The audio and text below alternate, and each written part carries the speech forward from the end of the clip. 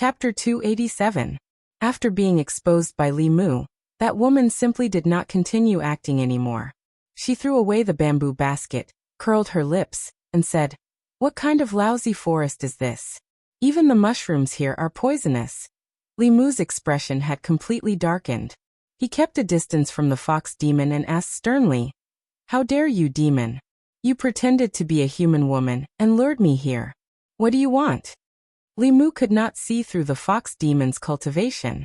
The demon aura emitted from her body was very strong. She was at least in the five-tailed realm. Seducing men and absorbing yang qi were common tricks used by the three-tailed fox spirit. The five-tailed fox spirit was already comparable to a human fifth-realm cultivator.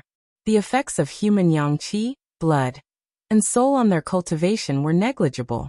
The woman smiled seductively and said, "Someone asked me to kill you. Look at your handsome face and soft skin. I can't bear to do it. How about this? If you join the Maisong sect, I won't kill you. I can also report back." Hearing the name Maisong sect, Li Mu's expression changed slightly, like the corpse sect of the Thousand Illusions Venerable and the soul sect of the Nether Ghost Saint. The Maisong sect was also one of the 10 sects of the demonic path. It was said that the people of the Maisong sect were all handsome men and beautiful women. They were all good at seduction. It was an important organization used by the demonic path to collect and inquire about information. Li Mu's enemies were all in Fairy's capital, who in Fairy's capital was colluding with the demonic path to be able to hire the assassins of the Maisong sect. Cui Ming, Zhou Ting, the assistant minister of the Ministry of Personnel, the minister of the Ministry of Revenue. Li Mu counted and found that he had offended too many people. There was no way to determine who was the mastermind unless he asked the fox in front of him. Then he looked at the woman in front of him and asked, "Who asked you to kill me?" The woman shook her head gently and said regretfully, "I can't tell you this unless you go back with me." Li Mu said, "Then let's see if you have the ability." The woman smiled charmingly and said, "Then I'll let you see my abilities." As she smiled, Li Mu's mind wavered. However, he had been tested by Xiao Bai for a long time and quickly regained his composure. After silently reciting the clear heart mantra, the fox demon's seduction technique was completely useless against him. Her charm failed, and the woman said in surprise, "No wonder you're so bold. You do have some skills." 2 short swords appeared in her hands. She smiled and said, "Since you're not willing, then I'll beat you until you're willing." As soon as she finished speaking, her figure disappeared before Li Mu's eyes. He immediately used the fighting word incantation, and his body instinctively lifted his sword to block. He fought with the fox demon who wielded a short sword. The 2 short swords in her hands were obviously not ordinary weapons. They were able to clash head-on with the Qingxian sword without any damage. Not only that, but her close combat ability was also very outstanding. Her movements were nimble and extremely fast. If it wasn't for the battle character art, Li Mu would definitely not be her match in close combat. Li Mu was shocked, but the fox demon was even more shocked. Although her attacks were swift and fierce, Li Mu's defense was equally shocking. No matter which direction she attacked from, he could easily block it. It gave her a feeling that he was airtight and flawless. Not only that, he was only a transcendent realm cultivator, but the dermic power in his body seemed to be inexhaustible. After activating a heaven-class dermic artifact for such a long time, his dermic power did not seem to be depleted at all. It was very strange. Although Li Mu would not be at a disadvantage in close combat with the fox demon, it would be difficult for him to gain the upper hand. Therefore, he took the initiative to retreat and threw out a few fulu. The purple heaven thunder talisman and sword talisman came out together. The fox demon made a hand seal, and a dermic power shield appeared around her body. Neither the purple heaven thunder talisman nor the sword talisman could break through her defense. Li Mu used the 1,000 sword shadows again, but she still managed to block it. Although he had entered the transcendent realm, Li Mu's dermic power was still not comparable to a 5th realm cultivator. Even if he used all his strength, he could only fight to a draw with a 5th realm cultivator. For a 4th realm cultivator, this was already an unbelievable battle power. But no matter what, he still could not defeat the fox demon in front of him. Li Mu, on the other hand, had a winning move. He still had a heaven-grade talisman that could summon a golden armored soldier that could easily suppress this demon. However, that talisman could only be used once. Using it on her was tantamount to using a cannon to kill a mosquito, or using a sledgehammer to kill a chicken. He had wasted a life-saving trump card in vain. The fox demon stood in the distance and looked at Li Mu as if she was looking at a treasure. She said, "I admit that I have underestimated you. If you join the Maisong sect, I will tell you who wants to kill you." Li Mu ignored her. His mind moved again, and the Qingxian sword flew out from his hand. It turned into a ray of light, and shot towards the fox demon. The fox demon threw out 2 short swords and fought with the Qingxian sword in the air. She smiled at Li Mu and said, "It's no use. You are no match for me." Whoosh! Just as she finished speaking, a ray of golden light shot out from Li Mu's hand and flew in front of her in an instant. The golden light turned into a golden rope, and before the fox demon had time to react, it tied her up tightly. The moment she was tied up by the rope, the fox demon could no longer use her dermic power. Clang! Without the control of their master, the 2 short swords fell from the air and landed on the ground with a crisp sound. The fox demon's expression changed. She struggled a few times but found that the rope was getting tighter and tighter. She felt pain and stopped struggling immediately. Li Mu kept the Qingxian sword and clapped his hands. He walked over from afar and said, "Stop struggling. This is the immortal binding rope. You are a 5-tailed fox demon. You will not be able to break free. The more you struggle, the tighter it will be." The fox demon glared at Li Mu and said, "How can you be a hero when you ambush me in the dark?" Li Mu shook his head and said, "I did not say that I am a hero." The Empress had not given him this thing to be a hero in the first place. Although the speed of this immortal binding lock was fast, it was very easy to dodge when it was used to bind someone head-on. It would only be effective when it caught the enemy off guard. This fox was still not cautious enough. Li Mu walked in front of her and said, "Tell me, who sent you to kill me?" The woman looked at him coldly and said, "You better let me go right now." Li Mu made a series of hand seals, and the rope around her body drew closer and closer. She didn't know if the rope was intentional or not, but it wrapped around her chest. As it tightened, the originally magnificent rope was quickly twisted out of shape. The woman's face showed a trace of pain.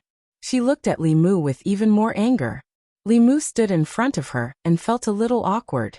There was something wrong with the position of the rope. When the rope was tightened, it would act on her body and deform a certain part of her body. It made her look like a pervert with some kind of evil taste. Li Mu loosened the rope a little. He thought for a while and picked up a rattan from the ground. He pointed at the woman with the rattan and said, "Are you going to tell me or not? If not, I will whip you." The woman gritted her teeth and said, "Don't you dare." Whoosh! Li Mu used the rattan as a whip and whipped her. He said expressionlessly, "Tell me." The woman had lost her composure. She was ashamed and angry. She said loudly, "I will definitely kill you." Whoosh! Whoosh! Whoosh! Li Mu whipped her a few more times. The more he whipped her, the easier it became. He could even feel the joy of the Empress. Although this fox demon was not bad-looking, she wanted to take his life. There was no such thing as being protective of the fairer sex. Li Mu wanted to know who was behind her, and then return to Shindu to take his life. This was truly colluding with the demon sect. In the Great Zhou, it was a serious crime that could lead to the extermination of an entire family. The woman's face was full of shame and anger. The rattan was imbued with mana. When it hit her body, it hurt. However, the pain on her body was not worth mentioning compared to the humiliation in her heart. She stared fixedly at Li Mu. Her originally clear and bright eyes seemed to be filled with flames of fury. "There's no use looking at me like that." Li Mu said, "Tell me who ordered you. As long as you are obedient, you will suffer less physical pain." The woman took a deep breath. The anger in her eyes was gradually extinguished. She said calmly, "My name is Phantom Princess. Remember my name. I will return today's humiliation 100-fold." With that, she grabbed a piece of jade hanging from her waist and crushed it. In the next moment, her figure disappeared before Li Mu's eyes. The immortal binding lock lost its target and shrunk rapidly. Finally, it shrunk into a ball and fell to the ground. A spatial Dharma treasure. Li Mu was shocked to see the fox demon escape before his eyes. He did not expect the fox demon to have such a Dharma treasure. Just like the flask Dharma treasure, this spatial Dharma treasure had the ability to teleport. It could only be made by a 7th realm cultivator. It could teleport someone thousands of miles away. Li Mu searched the surroundings for a long time, but could not find the fox demon's aura. In the end, he could only walk back. He picked up the 2 short swords that she did not have time to retrieve, and put them into his ring. Then he flew in the direction of the county. Chapter 288. Jiujiang County. 100,000 Mountains. In a hidden palace in the mountain, after a spatial ripple, Phantom Princess's figure appeared out of thin air. A few figures sitting cross-legged in the palace slowly opened their eyes. A stooped old man asked, "Who actually forced you to use a teleportation talisman?" Lord Heavenly Lord also refined one of this talisman. Could it be that you encountered a 6th realm cultivator? A despicable human cultivator. Phantom Princess's beautiful face was filled with anger. How dare he do this to me? The next time I meet him, I'll make him wish he was dead. She did not say that the person who had forced her to use her life-saving trump card was just a minor cultivator in the transcendent realm. She had lost to a realm 4 cultivator, and even lost her weapon. This was an extremely embarrassing matter. Even now, she still didn't understand how a 4th realm cultivator with magical powers could have so many strange magical powers, magical weapons that were impossible to defend against, and high-level talismans that he didn't feel the slightest bit of heartache when he threw them away. She walked out of the palace and the people outside bowed. "Greetings, Lord Phantom Princess." Phantom Princess's face darkened. "Tell Cui Ming that the mission failed. Tell him to pray for himself." North County. When Li Mu walked into Yangqiu County, he still could not figure out who had asked the Devil's Doctrine to hunt him down from afar. Cui Ming and Zhou Ting were the most likely culprits. After all, he killed Zhou Ting's son and caused Cui Ming to lose his position. He also caused him to be searched. The purpose of returning to North County was to send him on his way as soon as possible. Unfortunately, the fox demon got away. If it wasn't her chest that was tied up but her hand, this wouldn't have happened. It was this indecent talisman that was to blame. But then again, that fox demon's teleportation talisman was really heaven-defying. As long as he crushed it when he was in danger, he could immediately escape. It was more effective than any offensive or defensive talisman. When he returned to the fairy's capital this time, he had to ask His Majesty indirectly if he could get one for himself. What made him helpless was that he already had a lot of enemies. Now there was another level 5 fox demon. The heavenly fox race was very stubborn about revenge. For a gentleman, 10 years wasn't too late. For a fox, 100 years wasn't too long. Not only were they vengeful, but they were also very patient. In order to take revenge, they could suffer hardships that ordinary people could not. They could endure pain that ordinary people could not endure. Often, fox demons would go undercover by their enemy's side in order to take revenge. They would follow them for decades just to find an opportunity to take revenge. One could only be a thief for 1,000 days, but not a thief for 1,000 days. If he had the chance to see her again, he was afraid that he would ruthlessly destroy her and eliminate her completely. After returning home, Lu Hanyan stood in the courtyard and asked, "Where did you go?" Lu Hanyan already knew of Su He's existence. Li Mu didn't hide it and said, "I went to find Miss Su. This time, I'm going back to the northern county to bring her back to the divine capital to testify and let the imperial court punish Prince Cui Ming." Lu Hanyan glanced at him and said, "So you didn't come to see me and Wan Wan?" Li Mu looked at Xiaobai and said, "Xiaobai, help me testify. Did we go to White Cloud Mountain to find them as soon as we arrived in the northern county?" Xiaobai ran over and nodded seriously. She said, "As soon as we came back, we went to find Sister Lu and Wan Wan." After she finished speaking, she seemed to have noticed something and sniffed. Then she glanced at Li Mu and silently lowered her head. Lu Hanyan explained, but Li Mu found that ever since he came back, Xiaobai had been acting very strange. She seemed a bit disappointed and would occasionally glance at him. When Li Mu noticed this, she quickly lowered her head. After dinner, Li Mu came to her room and asked, "What happened?" Xiao Bai lowered her head and said, "Benefactor, you have another little vixen by your side. Don't you like me anymore?" Li Mu was stunned for a while before he understood what she meant. He didn't expect Xiao Bai's perception to be so sharp. She even knew that Li Mu had come into contact with another vixen. Just now, besides fighting, Li Mu had helped her up when she fell. In order to test her, he had deliberately touched her fox feet. Li Mu didn't mention this matter. Lu Hanyan and Wanwan didn't know, but Xiao Bai sensed it. He smiled and explained, "There's no other vixen. When I came back, I fought with a vixen who wanted to kill me. It wasn't easy to catch her, but she ran away." He patted Xiao Bai's head and said, "Don't worry, I can only have you by my side." After hearing this, Xiao Bai's face lit up with joy again. Then she was a little worried and asked, "Is that vixen powerful? Are you hurt?" Li Mu nodded and said, "She's very powerful. She's a five-tailed vixen. She should also be a descendant of the celestial fox. I don't know if she will come to me for revenge in the future."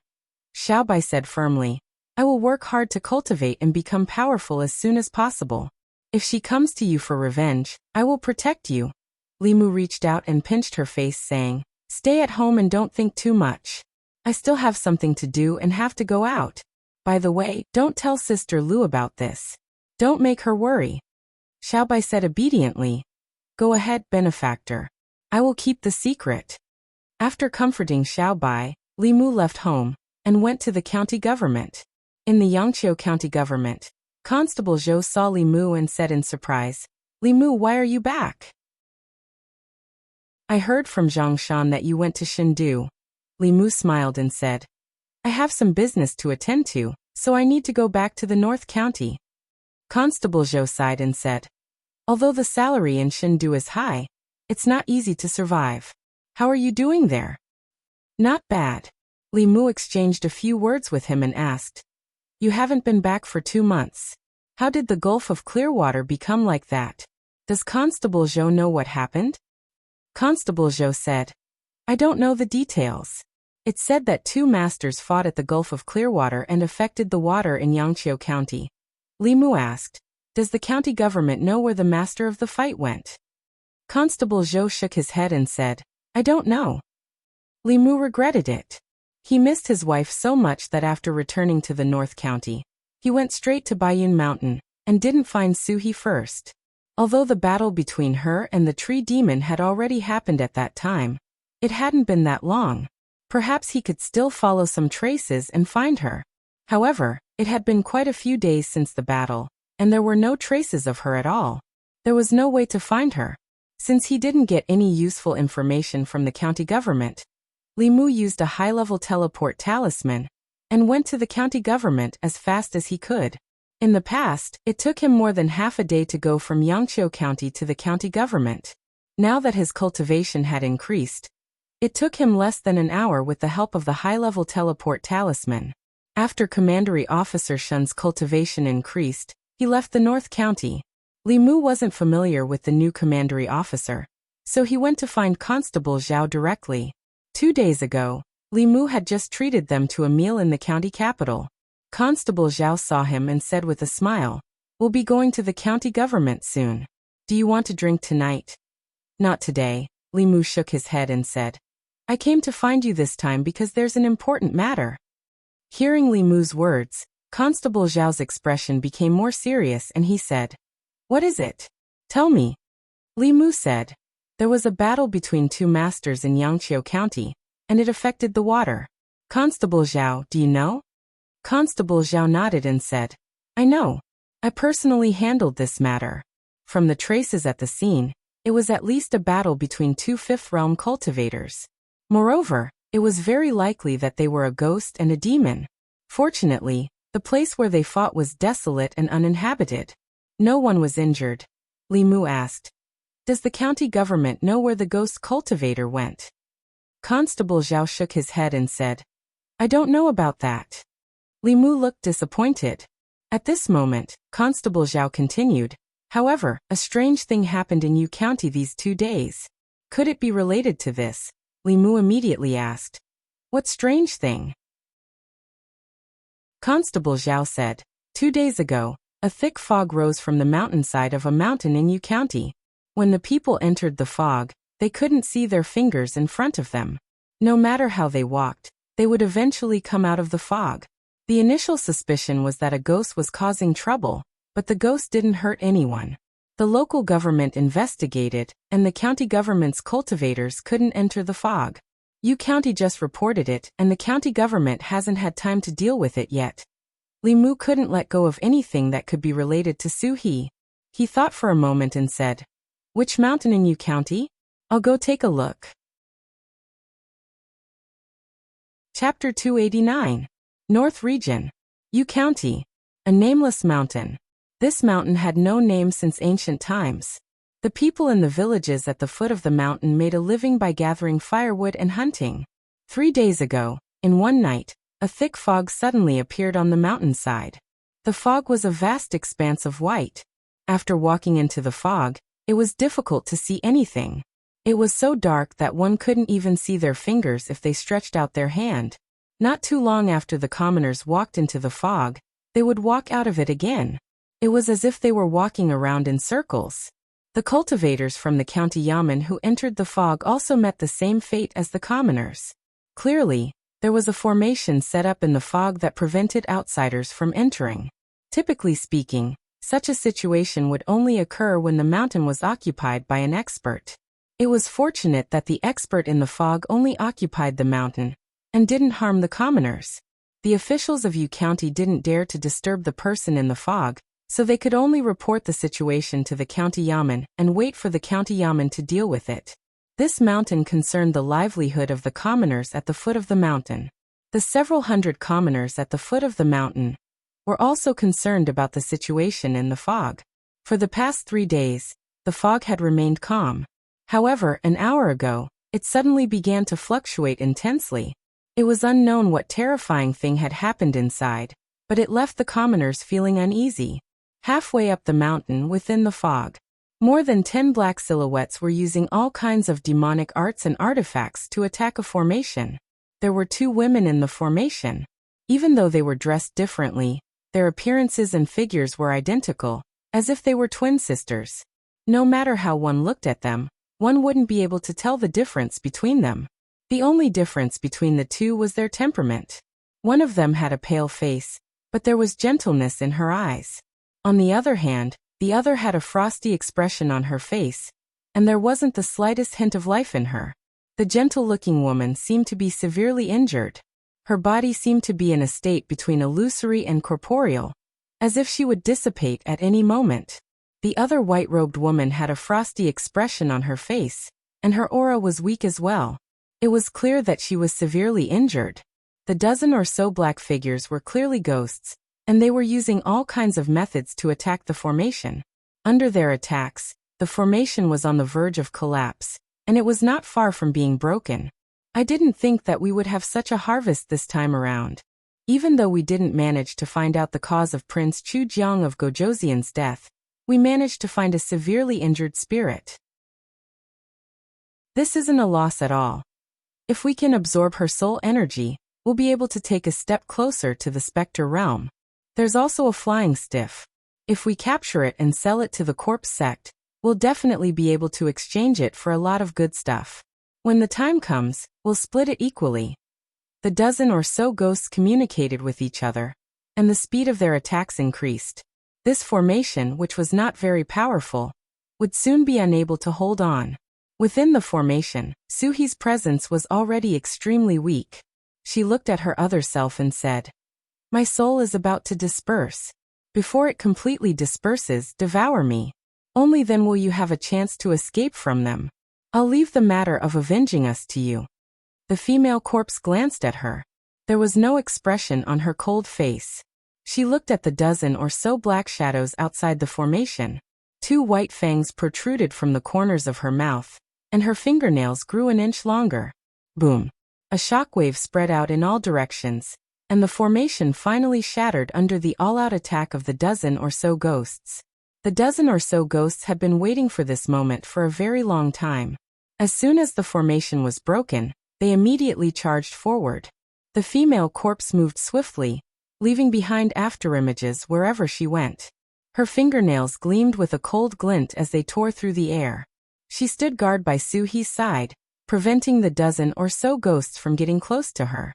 Upon seeing this, the leader of the group immediately said, "Capture the female corpse first." The other ghosts gave up on approaching Soo-hee and began to work together to attack her. The body of the flying corpse was as tough as a steel wall. The ghosts' weapons in their hands were unable to deal much damage to her body.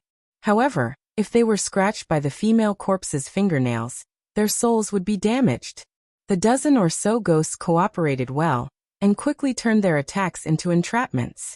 The ghost weapons in their hands turned into ghost chains surrounded by black gas. These ghost chains seemed to have a life of their own as they wandered in the air, and quickly bound the female corpse's hands and feet. Even though she was extremely strong, she could not fight against 10 ghosts alone, and was immediately restrained. The leader of the ghosts used all his strength to restrain the female corpse and said to another ghost beside him, "Go and kill that ghost first. She's heavily injured and can't fight back. Extract her soul energy and then deal with this flying corpse." The fourth realm vile spirit obeyed the order, and walked to Soo-hee's side with an excited look on his face. This was a fifth realm vile spirit. Even the 10 kings of hell under the Lord of Hell were merely vile spirits. When they saw such a powerful being, they would usually prostrate themselves in worship. How would they dare to attack them, let alone kill one with their own hands? He let out a sinister laugh and raised the ghost fork in his hand, stabbing it viciously at Soo-hee. Boom! A purple thunderbolt exploded above his head. Wherever the thunderbolt passed, the white fog disappeared. When the thunderbolt landed on his head, he could not resist at all. His body dissipated and turned into pure soul energy. When the other ghosts saw this, they were horrified. However, before they could recover from their shock, purple thunderbolts also appeared above their heads. Most of these ghosts were third realm vile spirits. Only a few fourth realm vile spirits could resist the purple heavenly thunder, which could only be used by a fifth realm powerful being. They were directly wiped out without even having the slightest thought of resisting. Only the leader of the ghosts had something flickering in his body, and withstood the thunderbolt. However, his aura was slightly weakened. When the lightning snakes danced wildly in the fog, he was already scared out of his wits. The purple heavenly thunder was a unique technique of the Tao Sex creation realm powerful beings. They were as powerful as their masters, the 10 kings of hell. He gave up on the female corpse and wanted to escape without hesitation. However, the moment he turned around, a green sword shadow pierced through his chest. His body froze on the spot and dissipated into black fog. The fog tumbled and a figure walked out from the tumbling fog. The Qingxian sword flew back into his hand. After these ghosts were killed, the female corpse regained her mobility. She looked in the direction of the figure and raised her arms. Her body turned into an afterimage and reappeared midway. She remembered this person. She had seen him more than once when she was still trapped on the altar at the bottom of the water. Li Mu saw Soo-hee at first glance. Her body was extremely illusory, and seemed like it would dissipate at any moment. Li Mu did not care about the female corpse. He appeared beside Soo-hee in an instant and helped her up. Soo-hee looked at him, and a smile appeared on her face. She said, "You're here." Li Mu hugged her and said, "Don't speak first." He silently recited the Heart Sutra, and his body emitted a dazzling golden light. The female corpse reached out to block the light, and was forced to take a few steps back. This time, the golden light emitted from Li Mu's body did not merge into Soo-hee's body. Instead, it passed through her body. Li Mu's face darkened completely. He had encountered such a situation once before. A few months ago, he could only watch Xiaobai's grandmother die in her arms. Soo-hee and Xiaobai's grandmother were in the same situation. Their souls had suffered irreversible damage. Soo-hee looked at Li Mu and said regretfully, "I wanted to wait for you to come back and eat hot pot with you," Li Mu said. "There will be plenty of opportunities to eat hot pot in the future. Saving you is more important. I can't be saved." Soo-hee smiled at Li Mu and said, "Don't be sad. I should have died 20 years ago. It wasn't a loss. Li Mu glanced at her and said, Don't speak. I'll save you first. With a thought, a jade bottle appeared in his hand. It was the origin pill that the Empress had bestowed upon him. As long as her soul had not completely dissipated, this origin pill could save her. Li Mu wanted her to take the pill, but he discovered that her soul power was rapidly draining away. Looking down, Suhi had already closed her eyes. He knew that things were not good. In this situation, she could not dissolve the medicinal power at all. The origin pill was a rare treasure. In order to avoid wasting it by mistake, it needed to be refined with magic power. With just a trace of magic power, the medicinal power could be stimulated. However, Suhi could no longer use any magic power. Li Mu did not have time to think. He made a prompt decision and placed the origin pill into his mouth. Then he bent down and kissed Suhi's lips. Li Mu used a trace of magic power to dissolve the pill, and then transferred all of its medicinal power into Suhi's body. Time seemed to stop for a moment. Suhi's body emitted a strange aura. The soul power that she had just lost began to rapidly return to her body. Not only that, but the remaining soul power of the ghosts that Li Mu had killed was also absorbed into her body. Suhi still did not wake up. This was because her injuries were too severe. Her soul had almost dissipated. The medicinal power of the origin pill would slowly restore her soul. This required a process. In Li Mu's arms, Suhi's soul had already solidified. The origin pill truly lived up to its name. He let out a long sigh and looked up at the sky. He sincerely said, Praise Her Majesty. If the Empress had not given him the origin pill, he would have lost Suhi today. He would have watched her die in his arms. This would be the regret of his life. After returning to the divine capital, he decided to treat the Empress better. Otherwise, he would feel guilty. Sensing another aura beside him, Li Mu remembered that the female corpse was still here. He looked over. The female corpse that looked exactly like Suhi was also looking at Li Mu. Her face was calm and expressionless. After glancing at Suhi, she did not say a word and disappeared into the thick fog. Li Mu did not stop her. He had some doubts about the relationship between the female corpse and Suhi. Logically speaking, the two of them were natural enemies. One had a soul, while the other had a body. They would definitely want to devour each other to complete themselves. However, it was clear that if it had not been for the female corpse's protection, Suhi would have died in the hands of those ghosts. Could it be that the corpse's self-born intelligence also knew the principle of born from the same root? There is no need to kill each other so quickly? Perhaps she thought that they were of the same root, and did not want to kill each other. No matter the reason, she protected Suhi and changed Li Mu's attitude towards her.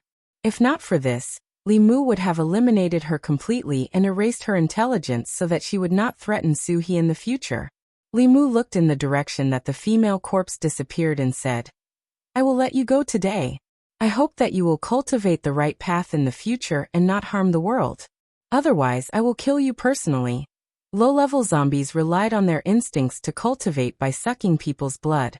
Flying zombies already had intelligence and could absorb moonlight, yin qi, spiritual qi, and other forces to cultivate.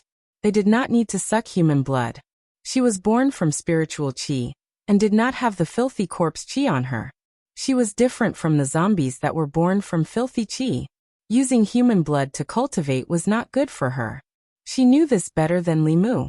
After the female corpse left, she used the skill of calling the wind to disperse the white fog on the mountain. Then she carried Suhi, hid herself, and left with the wind. At the foot of the mountain, the people looked up and saw that the fog that had lingered for several days had dispersed. They could not help but shout in joy. The fog is gone. The ghost fog is finally gone. We can finally go up the mountain to chop wood and hunt. Let's not rush. Let's report to the government office first and see what they say.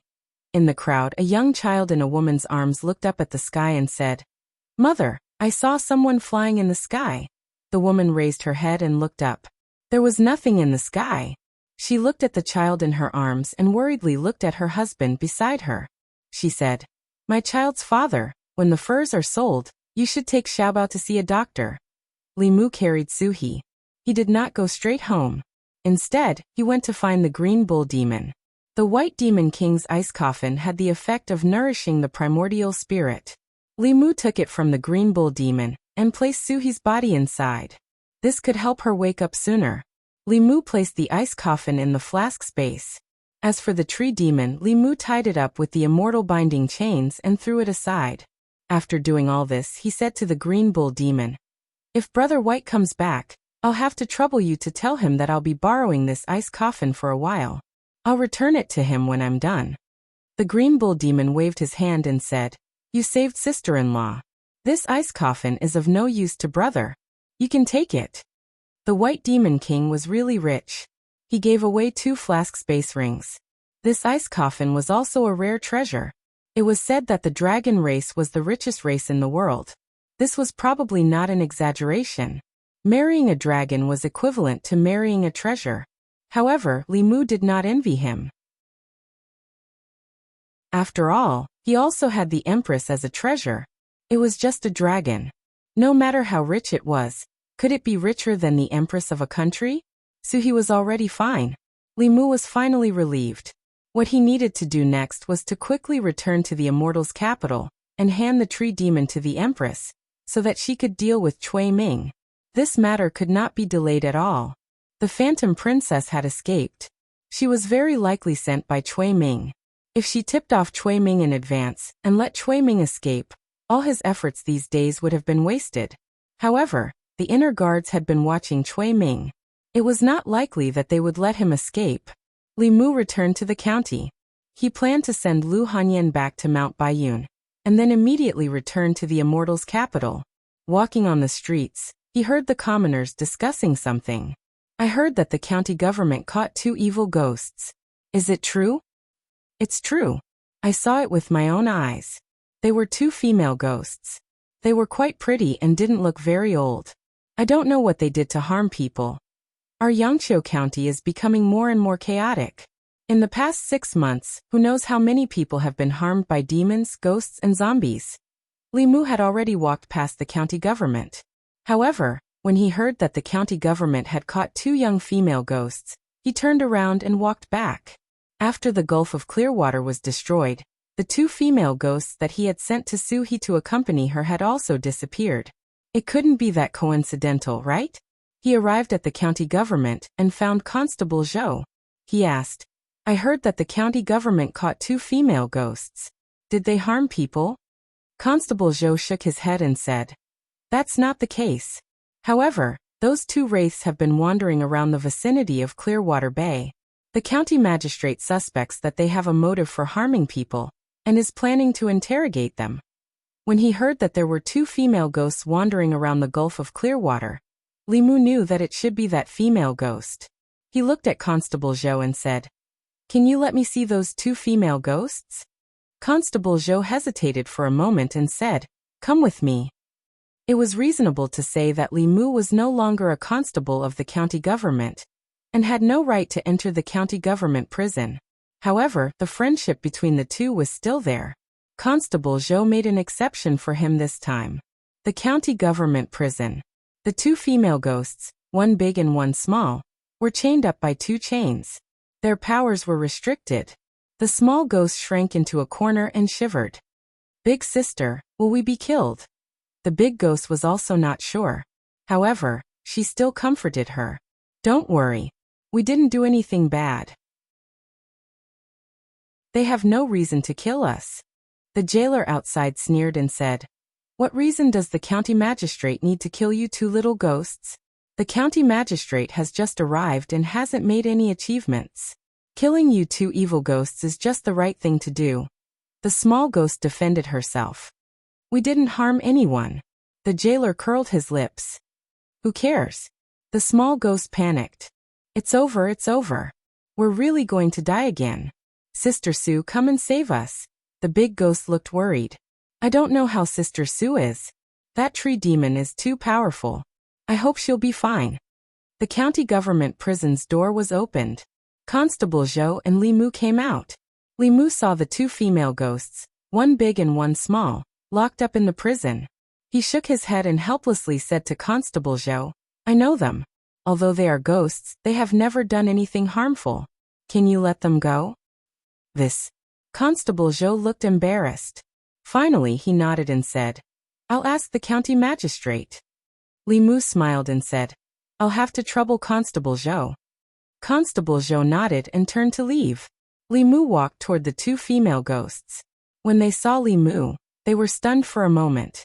Then they looked surprised. The small ghost grabbed the prison's bars and said excitedly, "Young master, are you here to save us?" The big ghost said worriedly, "Young master, Sister Sue is in danger. There's a tree demon." Li Mu smiled and said, "Don't worry. I've already seen her. She'll be fine." In the prison, the two female ghosts were finally relieved. In the county government's courtyard, Constable Zhou was in a dilemma. After Magistrate Zhang left, the new county magistrate of Yangqiu arrived a few days ago. This magistrate came from Luoyang. When he came to the county government, he brought a few confidants with him. As an old arrestor, he was left out. Recently, there was a tendency for him to be replaced. He really couldn't say anything in front of this county magistrate. However, Li Mu was his friend, so he couldn't refuse Li Mu. He hesitated for a while, but still walked to the back of the court.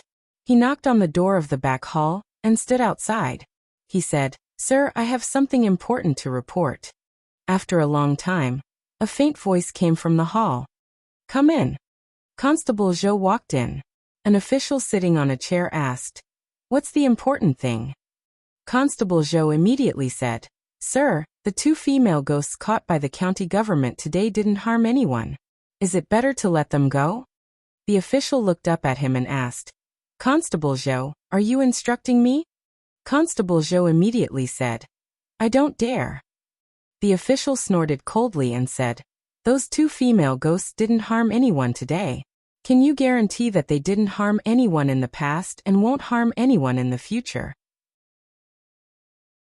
As the county magistrate of Yangqiu, for the safety of the people, I have to guard against any possible dangers.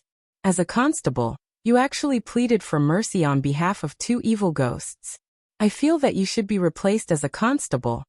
Constable Zhou braced himself and said, "Sir, I used to have a colleague. His name is Li Mu. A few months ago, he also worked in the county government. He has an old relationship with those two female ghosts. I can guarantee that they didn't harm anyone in the past." The county magistrate of Yangqiu's face gradually turned cold. He didn't care whether those two female ghosts harmed anyone or not. He had just arrived at Yangqiu County. If he didn't kill a few demonic ghosts as a sacrifice to the heavens, how could he establish his authority as an official? He had long disliked this Zhou guy. He wanted to arrange his confidant in that position, but he didn't have a suitable opportunity.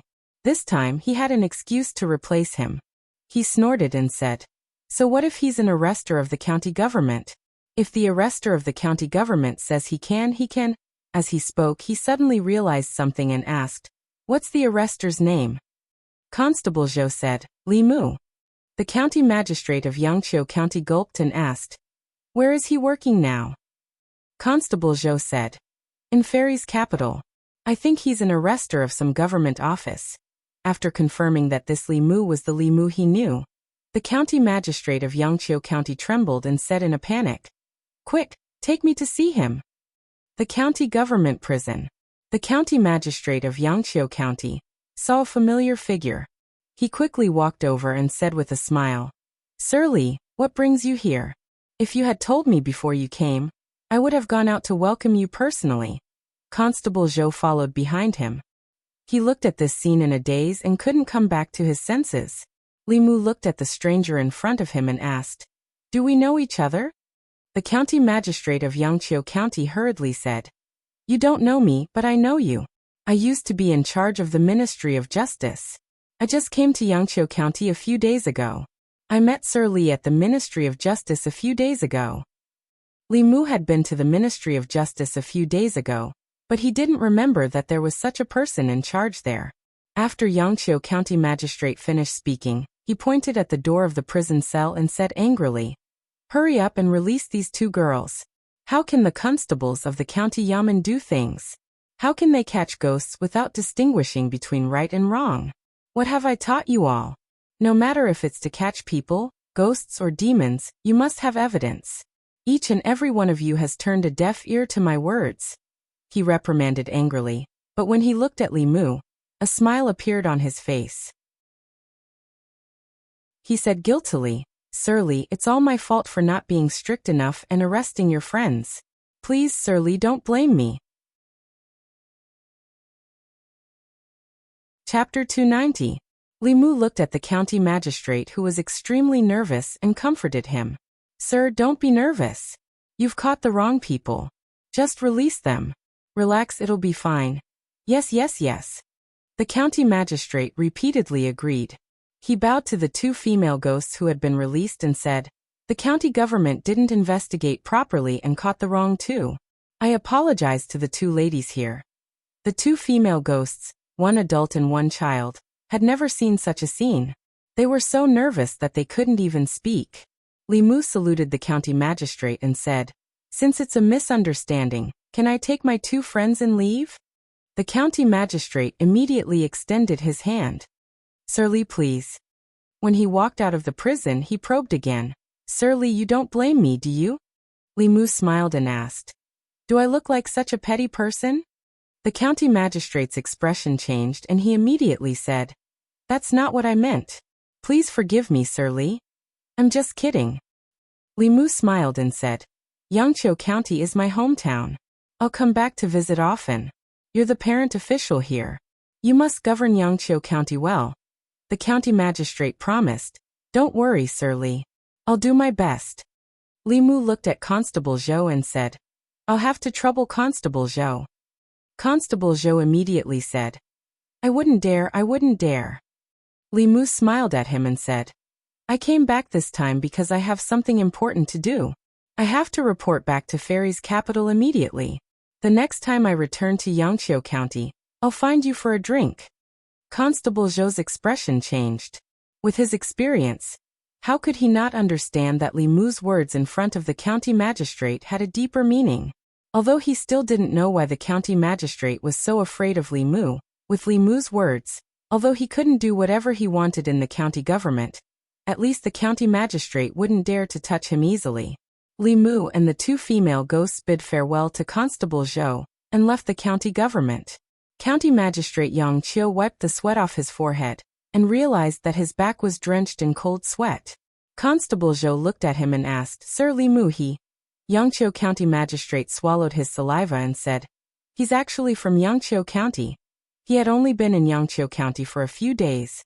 Before that, he had been working in the Ministry of Justice. He knew everything Li Mu had done in Chengdu. He had pointed at the doctor's nose and scolded him in the Ministry of Justice. He had chased and beaten up the children of influential families on the street. After that, he had swaggered out of the Ministry of Justice. He had seen all these with his own eyes. He had scolded hundreds of officials in the imperial court and fought with the deputy director of Dongxian County. In addition, he had caused Zhou Chu to be punished by heaven. After that, the Zhou family didn't even fart. If such a person held a grudge against him, he didn't even dare to think about the possibility. After a while, Yangqiu County Magistrate Yang Qiu took a deep breath and patted Constable Zhou's shoulder, saying, do a good job. I have faith in you. After walking out of the county government, Li Mu turned to look at the two female ghosts and said, Sister Su is still in a deep sleep. It should take some time for her to wake up. You too, do you want to find a cave to cultivate or follow me and wait for her to wake up? The two girls said almost at the same time without hesitation. Follow you. They had already experienced the fate of two lonely souls drifting about in the outside world. They were either devoured and enslaved by stronger ghosts or captured by the government.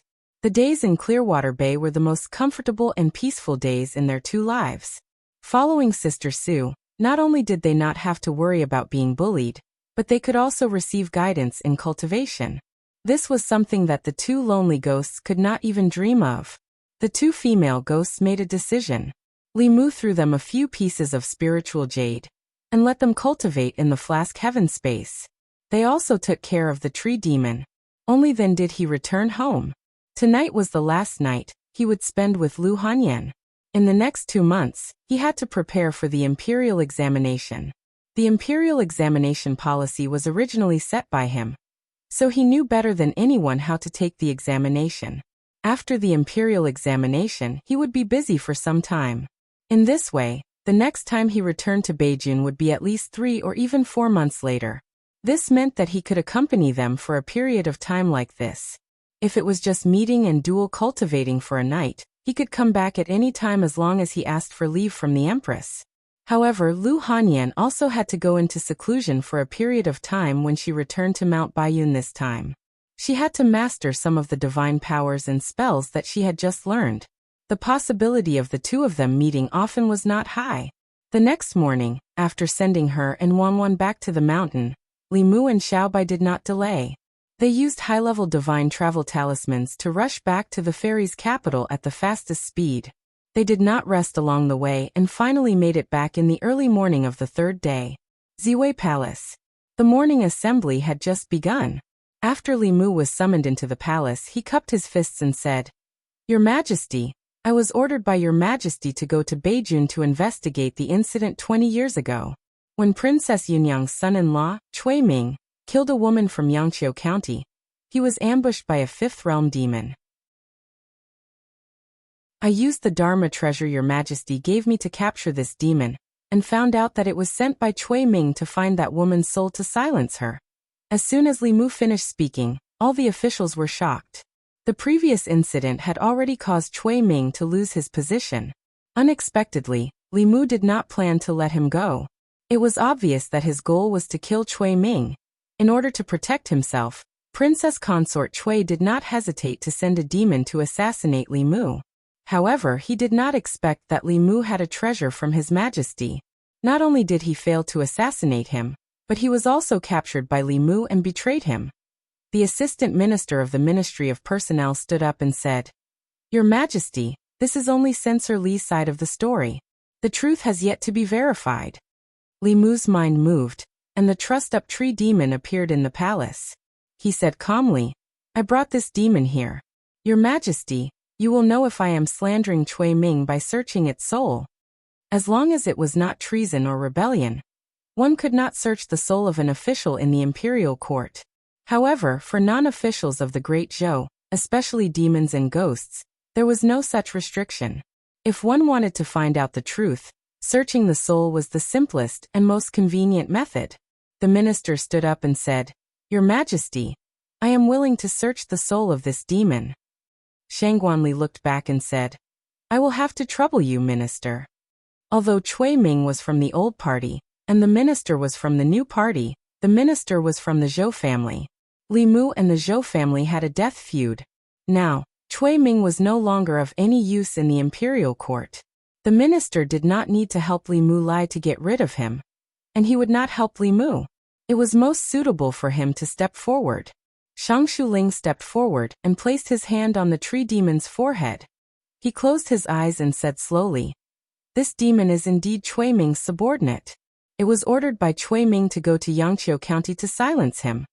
Hearing this, the officials had an idea. Princess Consort Cui had already used the golden medallion to avoid death once. If this case was confirmed, it would be enough to make him lose his life. Li Mu really wanted to kill Cui Ming. While the officials were discussing in low voices, the minister's eyes suddenly opened.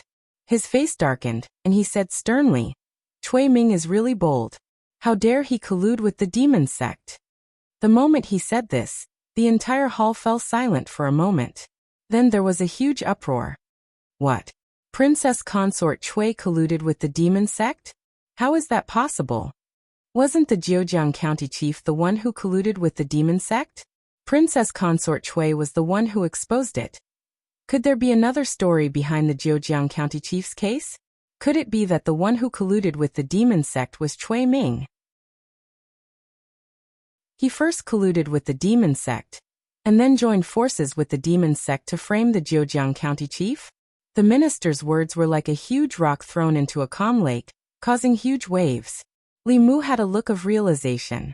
If the one who colluded with the demon sect was Cui Ming, then Phantom Princess must have been sent by Cui Ming.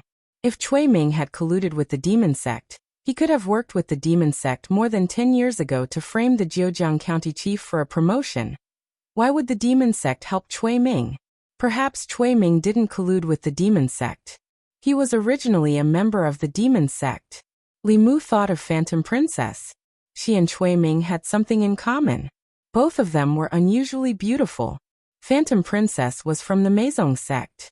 Could Cui Ming also be a spy from the Maisong sect in the imperial court? If Li Mu could think of this, so could everyone else in the imperial court. The minister had finished searching the soul of the tree demon. He said with a murderous tone, "Your Majesty, from this demon's memory, I found out that Cui Ming is a member of the demon sect. He is also a spy from the Maisong sect. More than 10 years ago, the case of the Zhejiang County chief colluding with the demon sect was also framed by Cui Ming and the demon sect. Preposterous. How dare he? A spy from the demon sect. He actually has a high position in the imperial court and has been hiding by our side for so many years."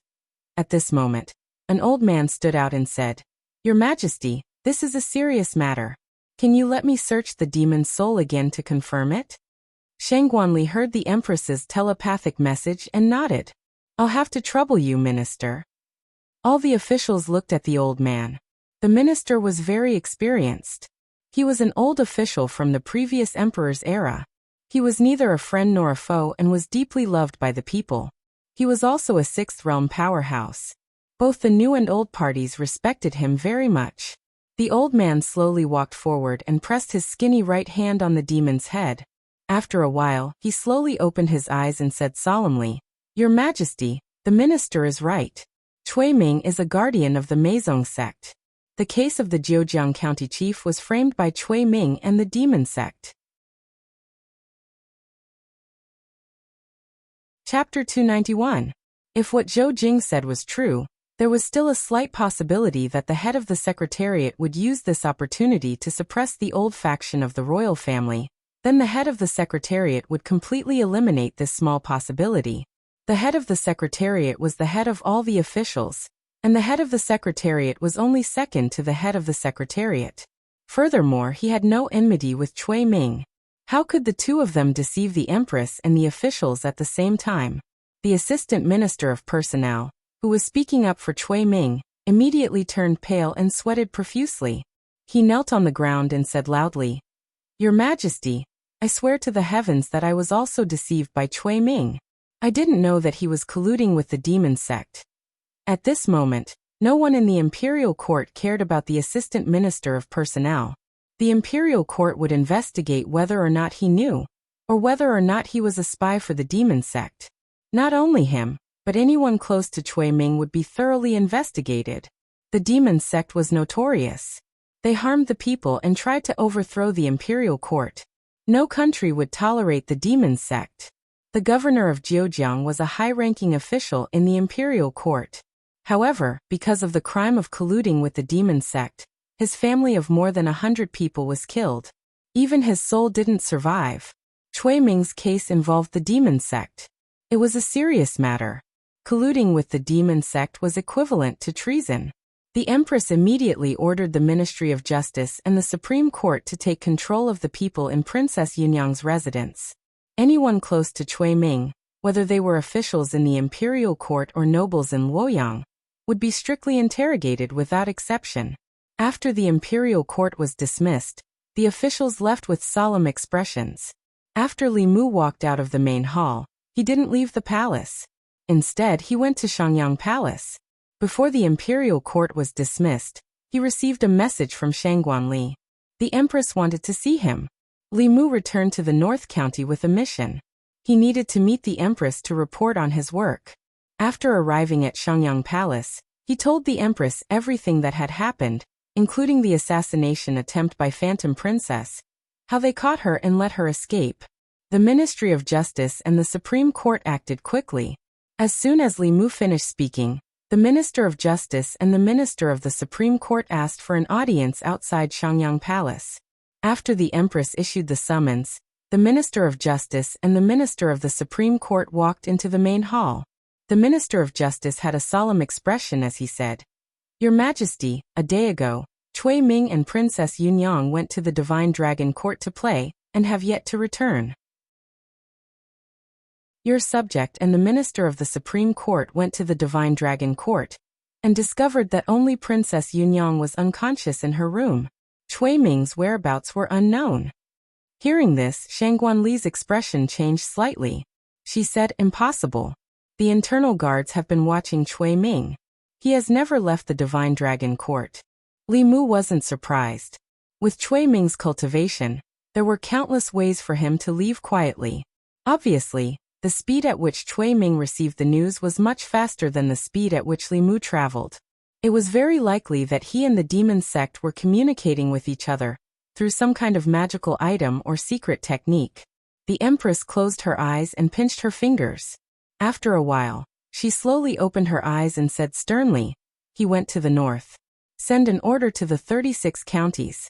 Princess Yunyang's husband, Cui Ming, colluded with the demon sect and framed an official of the imperial court. Once discovered, he is to be arrested immediately, dead or alive. "Yes, Your Majesty." Li Mu immediately realized how important instant communication was. He looked at the Empress and asked, "Your Majesty, is there any magical item that can instantly transmit messages from 1,000 miles away? If I had such a magical item, I wouldn't have given Cui Ming the chance to escape." The Empress thought for a while and stretched out her hand. An item appeared in her palm. It was a white item that looked like a conch shell. The conch shell slowly floated in front of Li Mu and he held it in his hand. The Empress said, "If there is an emergency, use your magic to activate this conch shell and speak to it. I will then be able to hear your voice." Li Mu happily accepted the treasure and asked again, "Your Majesty, is there any item that can instantly send someone 1,000 miles away? Can you give me one? If it wasn't for this treasure, Huanji wouldn't have been able to escape from me." Hearing this, the Minister of Justice and the Minister of Justice looked at Li Mu a few more times. The Empress glanced at him and said, "The teleportation talisman requires a powerhouse above the transcendence level. It takes a lot of time and effort to make it. I don't have one either." Li Mu felt that it was a pity. He thought for a while and said, "Your Majesty, do you have any more fate pills? I used the one you gave me last time." "No more." The Empress waved her sleeve and Li Mu was violently swept out of the door. She didn't need to chase him away so violently. Li Mu tidied his clothes and slowly walked out of the palace. Cui Ming had escaped, but he couldn't escape forever. His actions had crossed the bottom line of the imperial court. Even if he ran to the ends of the earth, he couldn't escape the imperial court's pursuit. He had lived in the divine capital for more than a decade and left behind countless traces. It wasn't difficult to calculate his location through the things he left behind. After returning home, Li Mu released the 2 female ghosts. Suhi was still asleep and he didn't know when she would wake up. He let them accompany Xiaobai at home and do chores like cleaning the house. Raising 2 obedient ghosts at home was much easier than hiring maids and servants. Li Mu didn't stay at home for long. He walked out of the door and headed to the Ministry of Justice. When he left the palace, he received a message from the Empress telling him to go to the Ministry of Justice and investigate the case of the Jiujiang County chief. It had been confirmed that Cui Ming was a spy from the demon sect. From the tree demon's memories, he also learned that the tragedy in Jiujiang County was framed by Cui Ming and the demon sect. The so-called investigation was just to urge the Ministry of Justice to reverse the verdict for the Jiujiang County chief. On the way to the Ministry of Justice, Li Mu's heart was heavy. Even if he reversed the verdict for the Jiujiang County chief, it would be useless. The Jiujiang County chief's entire family and more than 100 lives had been lost more than a decade ago. Even if the imperial court cleared their names today, they wouldn't be able to see it. Princess Yunyang's son-in-law was a member of the demon sect. This time, the entire Shao clan and its old clique would probably be in a panic. Most of the people in the divine capital were shocked that Cui Ming was a spy from the demon sect and gossiped about the Shao royal family's scandal. However, very few people talked about the Jiujiang County chief and his family, who had died unjustly. Li Mu arrived at the Ministry of Justice and explained his intentions to the Ministry of Justice's director. The imperial court had already concluded that the Jiujiang County chief and his family had died unjustly. Li Mu was also acting under the Empress's orders, So the Ministry of Justice naturally didn't dare to be negligent. They mobilized all the officials to search for the case files of the Zhejiang County chief from more than a decade ago. These files would be overturned and rewritten. The Zhejiang County chief's injustice would also be cleared. Although this had nothing to do with him anymore, because colluding with the demon sect was a crime that could implicate 9 generations of his family and descendants had also died in the incident more than a decade ago. The director of the Ministry of Justice destroyed the old fake files one by one and sighed.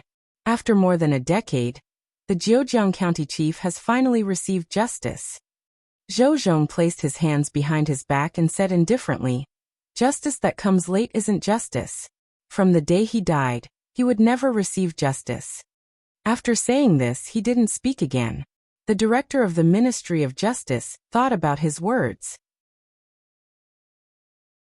He felt that the atmosphere was particularly heavy when the assistant minister and Li Mu didn't say anything. He took the initiative to change the topic. "Sir, a deputy county chief from Tianhe County of Hanyang County died in his home under mysterious circumstances a few days ago. The way he died was similar to the way the county chief from Ani County of Danyang County died. It seems like it was done by the same person. Although the 2 counties are thousands of miles apart, and the 2 cases seem to be unrelated.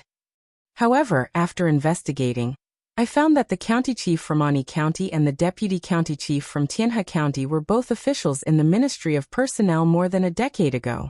Zhou Zhong said calmly, "Send the files of this case to my office. I will send people to investigate. You don't have to worry about it." The director of the Ministry of Justice nodded. "I will go get it now." Li Mu stood in the Ministry of Justice and looked at the offices where the files were kept. He said, "I wonder how many more cases there are." Zhou Zhong said faintly, "Each of these scrolls represents a few souls of the deceased. Perhaps some of them were wronged, but not all of them are as lucky as the Zhejiang County chief. Their injustice will last for thousands of years until the end of the world." How could Li Mu not know what Zhou Zhong said? There were so many cases of injustice. Very few of them could be redressed. Most of them would be buried in the river of history until the end of the world. It was the same in ancient times. After a while, Li Mu left the Ministry of Justice, and Zhou Zhong walked back to the office. He glanced at one of the scrolls on the table. The scroll floated up, and a ball of fire suddenly appeared and engulfed the scroll. Soon, there was nothing left in the void. Not even ashes were left. Late at night, Li Mu lay on the bed, tossing and turning, unable to fall asleep.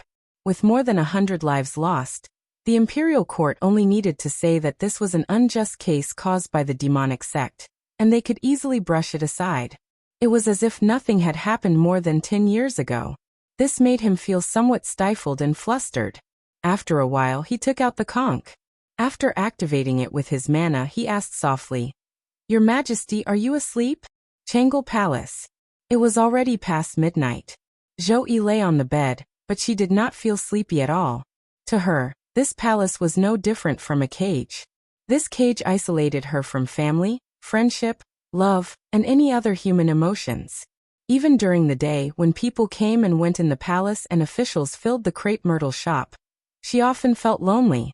Every night, this loneliness would be infinitely magnified. There was no sound around her. It was as if there was only dead silence in the entire world apart from her. At a certain moment, a voice suddenly sounded in this dead silence. "Your Majesty, are you asleep?" His voice wasn't loud, but it brought endless vitality to this deathly silent world. Zhou cleared her throat and made her voice dignified. She asked, "What is it?" Li Mu did not expect the Empress to still be awake.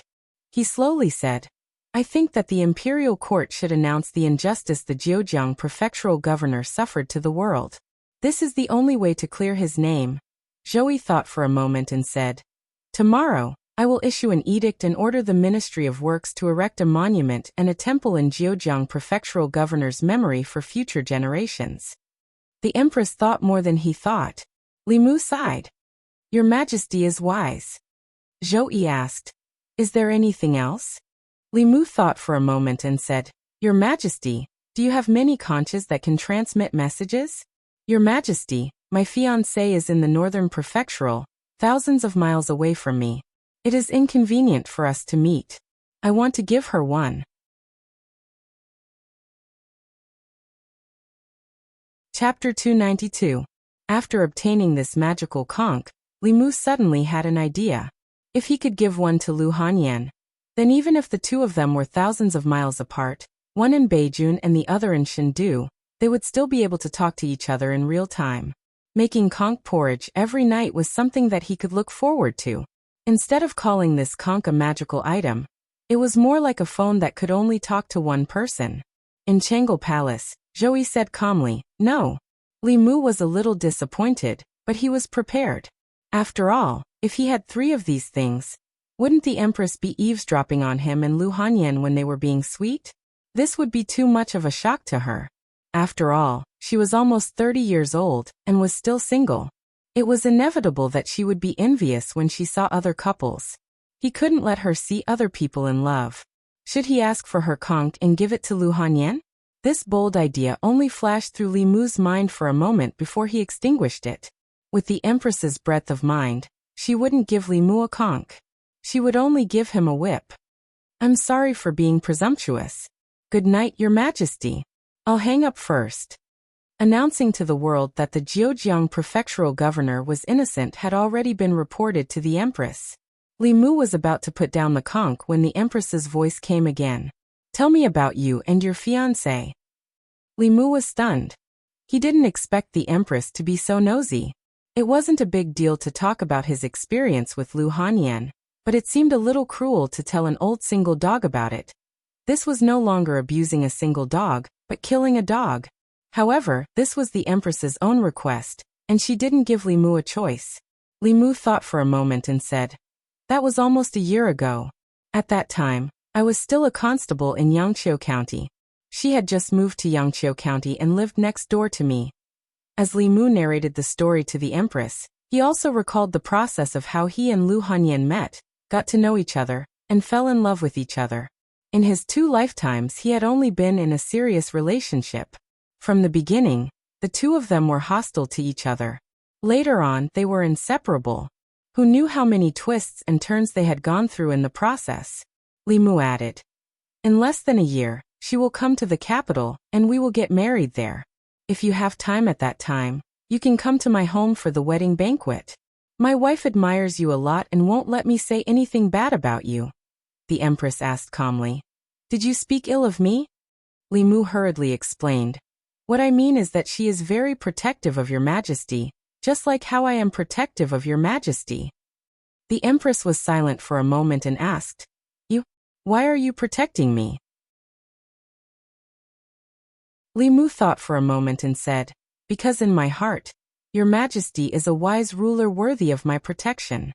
The reason why I am fearless in the capital is because I know that Your Majesty is behind me. Your Majesty is my strongest support. I am willing to be the sharp spear in Your Majesty's hand." The Empress didn't speak. After a long time she said, "How is your learning of magic?" Li Mu said honestly, "During this time, I have been busy with Cui Ming. Under Your Majesty's guidance, I only learned how to be invisible."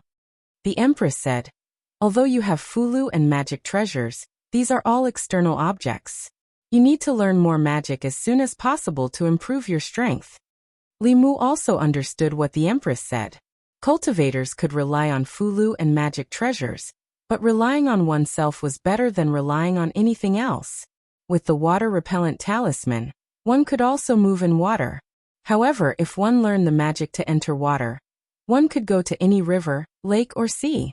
The fire-sitting technique could allow one to enter fire without burning, and there was no need to use Fulu magic treasures. Other than that, there were other magic that were very practical. For example, the clothing blocking technique could prevent fire, rain, and dust from touching one's body. The Qi restriction technique could push one's physical body to the extreme, comparable to the golden body of Buddhism. There was no sound from the conch, but Li Mu felt sleepy and quickly fell asleep. In the dream, the Empress wore an ordinary white dress and said, "From today onwards, I will teach you magic in your dream. Learn seriously." Sure enough, flattery was useful. Having a transcendent tier elite teach them step by step was an opportunity that many people could only dream of. As long as Li Mu stood firmly on the Empress's side, he would be able to see creation tier elites waving at him.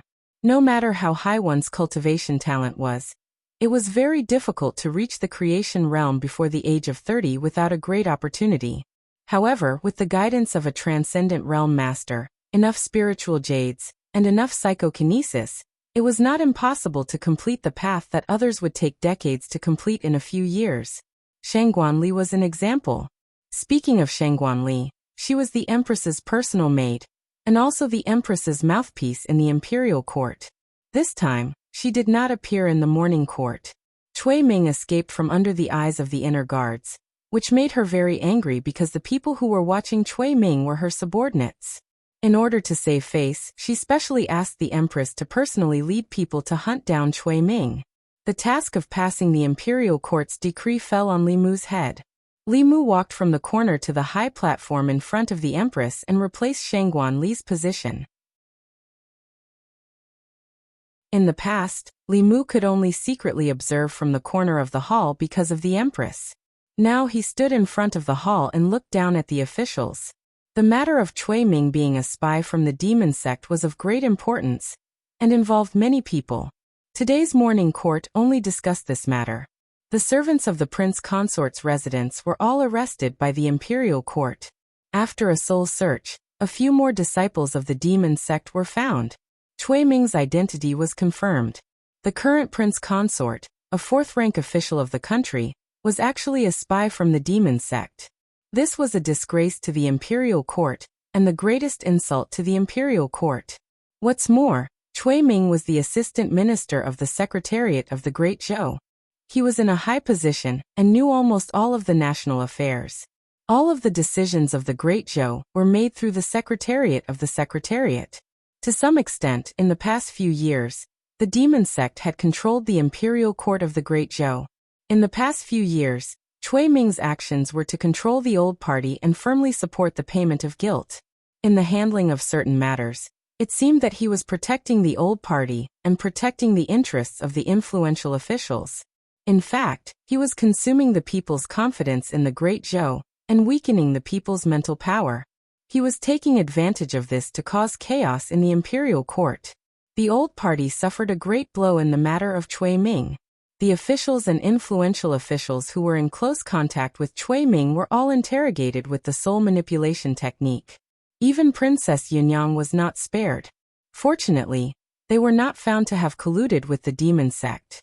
Otherwise, if the Zhou family and the new party seized the opportunity, the crime of colluding with the demon sect would be enough to consign the Xiao family to eternal damnation. Of course, even so, some of the officials of the new party took advantage of this to impeach the old party members in the imperial court. Usually, the two parties argued until their faces turned red, and they wanted to fight. This time, the officials of the old party could only endure silently. In the matter of Cui Ming, they only thought of their own interests. None of the officials in the imperial court mentioned the Zhejiang prefectural governor. Li Mu looked at the magistrate and said, "His Majesty has decreed that the Zhejiang prefectural governor has been framed by Cui Ming and has been wronged to this day. It is to be announced to the world that he is innocent. In addition, the Ministry of Works is to send people to Zhejiang prefectural governor to build a temple and erect a monument for him. The Ministry of Justice, Supreme Court, and Zongjing Temple should take this case as a warning." Cui Ming's case was a wake-up call for the imperial court. The demon sect's hands had already reached into the imperial court. More than 10 years ago, they had planted spies in the imperial court, and even became the emperor's son-in-law.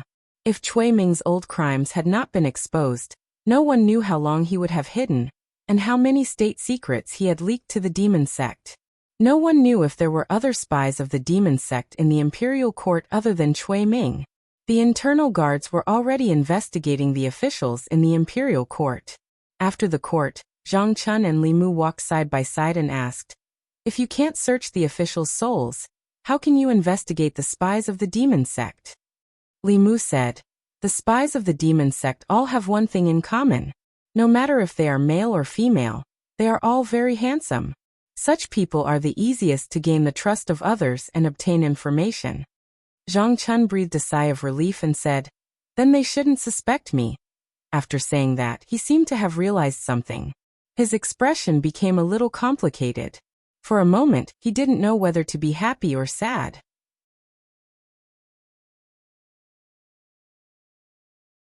Chapter 293. Zhang Chun sighed as he stood at the entrance of the palace. Although Cui Ming had been removed from his post and became a wanted criminal, it seemed like he had won against Cui Ming. However, in another aspect, he was still inferior to Cui Ming. What a superficial world this was. They categorized people based on their looks. People who looked like Cui Ming and Li Mu were liked and pursued by countless women. These good-looking people, whether it was their life or their career, would be smoother than most people. Even the devil's sex spies required them to be good-looking. As for people with ordinary looks like them, they often had to put in several times more effort to obtain things that were easily within their reach. He shook his head and sighed. How shallow. It's fine if the women in divine capital are shallow, but I didn't expect the demon sect to be so shallow as well. The more handsome a person is, the more they will be suspected. Won't I be in danger then? A voice from behind interrupted Zhang Chun's sigh. He turned around and saw Prince Shou standing not far behind him, and Li Mu with a worried look. Zhang Chun's gaze lingered on Prince Shou's bulging belly for a while before he said, "Your Highness, you're worrying too much. No one in the imperial court is safer than you." Prince Shou patted his chest and said, "That's good, that's good." After that, he seemed to have realized something. He pointed at Zhang Chun and said angrily, "Zhang, what do you mean by that? Are you saying that I'm not handsome? You're just a deputy of the Imperial Clan Temple. How dare you offend me? I didn't mean that." "I think that's what you meant. Why don't you take a piss and look at yourself? What right do you have to talk about me? Let me tell you, when I was young, I was also a famous handsome man in divine capital." Prince Shou cursed as he got into the sedan. Zhang Chun returned to the divine capital Yamen. Li Mu bought some groceries on the way home. He had just returned from a business trip and planned to give himself a few days off. When he reached the door, he saw a figure standing there. Madame Chu stood there and looked at Li Mu. "Milord, you've returned." Li Mu looked at her and said, "Cui Ming is a spy from the demon sect. The imperial court has put him on the wanted list in all 36 counties. He can't escape.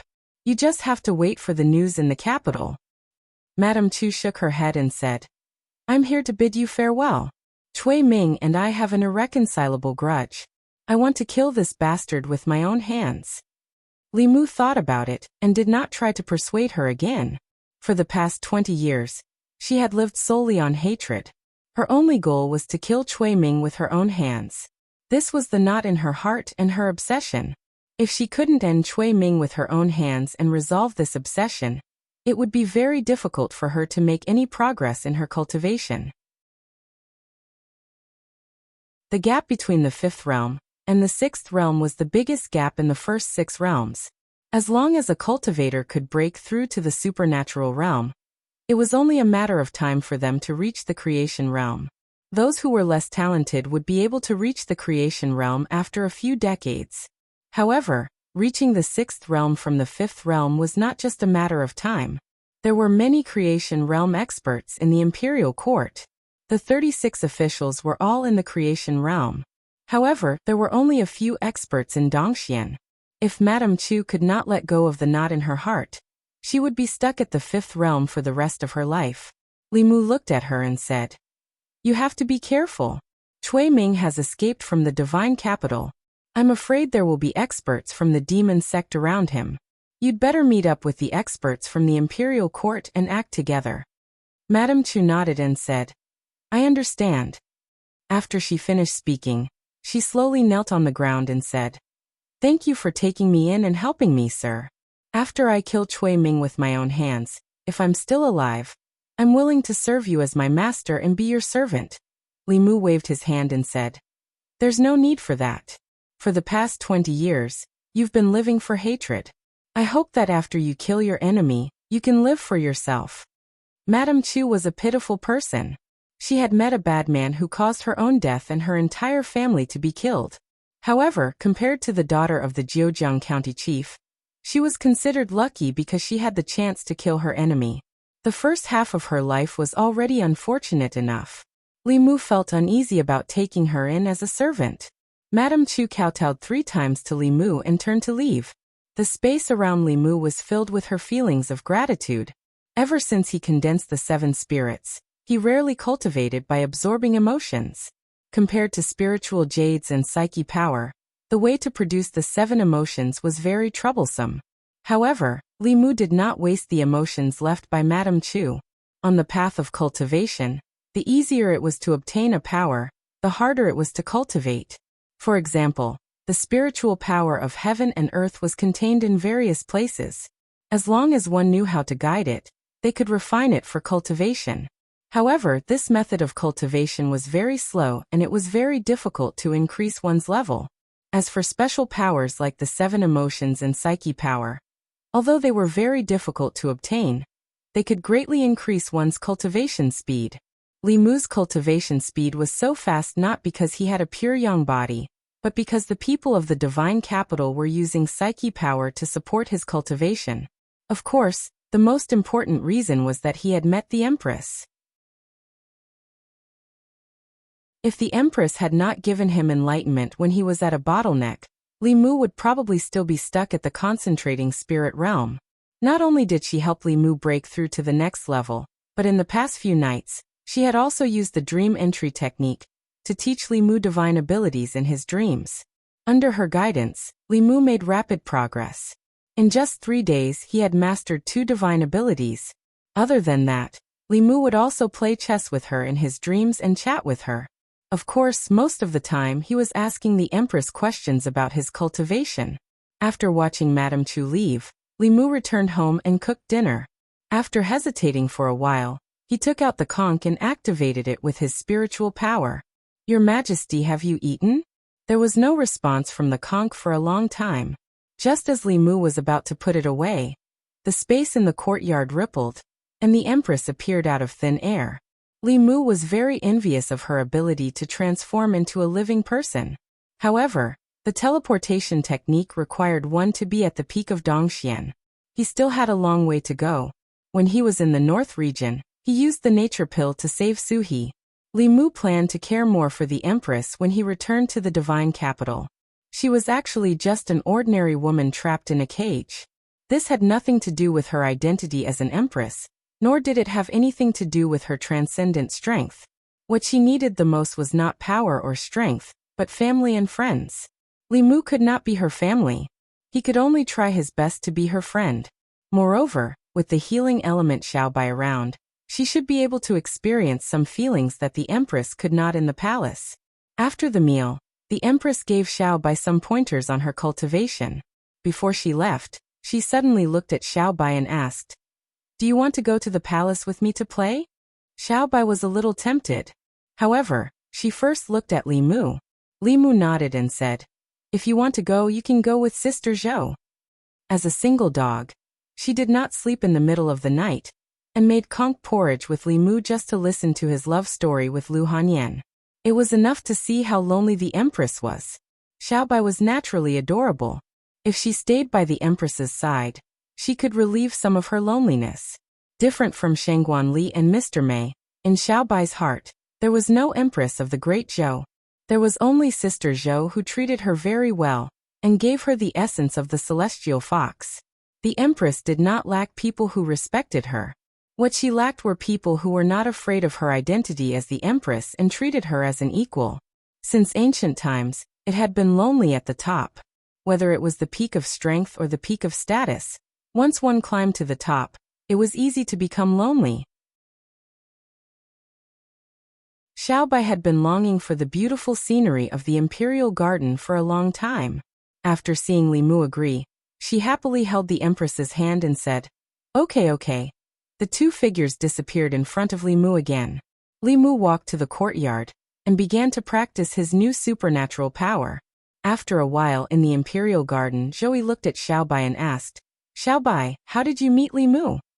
Speaking of this, a brilliant smile appeared on Xiaobai's face as she said, "Before I could transform, I accidentally fell into a hunter's trap. It was Benefactor who saved me and even bandaged my wounds. From then on, I swore to repay Benefactor. Zhou asked curiously, how? Xiaobai blushed slightly and said, I want to marry Benefactor and stay by his side for the rest of my life. Zhou was slightly stunned and asked, doesn't he already have a fiancé?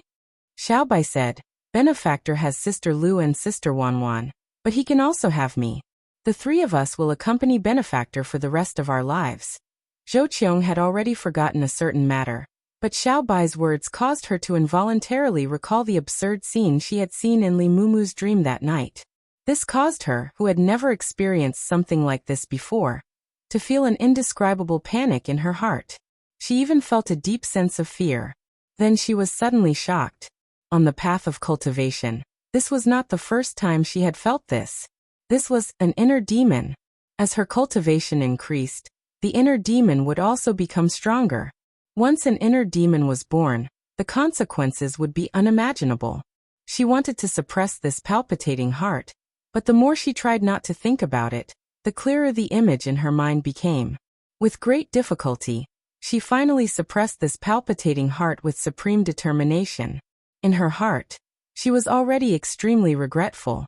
She had transformed into the woman in his dream and played with him in every possible way, causing Li Mu to mistakenly think that an inner demon had appeared.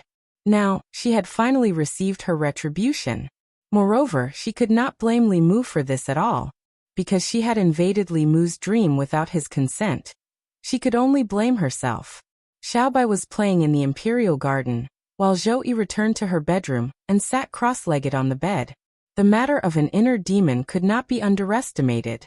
If it was ignored, the cultivation would stagnate at best, and the cultivation would regress at worst, or even suffer from qi deviation.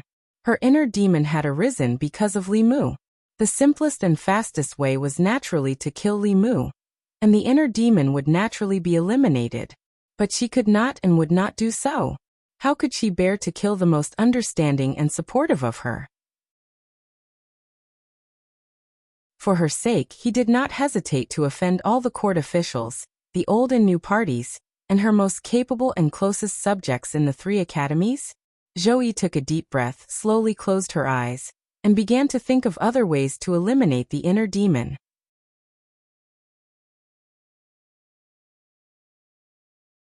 Chapter 294. Late at night, Li Mu laid on the bed in a comfortable position, waiting for the Empress to arrive. Perhaps it was because she had broken Li Mu's wet dream the last time, but these days, the Empress had never entered his dreams without saying a word. Instead, she would take the initiative to hypnotize Li Mu, and then appear. However, tonight Li Mu waited for a long time, but the Empress didn't appear. He opened his eyes and took out the conch. After inserting his mana, he asked softly, Your Majesty, are you not coming tonight? No sound came from the conch. Li Mu waited for a while before putting it away. Although he didn't know what the Empress was busy with, it was obvious that she wouldn't be coming tonight. Li Mu didn't wait any longer and quickly entered the dream. Changle Palace. Zhou lay on the bed, tossing and turning. As soon as she closed her eyes, the scene would appear in front of her. After a while, she got up from the bed and sat cross-legged. She forced herself to enter an ethereal state. The moon was bright and the stars were sparse. Li Mu stood in the courtyard and looked up at the full moon in the sky, deep in thought. For a few days, the Empress didn't appear in his dreams. Although she didn't appear often before, her identity wasn't exposed at that time. A few days ago, she entered Li Mu's dreams every day to teach him spells. Not only that, during the morning court session today, the seat that should have been his was replaced by Lady Mei. She said that it was the Empress's arrangement. Li Mu couldn't help but wonder if he had offended the Empress in some way, or if he had angered her. After thinking carefully, Li Mu ruled out this possibility. After returning from the North County, he treated the Empress even better than before. He was worried that she would be lonely, so he took the initiative to chat with her at night, talking about life and dreams. He was worried that she would be tired of eating delicacies, so he personally cooked her favorite dishes and sent his Xiaobai to the palace to accompany her. The Empress had no reason to be angry with him. That night, Li Mu thought about it all night, but he still couldn't figure out the reason. The next morning he prepared to enter the palace to sound out the empress.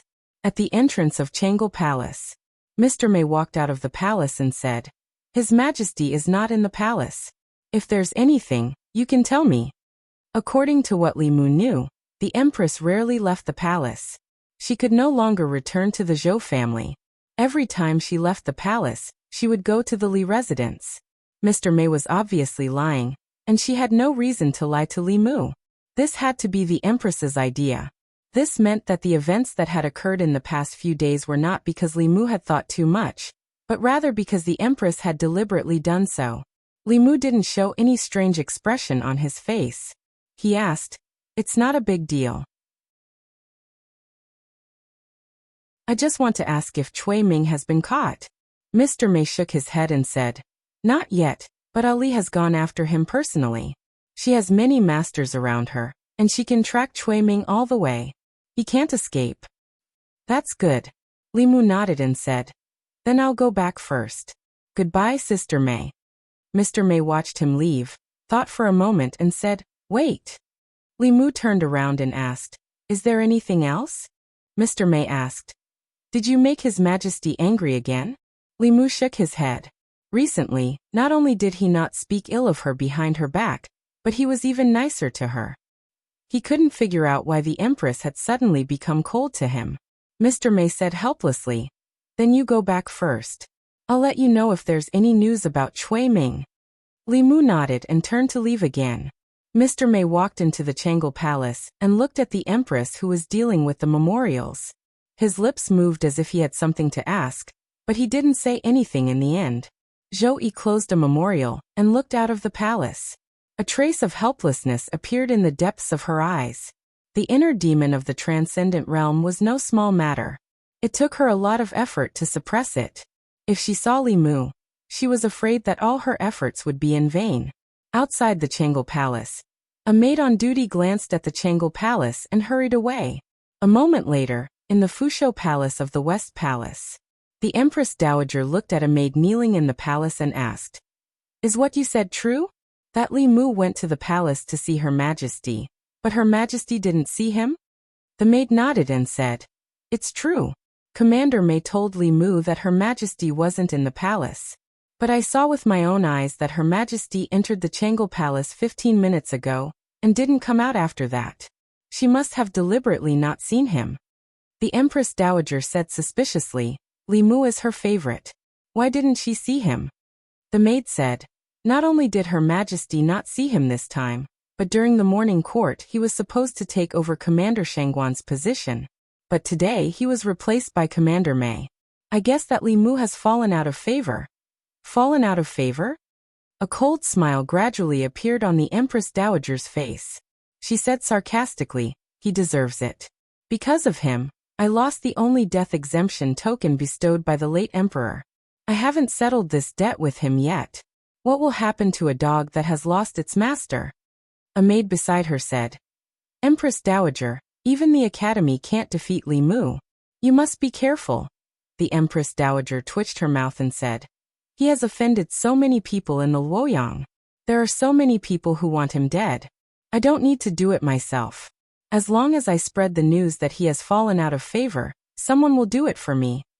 After leaving the palace, Li Mu didn't go home. Instead, he went to an inn. He carried a jar of wine and knocked on a door on the second floor of the inn. Li Si was holding a book in his hand. He was swaying his head as he read. When he opened the door and saw Li Mu, he asked in confusion, "Why are you here?" These days, Li Si was preparing for the imperial examination. He had been studying hard in the inn. Li Mu had only seen him a few times. Li Mu put the jar of wine on the table and said, "I have a question to ask you." Li Si waved his hand. He stared at the book and said, "Wait. Let me finish this part first." Li Mu took the book from his hand and said, "You don't have to memorize it. This part won't be tested." Li Si glanced at him and said, "How do you know it won't be tested? Are you the one who set the questions?" Although the questions weren't set by Li Mu, the official who set the questions had to set the questions according to the outline set by Li Mu. Li Mu returned the book to Li Si and said, "Believe it or not." Li Si looked at Li Mu and threw the book away decisively. He said, "Remember to tell me what the questions are a few days in advance." Li Mu said, "There aren't any questions. I can highlight the key points for you. In the end, you still have to rely on yourself." "Enough, enough." Li Si sat down and opened the jar of wine. He poured a bowl of wine for him and Li Mu. He said, "Tell me, what's the problem?" Li Mu said slowly, "I have a friend who has encountered some problems recently." Li Si glanced at him and asked, "Do I know this friend of yours?" Li Mu shook his head and said, "You don't know the friends I have in Luoyang." He continued, "This friend of mine has a friend of the opposite sex. A few days ago, this friend of the opposite sex was very good to him. From time to time, he would give him expensive gifts and treat him to meals. The two of them would talk about life and dreams together. But recently, this friend of the opposite sex suddenly became cold to my friend. He didn't even want to see him. Why is that?" Li Si asked, "Did you offend her?" "Not me. It's my friend." "Did your friend offend her?" Li Mu shook his head and said, "No. Not only did he not offend her, he was very good to her. I don't know why she suddenly became like this." Li Si took a sip of wine and touched his chin. He said, "There are 3 possibilities. First, you are her target, but only one of them. She is cold to you because she has someone else she is passionate about." Li Mu shook his head. The Empress was not the kind of person who would two-time. Li Si looked at him and continued, "The second possibility is that she is tired of you and doesn't want to waste her passion on you." Li Mu corrected, "It's my friend." Li Si said, "Sorry, it's your friend." Li Mu and the Empress had a superior and subordinate relationship. They were not in a romantic relationship. He looked at Li Si and asked, "What's the third possibility?" Li Si didn't answer directly. Instead he asked, "Can you beat Lady Lu now?" Does this have anything to do with this question? I'm just asking. Li Mu thought for a moment and said, "I can't beat him." This wasn't a question of whether or not he could beat her, but whether or not he could fight back. Even if Li Mu had transcended, he was still no match for Lu Hanyan. Li Si looked at him with an inexplicable gaze and said, "The third possibility is, congratulations to you. No, congratulations to your friend. That woman likes him. She is sometimes cold and sometimes hot, sometimes aloof. These are all tricks between men and women. Only in this way would your friend feel nervous. If my guess is correct, after a short period of coldness, she will become passionate about your friend again." This time, Li Mu didn't agree with Li Si's analysis. Although he and the Empress weren't like Lord and Minister, they weren't lovers either. It was precisely because of this that he couldn't understand the Empress's sudden coldness. A woman's heart was like a needle at the bottom of the sea. Only a girl as cute and innocent as Xiao Bai, whose thoughts were written all over her face, didn't need him to guess. In the next few days, a rumor began to circulate among the court officials. Li Mu, the imperial censor of the palace, had fallen out of favor. First, he lost his status as a close official who could convey the Empress's decree. Then, when he asked to see the Empress, he was rejected. In the next few days, Li Mu didn't even attend the morning court, and the Empress didn't say anything about it. All of this showed that Li Mu had fallen out of favor. He had no status or background. The only thing he relied on was the Empress's favor. Without the Empress's favor, any random official in the court could kill him hundreds or thousands of times. Li residence. After the morning court, Zhang Chun hurried over. Li Mu was cooking in the kitchen. He said, "Old Zhang, you came just in time. Go and call Li Si. Let's drink together." "Drink my ass." Zhang Chun quickly walked over and asked, "What happened between you and the Empress?" Li Mu said, "Nothing." Zhang Chun said anxiously, "Nothing? Everyone in the court is saying that you've fallen out of favor. Aren't you worried at all?" Li Mu said indifferently, "It's up to the Empress to decide whether I've fallen out of favor or not. What's the use of being worried?"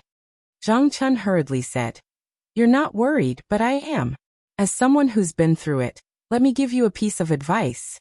Between a man and a woman, if there's any misunderstanding between a man and a woman, it's better to talk it out.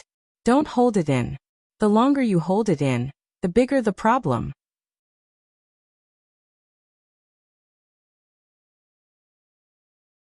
Chapter 295. In order to clear the misunderstanding, Li Mu had to know what the misunderstanding was. He had done nothing wrong, but he was treated like this. Anyone would be angry. Zhang Chun tried his best to persuade him.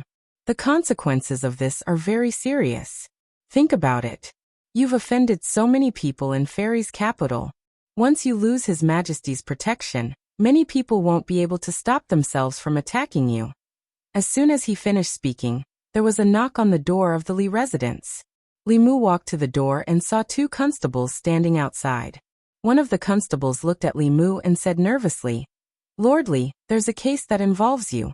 Please cooperate with us and follow us to the Ministry of Justice." Zhang Chun was shocked. He asked, "Someone's making a move so soon?"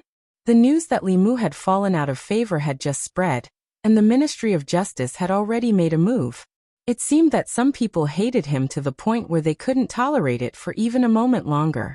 To prevent Xiaobai from worrying, Li Mu told her to wait for him at home and not go out no matter what happened. Then he gave the conch to Xiaobai. If anything happened at home, she could contact the Empress instantly. After doing all this, he walked to the door again and said to the two constables, "Let's go." On the way to the Ministry of Justice, Li Mu asked the constable, "What case am I involved in?" The constable shook his head. "It's not convenient for me to reveal this. You'll know when you reach the Ministry of Justice." When he spoke to Li Mu, he was still cautious. The emperor's heart was unpredictable. Who knew if Li Mu had really fallen out of favor? If he was favored again in a few days, wouldn't the people who offended him be in big trouble? "Constable Li, where are we going?" This is the direction to the Ministry of Justice." "Is Constable Li going to the Ministry of Justice to cause trouble again?" "Quick, quick, quick.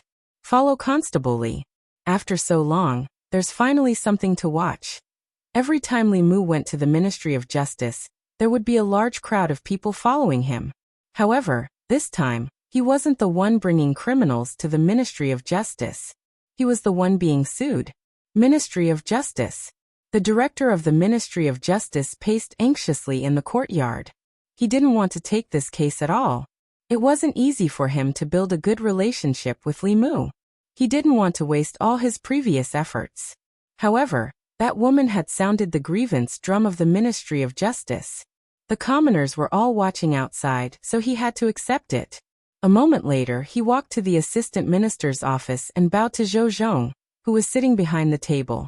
He said, "Sir Assistant Minister, this case involves Master Li. I am worried that there will be a wrong judgment. How about we let Sir Assistant Minister preside over this case?" Zhou Zhong stood up and said, "All right." Li Mu arrived at the Ministry of Justice and entered the court. He saw Zhou Zhong sitting at the front, and a woman kneeling at the front. The woman was in her early 20s. Her hair was messy, and her face was filled with fear. When she saw Li Mu, she retreated a few steps, and her eyes were filled with terror. This was the first time Li Mu had seen this woman, but she seemed to be very afraid of him. Zhou Zhong looked down at Li Mu and asked, "There is a case that involves Imperial Censor Li. I will now ask you a few questions, and I hope you can answer truthfully." Li Mu said calmly, "Go ahead, Assistant Minister Zhou." Zhou Zhong said, "Where were you last night at midnight?" Li Mu said, "I was resting at home." Last night he had been waiting for the Empress to fall asleep, and only slept very late. Zhou Zhong asked, "Is there a witness?" At midnight, Xiaobai had already fallen asleep in her room. Li Mu shook his head and said, "No." Zhou Zhong said, "The person kneeling in front of the court is a woman from Yonghe Lane. She came to the Ministry of Justice today to report that she was raped at home last night at midnight. According to her, the person who raped her was you, Imperial Censor Li. Do you have anything to say about this?" Li Mu looked at the woman and said, "I was at home last night and did not go out. It is even more impossible for me to go to Yonghe Lane and rape her. Why is this lady falsely accusing me?" Zhou Zhong looked at Li Mu and said, "If Lord Li has a clear conscience, can you allow me to perform a soul search?" A soul search was different from a soul search. Under a soul search, A person's memories would be flipped through without any secrets. A soul search was only used to ask specific questions, and was most often used by the government during investigations. A soul search was useless against Li Mu. The art of tranquility could keep one's heart calm at all times. Not to mention Zhou Zhong. Even the Empress could not use a soul search to find out the secrets in Li Mu's heart. He said directly to Zhou Zhong, "Assistant Minister Zhou's soul-searching technique is useless against me. There is no need to expend any more mana. Furthermore, under the circumstances where there is no evidence, it is against the law to search the soul of the accused. The accuser should produce evidence, and not have the accused prove his innocence." Zhou Zhong thought for a moment and nodded. He looked at the woman again and asked, "Lady Su, you said that Censor Li raped you last night. Do you have evidence?" Lady Su raised her head and said, "I saw it with my own eyes and experienced it personally. It is the evidence." Zhou Zhong looked at her and said, "Lord Li is an official of the imperial court. Since you want to accuse him, are you willing to accept a soul search? If you lie, I will punish you severely." Lady Su did not hesitate and said, "I am willing." Zhou Zhong walked down and pressed his palm on her head. The woman's gaze gradually became dazed. After a moment, Zhou Zhong waved his hand and images appeared in front of everyone in the court. Although these images were static, it was not difficult to see what had happened last night when they were all connected. The images were very clear. It was obvious that a masked man in black had barged into the woman's house and violated her. At the critical moment, the woman pulled off the black cloth covering the man's face. Under the black cloth was Li Mu's face. Zhou Zhong looked at Li Mu and asked, "Censor Li, do you have anything else to say?" Li Mu did not explain anything. He only said, "I believe that the Ministry of Justice will clear my name." Zhou Zhong said, "Although this case cannot be concluded, Lord Li, you are a major suspect. I'm afraid I can't let you leave the Ministry of Justice so easily. Men, take Li Mu into custody for now. After I investigate this case, I will try him again." Two constables walked forward and said, "Lord Li, please." In the court, the director of the Ministry of Justice had a look of disbelief. He said, "That's impossible. I've seen the girl by Constable Li's side. She is 1,000 times more beautiful than this woman. How could Constable Li give up what is close at hand for what is far away?" One of the constables said, "That's not necessarily the case. How can a domestic flower be as fragrant as a wildflower? Some people might just like that." The director of the Ministry of Justice looked at Li Mu's back as he calmly left. Even important officials of the court would rarely be so calm when faced with a case like this. He was almost certain that Li Mu had a motive for being so calm. Zhou Zhong walked out of the court and was about to return to the yamen when a shout came from behind him. "Stop!" Zhang Chun angrily pointed at Zhou Zhong and said, "You've so carelessly captured an official of the court. What can the memories of a mortal woman prove?" Zhou Zhong asked calmly. "The person who violated the woman looked exactly like Censor Li. Doesn't that prove anything?" "What does that prove?" Zhang Chun snorted coldly and said, "If I were to become Assistant Minister Zhou and do evil deeds, would you be blamed for the crime as well?" Zhou Zhong asked, "Lord Zhang, are you implying that a Realm 6 expert disguised himself as Censor Li to violate a woman and frame him for it? If Lord Zhang has Realm 6 cultivation and wants to frame me, the Imperial Clan Temple can use this as a reason to imprison me. Before the truth is out, I have nothing to say." Zhang Chun said, "Transformation techniques don't necessarily require Realm 6 supernatural powers. Transformation talismans and transformation pills can also transform the body and disguise one's appearance." Zhou Zhong asked, "Would someone use a heaven-grade Fulu and heaven-grade medicinal pill to frame Censor Li?" Zhang Chun said coldly, "Lord Li is dedicated to the people and offended all the officials of the fairy's capital. There are countless people in the fairy's capital who want to harm him. This is very likely." Zhou Zhong nodded and said, "We can't rule out this possibility. However, we'll only know the truth after the Ministry of Justice's investigation." Zhang Chun flicked his sleeves and left. At this moment, the onlookers outside the Ministry of Justice were still discussing. "Constable Li has been in there for so long. Why hasn't he come out yet? I don't know what happened either. Sigh, someone's coming out. A constable from the Ministry of Justice walked out and waved at the crowd. He said, "What are you all doing here? Disperse, disperse." Some of the people went up and asked, "What happened in there? Why hasn't Constable Lee come out yet?" "Constable Lee?" The constable smiled disdainfully and said, "To tell you the truth, I'm afraid Constable Lee won't be coming out this time." "What? What the hell is going on? Why can't Constable Lee come out? Tell us clearly, or we won't leave today." Seeing that the crowd was getting more and more agitated, the constable was worried that the officials would hold him accountable if things got out of hand.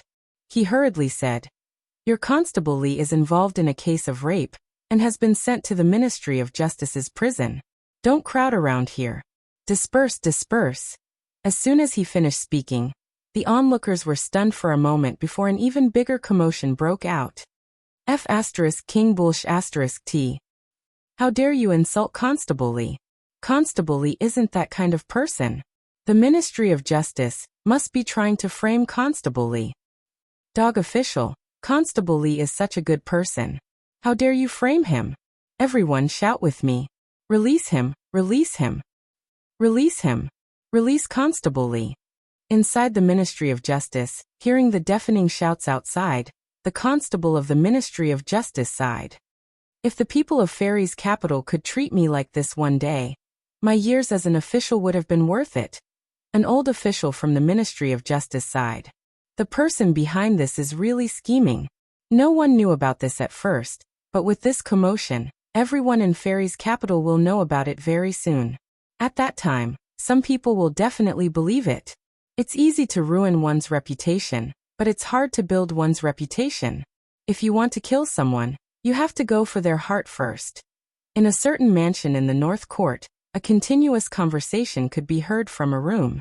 When the sound reached the door, it seemed to be blocked and absorbed by something and completely disappeared.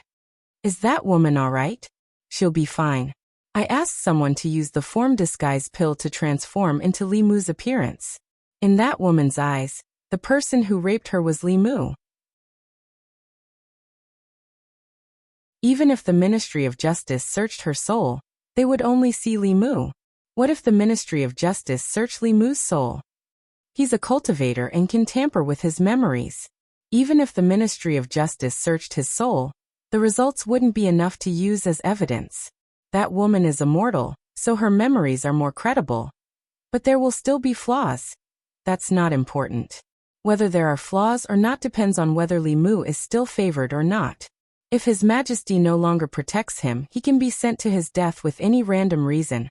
After a short silence, a gnashing voice could be heard from the room. "He must die."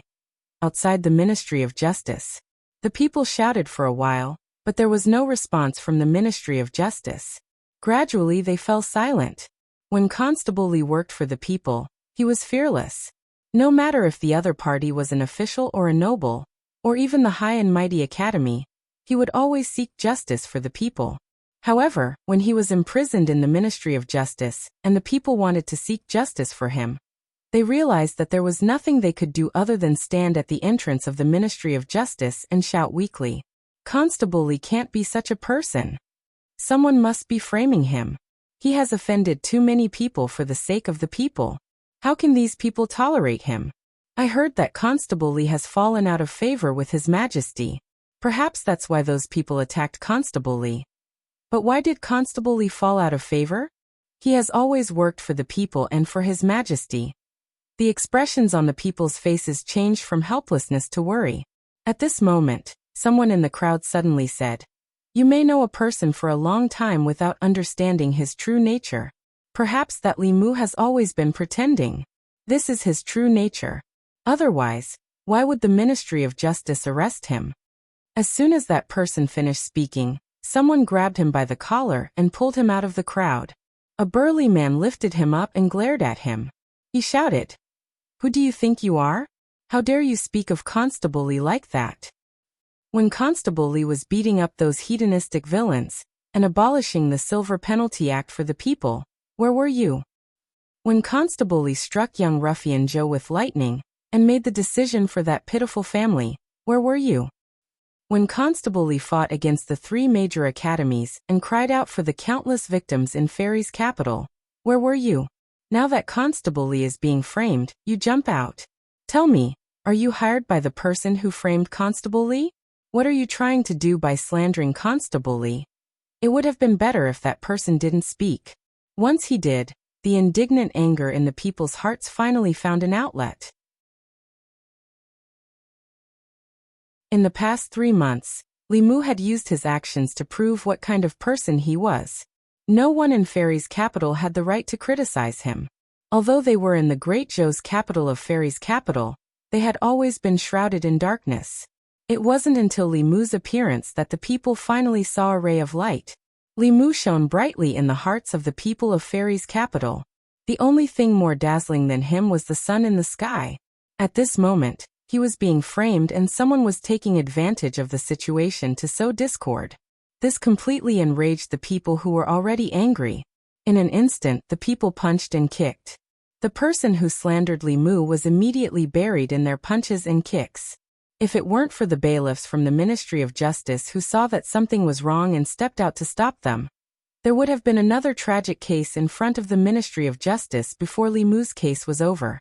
Because of the commotion in front of the Ministry of Justice, this case that was originally limited to the Ministry of Justice quickly spread. In the past few months, every incident related to Li Mu was at the heart of the storm in Fairy's capital. Naturally, his case spread very quickly. When the people of Fairy's capital heard this, they were naturally worried. However, there was nothing they could do. They could only silently march in front of the Ministry of Justice to express their protest. However, in the southern and northern courtyards, there were many voices that were different from the voices of the people. Haha, Li, to think that you would have such a day. When you bullied my grandson, you didn't think that you would have such a day, right? In the past, you had His Majesty protecting you. This time, without His Majesty, I'd like to see how you'll die. Before I could do anything, someone else beat me to it. I wonder who hates him so much. Could it be the Zhou family? In the past 3 months, the officials and nobles of Fairy's capital, regardless of whether they were from the new or old parties, had formed grudges with Li Mu. When they heard that Li Mu had been imprisoned, they all clapped their hands in joy. They couldn't even be satisfied with hearing about Li Mu's tragic case from others. Many of them personally came to the Ministry of Justice to see for themselves. This undoubtedly made them even happier. Faced with the officials and nobles who wanted to visit Li Mu, the director of the Ministry of Justice was in a difficult position. Of course, they could visit the prison. However, the Ministry of Justice had a rule that not everyone could visit the prison. There were rules regarding the identity of the person who visited the prison and the time of the visit. In principle, the relatives and friends of non-criminals were not allowed to visit the prison. However, the people who came to the Ministry of Justice were either officials or nobles. He couldn't afford to offend all of them. He walked to the Assistant Minister's office and asked Zhou Zhong, "Lord Assistant Minister, these people outside all want to visit the prison. Should we reject them?" "No need." Zhou Zhong waved his hand and said, "If they want to visit, let them. However, each visit can only be 2 people at most. They can't stay for more than half an hour." Since the Assistant Minister had spoken, the Director of the Ministry of Justice didn't say anything else. He nodded and said, "I'll make the arrangements now." The prison of the Ministry of Justice. In a neat and tidy prison cell, Li Mu stood in the middle of the cell. This was his first time in the Ministry of Justice's prison. Compared to the county and provincial yamen, the prison of the Ministry of Justice was cleaner and tidier. There wasn't any odor in the prison either. Zhou Zhong had arranged a good cell for him. The inside of the cell was spotless.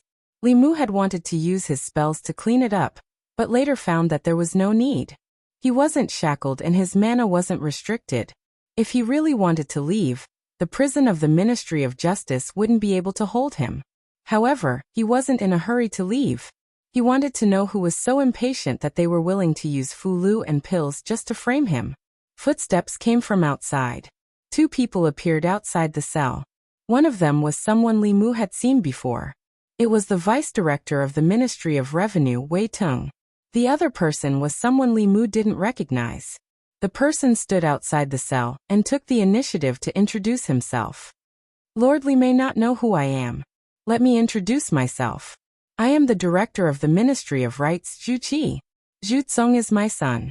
Li Mu had already noticed that this person looked similar to Zhu Kong. He glanced at the two of them and asked, "What are you doing here?" Zhu Qi said, "I was shocked to hear that Lord Li was imprisoned. I wanted to come and take a look." Wei Ting quickly followed and said, "Lord Li is a pillar of the country and a favorite of His Majesty. How could he do such a despicable thing? If you need any help, just ask. I won't help you. Ha ha ha." Wei Ting looked at Li Mu in the cell and laughed happily. His hatred for Li Mu was even greater than Zhu Qi's. Because of Li Mu, he lost his nephew. His only younger brother lost his son. Since then, he was unable to recover from the setback and cut off all contact with him. As for his son Wei Peng, he also suffered an unprecedented blow because of that incident. Since Wei Bin's execution, Wei Peng had never stepped out of the Wei mansion. He hugged a thick copy of the Law of Great Zhou all day long. He read it when he walked, when he ate, and even when he went to the toilet. Even when he slept, he would use the book as a pillow. Wei Ting saw his son's abnormality and his heart ached. He blamed all of this on Li Mu. Wei Tung and Zhu Qi laughed happily. Li Mu looked at them indifferently and said, "Scram." Wei Ting's face darkened. He said sternly, "Don't you know where you are? Don't you know your own situation? What right do you have to be arrogant in front of us?" Zhu Qi sneered and said, "I'd like to see how long you can be arrogant." At this moment, a prison guard walked in and said to the two of them, "Lords, it's time to visit the prisoners." The two of them looked at Li Mu mockingly again and turned to leave. Li Mu watched the two of them leave. He shook his head and said in a low voice, "It's not. They were not the ones who framed him." Soon, another person walked in from outside. It was an old man with white hair and a face full of wrinkles. As soon as he entered the cell, he looked at Li Mu and said, "Lord Li, do you know me?" Li Mu glanced at him and asked, "Who are you?" The old man snorted and said, "I'm the deputy of Taichung Temple. 2 months ago, you beat up my grandson 3 times and broke 5 of his ribs. You don't know who I am?" Li Mu said, "Is the Prime Minister of Taichung Temple senile? The one I hit was your grandson, not you. Why should I know you?" The deputy of Taichung Temple pointed at him and said in a trembling voice, You're too arrogant," Li Mu said coldly. "It's not the first time I've been so arrogant. Is this the first time you know?" The Taichung Temple Deputy Prime Minister had come to mock Li Mu, but he did not expect that not only did Li Mu fail to mock him, but he also angered himself. He pointed at Li Mu, his beard trembling, and said angrily, I'll wait and see if you can still be so arrogant in a few days." After saying this, he angrily stormed off in a huff. Li Mu looked at the back of the deputy of Taichung Temple and shook his head. He said, "Not really. The director of the Ministry of Rights, the minister-counselor of the Ministry of Revenue, and the deputy of Taichung Temple were the first to mock him. Obviously, they were not the ones behind the scenes."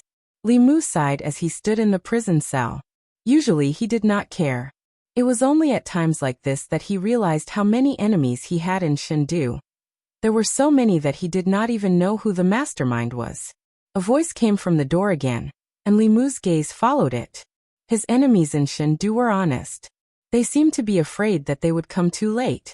After Li Mu was released from prison, they came to the Ministry of Justice one after another to sightsee.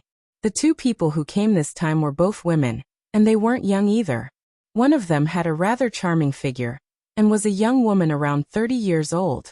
The other person was even older, and didn't even have a hint of charm. The 2 of them did not come close. They only glanced at Li Mu from afar, and turned to leave without saying a word.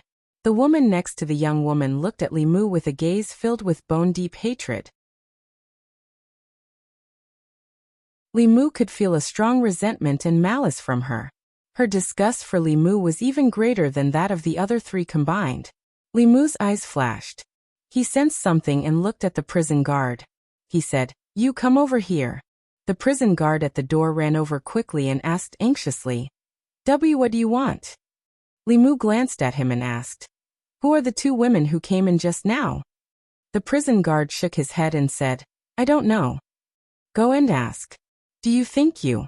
The prison guard was indignant. After exchanging glances with Li Mu, he could not help but tremble and run out quickly. After a while he ran back in and said, I asked. It's the fourth madam of the Zhou family and the wife of the Minister of Rights. The wife of the Minister of Rights is the daughter of the fourth madam of the Zhou family. Director Zhou, Li Mu said the name softly. His guess was confirmed. There were many people in the divine capital who hated him, but Zhou Ting and his wife were definitely two people who hated him to the core. Their only son had died at the hands of Li Mu. Li Mu had always been wary of Zhou Ting, but after Zhou Ting left office, he stayed in the Zhou family and did not leave. Li Mu thought that he was plotting a bigger scheme, but he did not expect that the first to act would be his wife. Since he had found the mastermind, there was no need for him to stay in the Ministry of Justice. He looked at the prison guard again and said, Call Zhou Zhong over. The prison guard did not dare to talk back this time and ran out. Not long after, Zhou Zhong walked slowly into the prison. He looked at Li Mu and asked, Censor Li, do you have anything else to say? Li Mu said indifferently, That woman's matter has nothing to do with me. Someone framed her. Zhou Zhong shook his head and said, Lord Li's one-sided statement cannot be used as evidence. Li Mu asked, Did the person who raped that woman succeed? Zhou Zhong said, That woman from the Su family had her chastity taken last night. Li Mu looked at him and said, If that's the case, then this case cannot be done by me. Zhou Zhong asked why. Li Mu's face showed a trace of unnaturalness. He said, Because this official hashtag at yen asterisk. Zhou Zhong took a step forward and tilted his ear. He said, I didn't hear you clearly. Please repeat yourself, Lord Li. Li Mu's forehead darkened. He gritted his teeth and said, Because this official's primordial yang is still there. Zhou Zhong's expression was clearly stunned. Not only him, but even the prison guard was stunned. The two of them had never imagined that Li Mu would be able to use such a reason to clear himself of suspicion. But when they thought about it carefully, it seemed that no testimony would be as powerful as this one. This was a special case to begin with. That woman had been raped and her chastity taken. Naturally, that criminal had done something indescribable with her. In other words, the criminal of this case had to be someone who had been through it before. It was impossible for him to be a virgin. A man's primordial yang would be lost the first time he fused with a woman. If Li Mu's primordial yang was still there, then he naturally could not be the criminal who raped that woman. After Zhou Zhong came back to his senses, he looked at Li Mu and said, I'll have to trouble Lord Li to extend your right hand. Li Mu impatiently extended his hand. Zhou Zhong was clearly not like Xiaobai, who could see through his chastity with a single sentence. Zhou Zhong placed his hand on Li Mu's wrist and withdrew it a moment later. He immediately ordered the prison guard behind him, Open the door. The prison guard hurriedly took out a key and opened the door. Li Mu walked out of the cell and glanced at Zhou Zhong. He said, The Ministry of Justice, I'll remember this. Zhou Zhong shook his head and said, You can't blame the Ministry of Justice. If Lord Li had been able to produce this evidence in court, then you wouldn't have been temporarily detained. Zhou Zhong was speaking nonsense. There were so many people in court. Using such a method to prove his innocence in front of those people was shameless, but Li Mu was. This was one reason. The other reason was that Li Mu wanted to lure the snake out of its hole, to draw out the true mastermind behind this case. Zhou Zhong walked to the door of the prison and extended his hand. He said, Lord Li, please. At the same time that Li Mu and Zhou Zhong walked out of the prison, in the Li residence, Xiaobai was anxiously pacing around in the courtyard. Although she didn't go out, she still heard the people outside talking about the matter. Her benefactor was in danger, but she couldn't help at all in the end. She gritted her teeth and took out a conch. After activating it with her mana, she said with a sobbing voice, Sister Zhou, please save my benefactor. Changel Palace. Zhou Yi, who was sitting cross-legged on the brocade couch, entered an ethereal state to avoid her inner demons. Suddenly, she opened her eyes. She waved her hand lightly, and an image appeared in front of her.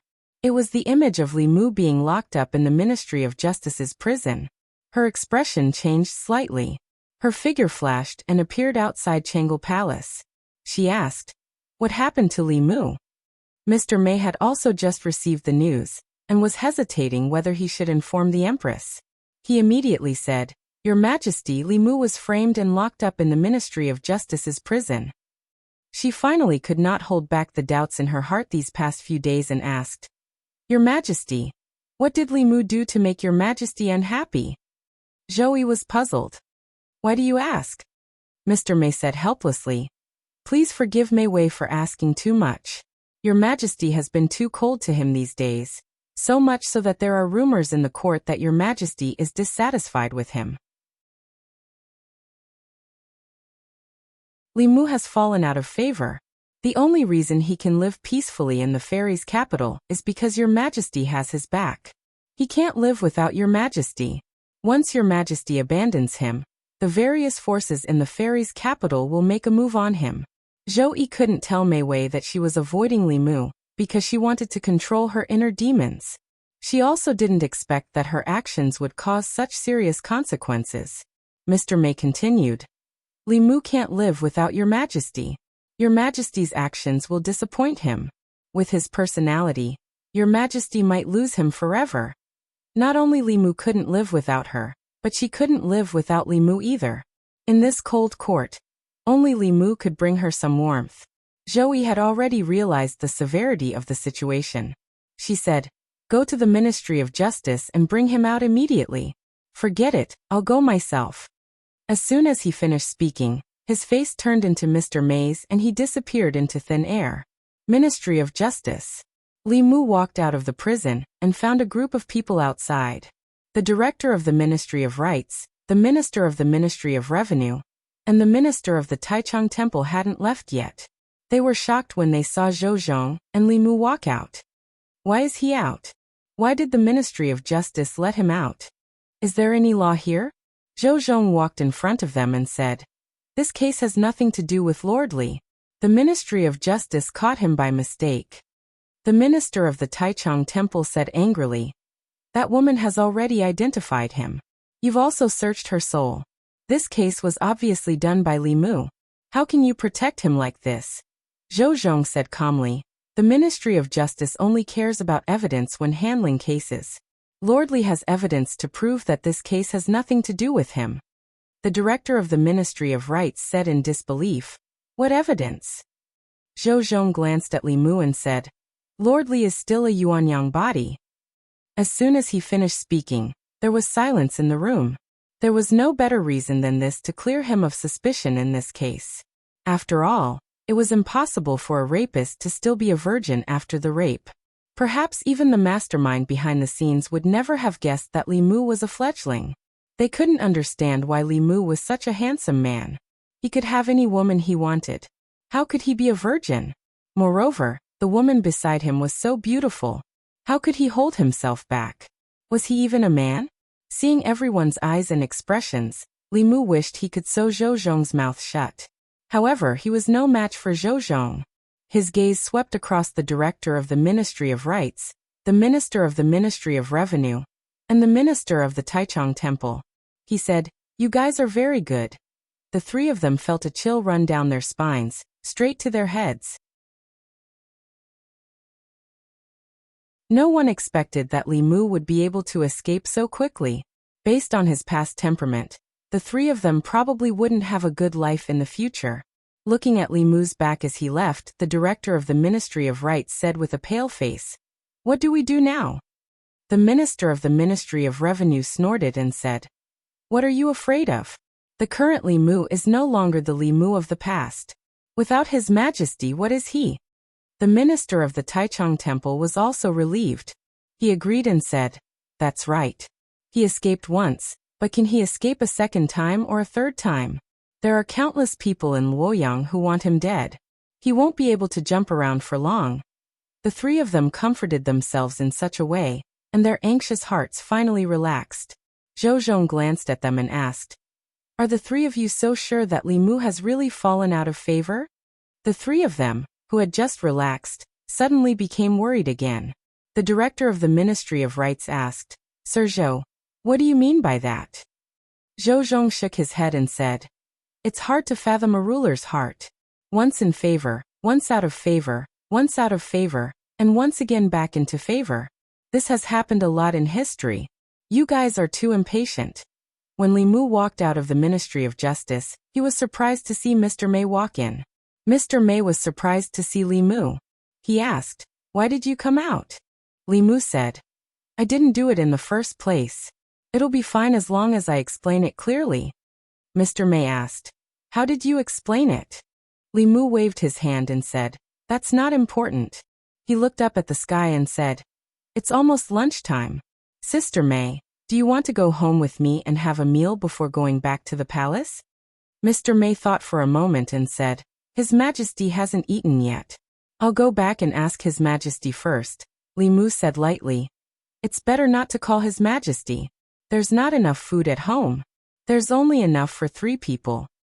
Mr. May said, "Then I'll go to the market with you to buy some food." Li Mu shook his head and said, "Forget it.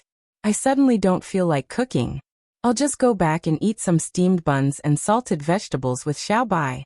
Goodbye, Sister May." Mr. May watched Li Mu's figure disappear from her sight. She stood there in a daze, with a confused and helpless expression on her face. After a moment, she withdrew her gaze and slowly walked toward the palace gate. Changle Palace.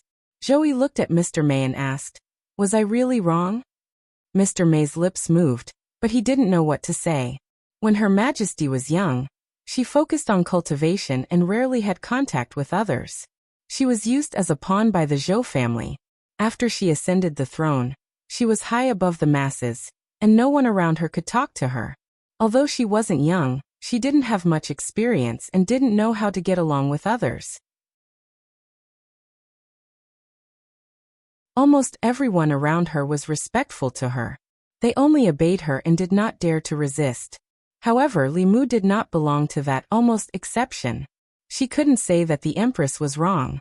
She could only say, "I hope Your Majesty doesn't blame Li Mu. He's loyal to Your Majesty and is full of passion. It's inevitable that he'll feel sad and disappointed when something like this happens. This shows that he's really loyal to Your Majesty."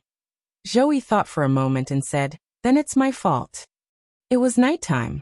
Li Mu lay on the bed, unable to calm down.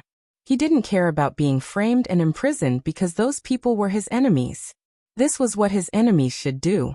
Meanwhile, he had been loyal and devoted to the Empress, clearing all obstacles for her. He had even cared about her life, relieving her of her worries and boredom. He had invited her to his home for a meal, and had even cooked her favorite food. However, his passion had been exchanged for indifference and alienation.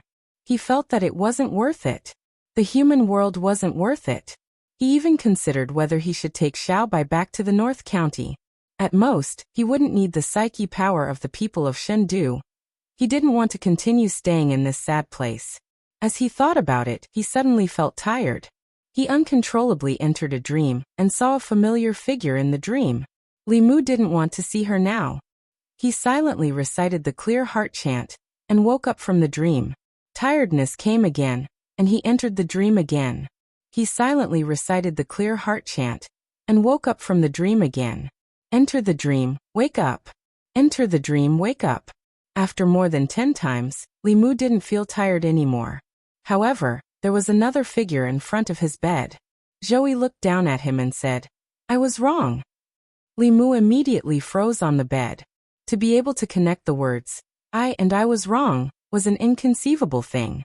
After he came back to his senses, he got up from the bed and asked subconsciously, "Where did you go wrong?" P.S. This book has 10,000 words. 6,000 is the basic update and 4,000 is the main update. When I was thinking about this plot yesterday, I felt that it would be better to finish it in one go.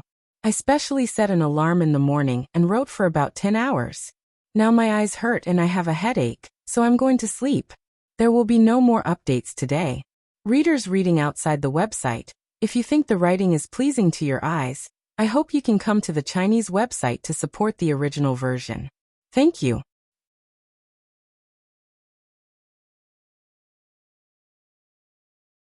Chapter 296.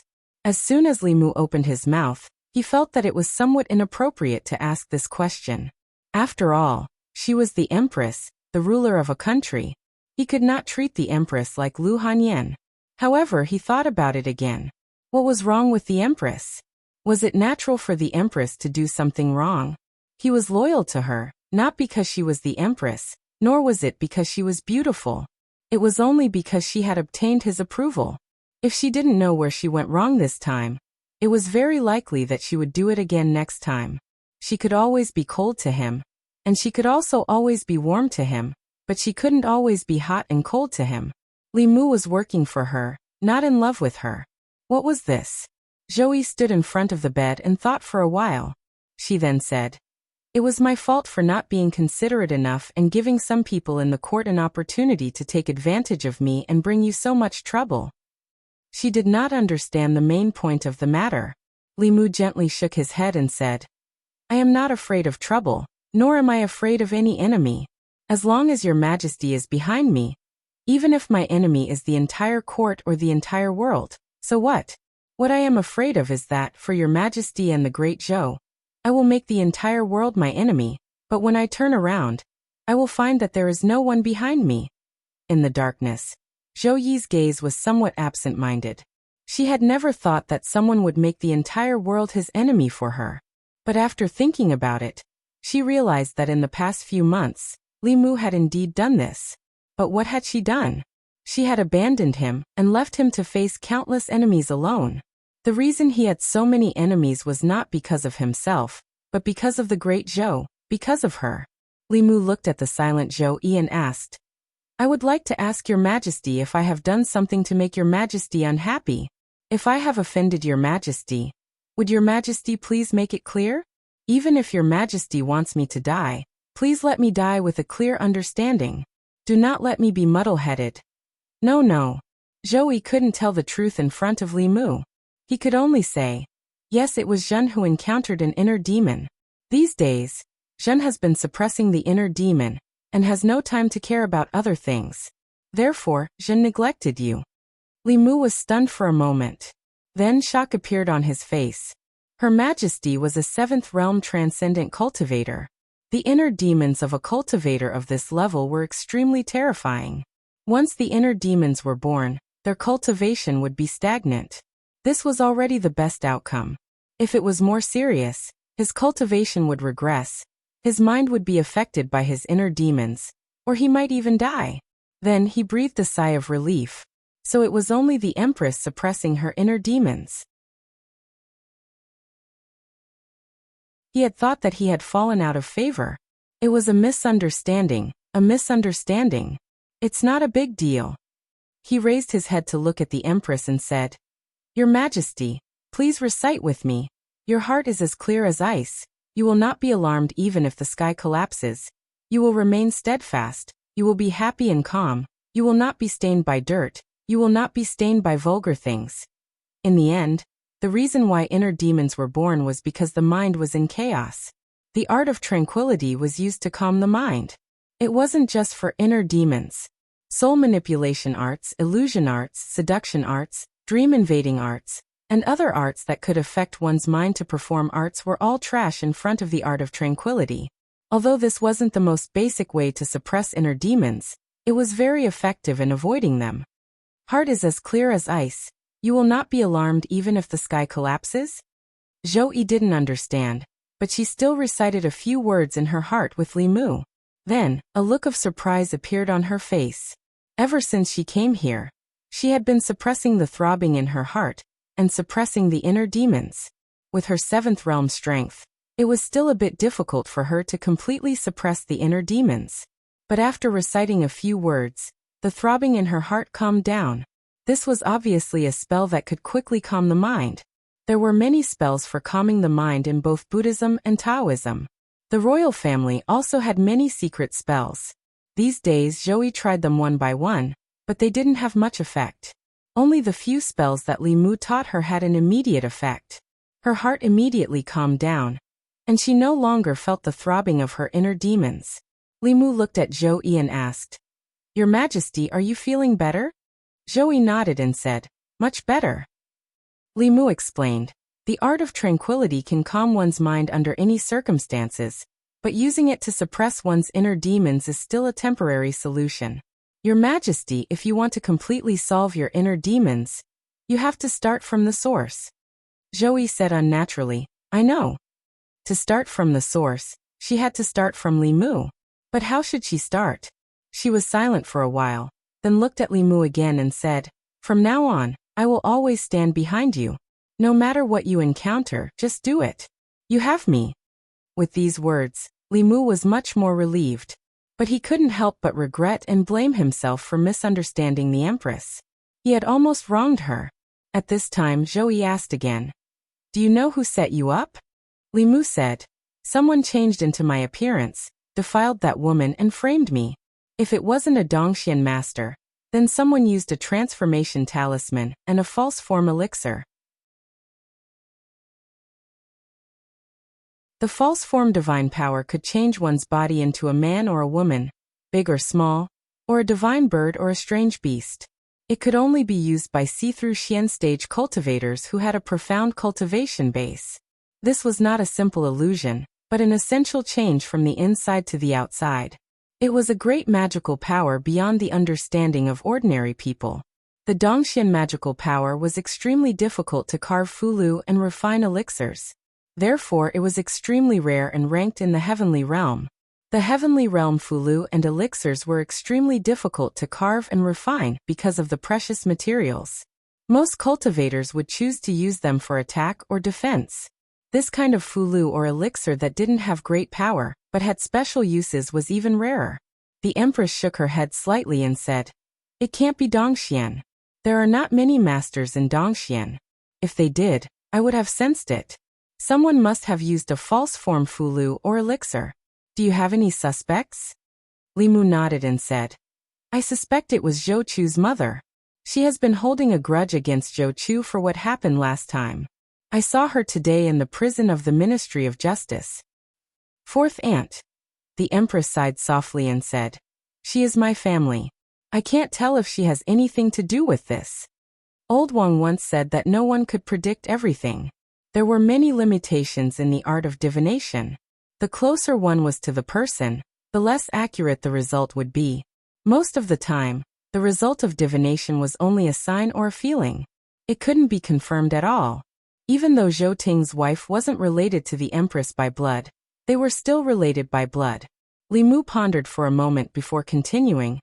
In the prison of the Ministry of Justice, the wife of the Assistant Minister of the Ministry of Rights was with her. The Empress counted with her fingers and her face gradually turned cold. She said in a low voice, It is indeed him. She looked at Li Mu gently and said, Don't worry. I will get justice for you. Li Mu slept soundly that night. He no longer resented the Empress. What the Empress said later made him feel completely at ease. He even dreamed of the Empress in his dream. It wasn't the Empress who entered the dream, but Li Mu who dreamt of his own accord. If the Empress used the dream-entering technique to invade Li Mu's dream, she would be able to see that there was another her in the dream. Li Mu originally enjoyed this dream very much. In the dream, he and the Empress relied on each other to keep each other warm. She supported Li Mu from behind, and Li Mu cut through all obstacles for her. He swept away all obstacles in the imperial court, subdued the Yao nation, pacified the ghost realm, suppressed the dragon race of the four seas, conquered the barbarians, and unified the countries of the Zhou continent. He also opened up new territory for the Great Zhou, conquered the 10 continents and 3 islands, and completed the unification of the world.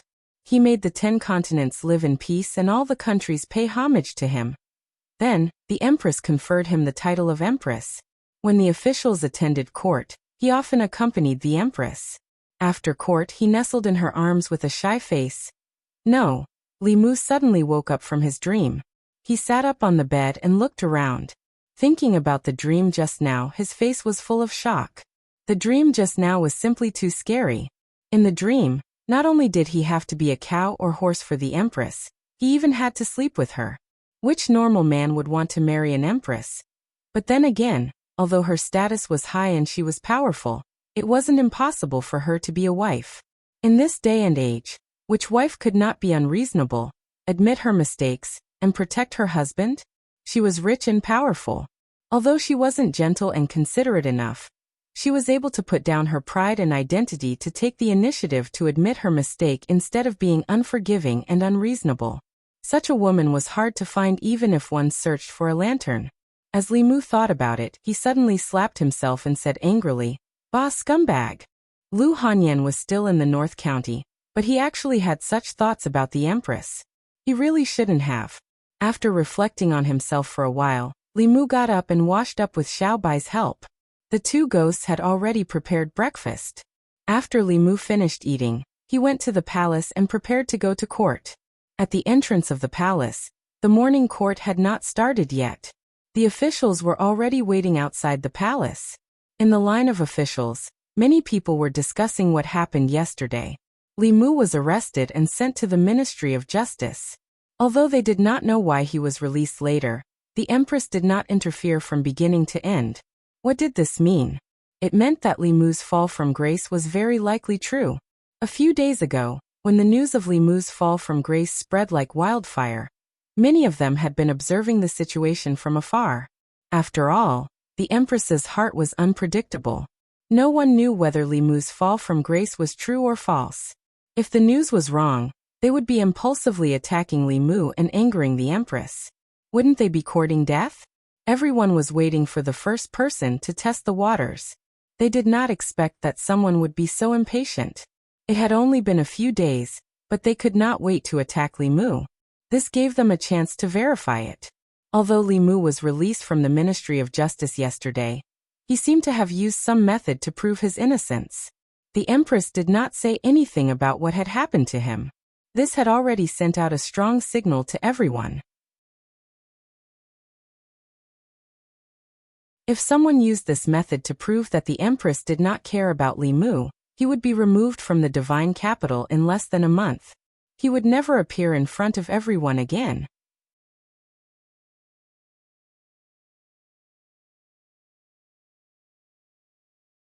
Chapter 297. The imperial court had been peaceful for so long, and the sudden appearance of a disruptor was something that no one wanted to see. Perhaps Li Mu had no selfish motives, but it was precisely because of this that he was an eyesore. Without him, whether it was the old or new parties, or the other officials, their days would be much more comfortable. Before the imperial court, no discussion is allowed. While the officials were whispering, a stern voice came from outside the group of officials, interrupting their whispers. Everyone looked over and saw Li Mu wandering outside the group, his sharp gaze sweeping over the crowd. Li Mu was the imperial censor of the imperial court. His main responsibility was to inspect the officials' manners during the imperial court and correct their improper behavior. The emperor used to use him as a personal guard, but now that Li Mu had fallen out of favor, he was only the imperial censor of the imperial court. He had the right to reprimand the officials before the imperial court. The crowd stopped talking, but they sneered in their hearts. The days when he could strut around like this were numbered. Li Mu walked to a certain place and looked at an official. The physician of the Board of Rights, Zhu Qi, also looked at Li Mu, his heart inexplicably weak. Li Mu coldly asked, "What are you looking at?" This was not the past, when the silver law of guilt had been abolished. Zhu Qi did not believe that if he looked at Li Mu one more time, Li Mu would dare to beat him like he had beaten his son in front of the officials. If he really dared to do so, he would not be far from death. Zhu Qi coldly snorted and asked, "What, can't I look at you?" Li Mu shrugged and said, "Of course you can." Zhu Qi looked at him, his gaze even more unbridled, a trace of mockery in his contempt. Li Mu's tone changed and he said, "You can look at me, but you are not wearing your official hat properly. According to the law, you will be caned 10 times and your salary will be deducted for half a month. Men, drag the physician of the Board of Rights to the side, seal his cultivation, and punish him with 10 canes as a warning to others." Zhu Qi's expression changed as he shouted, "How can there be such a law?" Li Mu stretched out his hand, and a copy of the Great Zhou Laws appeared in his hand. He flipped to a page and pointed it out to Zhu Qi, saying, "Look for yourself. The third article of the 35th volume of the Great Zhou Laws states that officials must tidy up their attire before attending court. Those who are disheveled will be regarded as disrespectful in front of the monarch. Their salary will be deducted for half a month, and they will be caned 10 times. Have I said anything wrong? Zhu Qi stared blankly at this clause. It was written in black and white. Unless Li Mu had the guts to change the laws of Great Zhou, what he said was true. Tampering with the laws of Great Zhou was a capital offense. There was no way he would fabricate this just to give him 10 beatings. Li Mu shook his head and said, "This is the rule set by the previous emperor. You didn't follow it when it came to His Majesty. It is clear that you have no respect for His Majesty. If I don't teach you a lesson today, I'm afraid you won't respect His Majesty in the future." He looked at the 2 guards in front of the palace and said, "What are you waiting for? Start the punishment." The 2 guards looked at each other and didn't move. They hadn't been on duty for long and hadn't heard of this rule. Mr. May walked over from afar and looked at the 2 lightly. He asked, "Didn't you hear what Sir Li said? Disrespectful in front of the palace was a serious offense in the previous emperor's time. 10 beatings is already a light punishment. What are you waiting for?" Seeing that Commander May had spoken, the 2 didn't dare to hesitate. They walked up to Zhu Qi and said, "Sir, please." Zhu Qi's expression was stiff and his throat moved. He walked with difficulty and left with the 2 guards. Li Mu used the law to suppress him. He didn't even have a chance to resist. He swore in his heart that when he returned, he would take a good look at the laws of Great Zhou. What kind of bullsh*t rule was this? Zhu Qi was taken away to receive his punishment. The officials beside him were very nervous. Some of them even used their mana to adjust their official hats. Some of the officials who had been on the court during the previous emperor's time even remembered the rules of the previous emperor's time. Disrespectful in front of the palace was a crime that existed during the previous emperor's time. Many officials had been punished because of this. After the empress succeeded the throne, she didn't care about this anymore. When the officials went to court, they also became casual. Most importantly, they didn't have to worry about it anymore. Who would have thought that Li Mu would bring this up again today? He brought out all the provisions of the law. No one could say that he was wrong unless the officials all agreed to abolish this law. But that was a matter for the future. Li Mu didn't care about the frightened officials and continued to patrol outside. As he walked, his footsteps stopped again. He stood in front of Wei Tung, the minister-counselor of the Ministry of Revenue. Wei Ting's forehead was covered in cold sweat. He finally understood what Li Mu meant when he said those last words to the 3 of them yesterday. Revenge. This was undisguised revenge. Li Mu stood in front of Wei Tung. At first glance, he didn't find anything strange. At second glance, he also didn't find anything strange. So he began to look carefully, up and down, front and back, left and right. At this moment, Wei Ting really wanted to curse. When Li Mu walked past the other officials, he only glanced at them. When he came to Wei Tung, he had already looked at them for the time it took to brew a cup of tea. Wei Ting's official hat was properly worn and his clothes were neat. But his efforts didn't let him down. Li Mu still found a stain on his sleeve. Li Mu looked at him and said, "Lord Wei, the official robes you are wearing aren't just official robes. They are also the symbol of the Great Zhou, the face of the court. The previous emperor requested that when the officials go to court, their clothes must be neat and tidy, and their official robes must not be stained. Have you forgotten?" The 2 guards who had punished Zhu Qi had already returned. Li Mu looked at Wei Tung, his expression gradually becoming cold. He said, "Forfeit your salary for half a month, 10 strokes of the cane." After the 2 guards examined him, they also took Wei Tung away. Li Mu continued forward. The director of the Ministry of Justice lowered his head to look at a conspicuous hole in his official robes. Sweat began to seep out of his forehead. The director of the Ministry of Rights just didn't wear his hat properly, and the vice director of the Ministry of Revenue just had a stain on his sleeve. Yet he was already beaten 10 times. His official robes had a hole. He had lost the face of the court.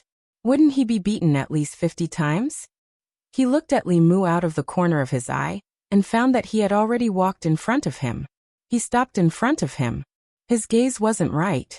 He seemed to be looking at the hole in his official robes. "It's over, it's over." He found it. Li Mu walked in front of the director of the Ministry of Justice, gave him a look and slowly walked past him. The director of the Ministry of Justice froze in place. Li Mu was letting him go just like that? After Li Mu left for a long time and didn't come back, he finally felt completely at ease. Li Mu really had let him go. Although it was clear that he was taking revenge on the 3 people who had gone to the Ministry of Justice to watch the show yesterday, the 2 of them also had old grudges.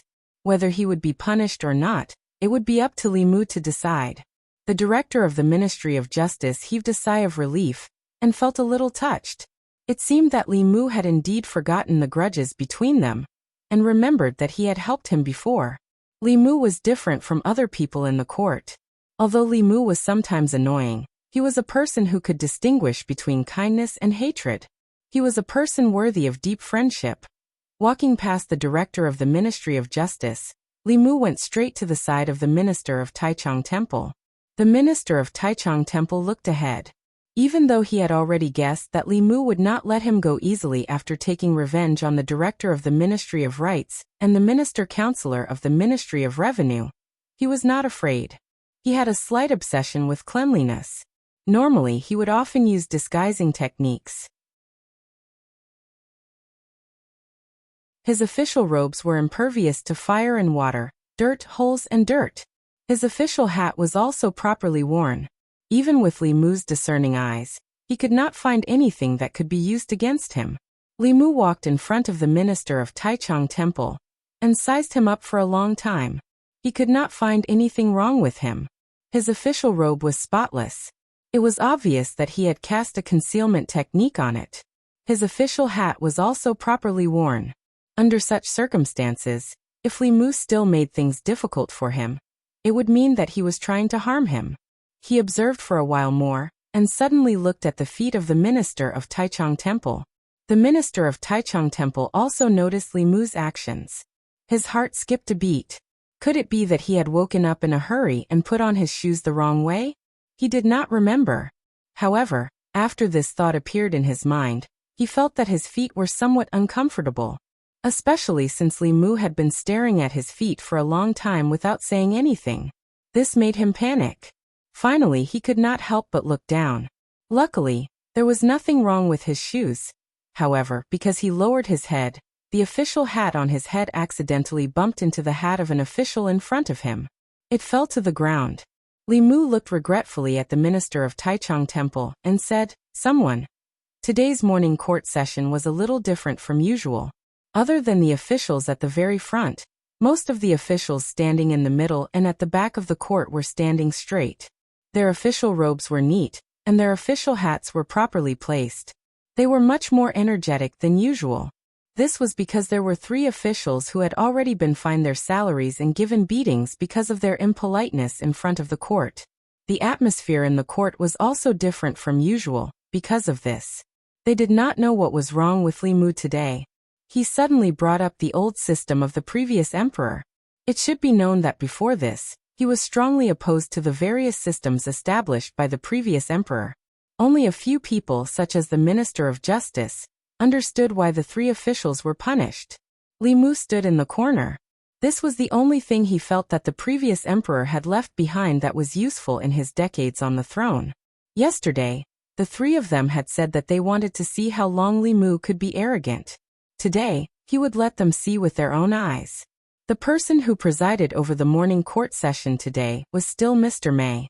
As soon as Mr. May announced the start of the morning court session, Zhang Chun stood up and said, "Your Majesty, I have a report."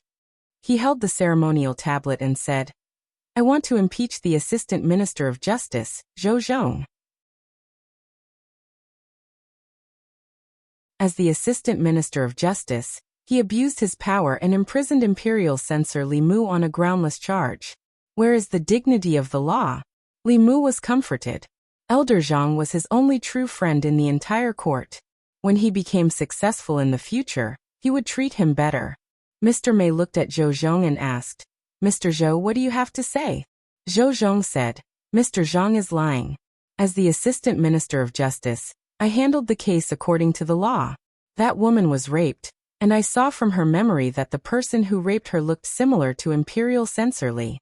It was reasonable and legal to detain him temporarily. Later, Imperial Censor Li told me that he was still a Yuanyang body. After he was cleared of suspicion, I immediately let him go. How is this abuse of power? Hearing this, the courtiers were in an uproar. I was wondering why the Ministry of Justice suddenly let him go. So his Yuanyang body is not broken.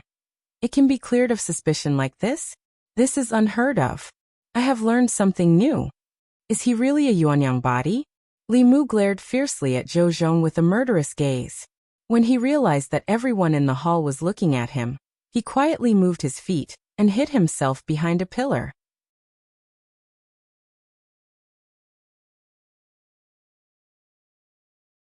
Chapter 298.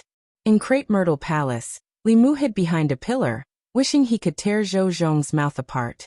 He still had his yang energy. Not only did he not feel ashamed, he even felt a little proud. If it weren't for the fact that his primordial yang was still there, how could this case be explained so quickly? But pride was one thing. Pride and making the case known to the whole world were two different things. That damn Zhou Zhong. He had been a bachelor for decades. What right did he have to criticize him? After Zhang Chun's incident, the order in the imperial court was a little chaotic. Many people knew that Li Mu was sent to the Ministry of Justice's prison yesterday, and later came out. But they only knew the result, not the process. Some people even guessed that His Majesty had secretly instructed the Ministry of Justice. If that was the case, whether Li Mu had fallen out of favor would have to be reevaluated.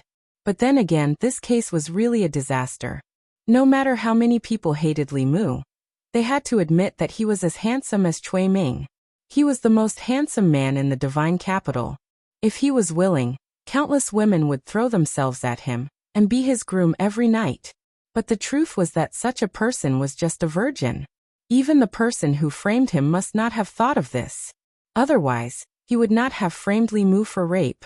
Today's morning court session ended quickly. To everyone's surprise, His Majesty did not say a word about Li Mu's being framed. This confirmed a conjecture. That person had really fallen out of favor. After the court, Li Mu went to Changle Palace to seek an audience with the Empress. But he was still rejected, and he left the palace alone. All of this was seen by a palace made at the entrance of Changle Palace. The officials in the palace, such as the palace secretary and the minister of the 3 provinces, also saw Li Mu's lonely figure leaving the palace. This news quickly spread to all the residences in the north and south courtyards. Zhu residence. Zhu Qi was lying on his bed. In the morning, his cultivation had been restricted, and he had been caned 10 times. He had just taken a medicinal pill to treat his injuries. When he heard the news, he immediately sat up in bed and gritted his teeth.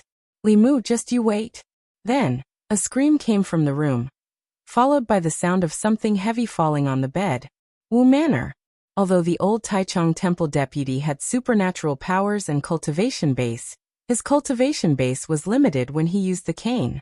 He endured 10 canes with his old bones. At this moment he was also lying on the bed and asked, "Is what you said true?" A middle-aged man said, "It's absolutely true." He was framed, and the Empress didn't say anything. This time, he must have really fallen out of favor.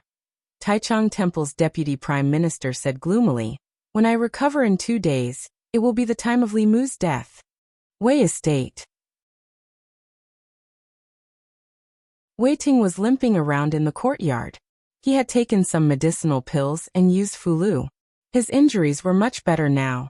When he heard about what had happened after the court was dismissed, he was overjoyed. This would be the last time he suffered a loss at the hands of Li Mu. As long as the emperor no longer protected him, with the power of the old party, Li Mu would be at their mercy. Ministry of Rights Assistant Minister's Estate. A woman said hatefully, "I didn't succeed last time. This time, I'll make sure she dies without a complete corpse." The news that Li Mu had fallen out of favor caused quite a stir among the officials and nobles. In front of the Li Manor, Zhang Chun knocked on the door with a worried expression. This time, he was really panicking. Li Mu had been framed, but the emperor was indifferent. After the court was dismissed, he went to see the emperor but was rejected. The matter was much more serious than he had imagined. He didn't want to live in a big house with 5 entrances. He also didn't want to have a group of maids and servants. As a friend, he had to remind Li Mu to leave the divine capital as soon as possible. He had to get further and further away from here, and never come back. As for himself, he had to consider resigning from his position. Zhang Chun knocked on the door of the courtyard. As soon as the door opened, he smelled a fragrance. It was the familiar fragrance of hot pot. Li Mu stood at the door and asked, "Why are you here, O.L. Zhang?" Zhang Chun was about to speak when he suddenly saw a figure beside the stove in the courtyard. It was a beautiful woman. She was putting a piece of tofu from the pot into a bowl. The moment he saw the woman's face, Zhang Chun's head buzzed. The news that Li Mu had fallen out of favor had spread like wildfire. Who would have thought that the Empress would refuse Li Mu's request to see her and eat hot pot with him in the Li Manor an hour later? No one would believe it if he told them about it. When he came back to his senses, he immediately looked at Li Mu and said, "It's nothing. I just came to tell you that we should have a meal together when you're free." Li Mu said, "We're eating. Do you want to come in and eat with us?" Zhang Chun quickly waved his hand and said, "I can't today. Maybe another day. My wife is waiting for me at home. Goodbye." He turned around and left. However, he did not return to his residence. Instead, he went to a broker in the divine capital and said to a broker, "Check if there are any empty courtyards in the divine capital. I won't consider those below the 5th rank. As long as they're above the 5th rank." Ministry of Justice. After the director of the Ministry of Justice reported to Zhou Zhong, he could not help but ask, "Sir, has Lord Li really fallen out of favor?" Zhou Zhong said calmly, "I'm afraid only His Majesty knows about this." The director shook his head and said, "What a pity." He then realized that he had misspoken. He looked up and was relieved when he saw that the assistant minister did not hear him. Zhou Zhong stood up and walked out of the Ministry of Justice. The director hurriedly chased after him and asked, "Where are you going, sir?" "I still have some things to report." Zhou Zhong waved his hand and said, "Let's talk about it tomorrow. I have an appointment with a friend today. We're going fishing outside the city." Ministry of Rights. An official walked into a government office and said to someone in the office, "Director Liu, the assistant minister is going to impeach Li Mu tomorrow. Should we follow him?" That person looked up at him and asked, "Why should we follow the assistant minister's impeachment?" The official said, "The assistant minister has this intention. You've just come to the Ministry of Rights, so you shouldn't curry favor with the assistant minister. After all, Li Mu has fallen out of favor. You don't have to worry about His Majesty blaming you for impeaching him. Perhaps His Majesty is waiting for someone to impeach him." That person waved his hand and said, "If you want to go, you go. I'm not going." The director of the Ministry of Rights left helplessly. The Ministry of Rights originally only had one director. Later, for the imperial examinations, the imperial court added another one. However, this new director Liu did not seem to understand the ways of officialdom. Director Zhu was biased towards the old party. However, he did not dare to disobey the assistant minister. He had just come to the Ministry of Rights, but if he did not listen to the assistant minister, he would not have a good life in the future. After the director of the Ministry of Rights left, Director Liu curled his lips and said, "Impeach my ass. A bunch of idiots." Prince Shou's residence. Prince Shou liked to listen to operas. In addition to the stage built in the residence, there was also more than one opera troupe. Today he seemed to be particularly interested. After listening to a few plays, he waved his hand at the performers on the stage and said, "I'm not listening to Prince Consort Chui today. Sing Taizu Fishing for me." Zhou residence. During the meal in the Zhou residence, Zhou Xiong ate a few mouthfuls and put down his chopsticks. He looked at Zhou Jing and said, "Big brother, this time, Li Mu will not be able to escape this calamity. Should we call fourth brother out? If he sees this scene, he will be very happy." "Will not be able to escape this calamity?" Zhou Jing looked at him and asked, "How so?" Zhou Xiong said, "Li Mu has already lost the emperor's favor. As far as I know, this time, whether it's our people or the old party, they all want to get rid of Li Mu completely. Fourth brother hates him to the bone. We have to let him see it with his own eyes." Zhou Jing put down his chopsticks and said, "Use your brain and think about it." With Wu Er's personality, even if it's not her close official, if any official in the imperial court was framed and slandered in such a despicable way, she will not do anything. Will she not let the Ministry of Justice and the Supreme Court investigate? Zhou Xiong was stunned and said in shock. This, Zhou Jing said. How can I not understand my own daughter? If she wasn't really angry, she wouldn't have done this. The next morning court will probably be very lively. Zhou Xiong's expression changed and said, What should we do? The matter of framing Li Mu was obviously instigated by my sister-in-law. The director of the Ministry of Rights is in danger. We have to remind him that the imperial examination is imminent. Nothing can happen to him. It's too late. Zhou Jing said. Last time the Zhou family didn't do as she wanted. Now she hates you and me to the bone. She won't even return to the Zhou family and won't listen to you. If she had succeeded in framing Li Mu last time, it would have been fine. But if she had failed, the director of the Ministry of Rights would have been lost. It's too late for you to remind her now. Zhou Xiong was stunned and muttered. Could this be Li Mu's scheme again? Zhou Jing didn't deny it and said, I'm afraid that even his fall from grace last time was fake news released by him and Wu Er. Zhou Xiong said with a sullen face. Her Majesty used to be so naive and pure. How did she become like this? She couldn't think of such a method. That Li Mu is as cunning as a fox. He must have taught Her Majesty the wrong things. He thought for a moment and asked, Should we remind the others? No need. Zhou Jing shook his head and said, If they can't even see through such a simple trick, they are useless. They should give up their positions as soon as possible and let someone capable take over. Li residence. Li Mu put the fish and tofu that the Empress liked to eat into the pot and asked with concern, How is Her Majesty's inner demon? Zhou picked up a piece of tofu and blew on it gently. She took a small bite and said, It's all thanks to the chant you taught me. It's much better now. For some reason, ever since her inner demon first appeared, she would see Li Mu and it would throb uncontrollably.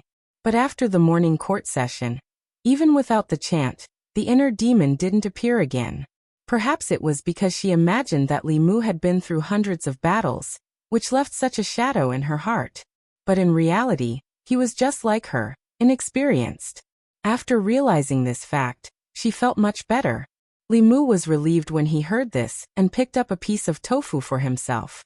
According to the Empress's intentions, she would expose the director of the Ministry of Rights during today's morning court session, cripple his cultivation, and banish him. But Li Mu stopped her. Li Mu knew very well that the director of the Ministry of Rights and the mother behind him weren't the only ones who wanted his life. This time he might as well take advantage of the situation and give them a collective surprise. So he proposed to join forces with the Empress and pretend that he had fallen out of favor. This would send a wrong signal to those who were ready to make a move.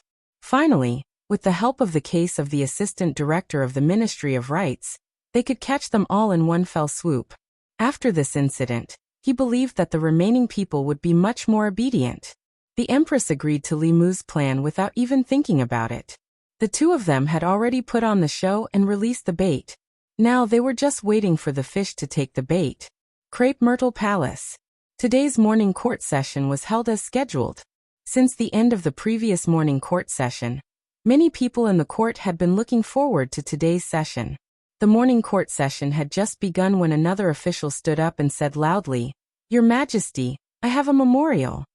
The minister-counselor of the Ministry of Revenue held up a memorial and said, I would like to impeach the constable of the Luoyang Yamen Li Mu. During his patrol, he often hung around the music hall and neglected his duties.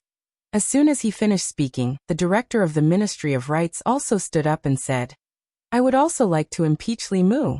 During his tenure he accepted bribes from the people. The deputy director of the Taichung Temple also stood up and said, I would like to impeach Li Mu. As the imperial censor of the palace, he used his position to suppress dissidents and abused his power. I would also like to impeach Li Mu. I would like to impeach Li Mu. I would like to. After the minister-counselor of the Ministry of Revenue, the director of the Ministry of Rights, and the deputy director of the Zongjing Temple stood up, a few more officials stood up one after another. The target of their impeachment was also Li Mu. Without a doubt, This was a premeditated impeachment. These officials had already discussed this matter before going to court. Among these people there were officials from the old party and also officials from the new party.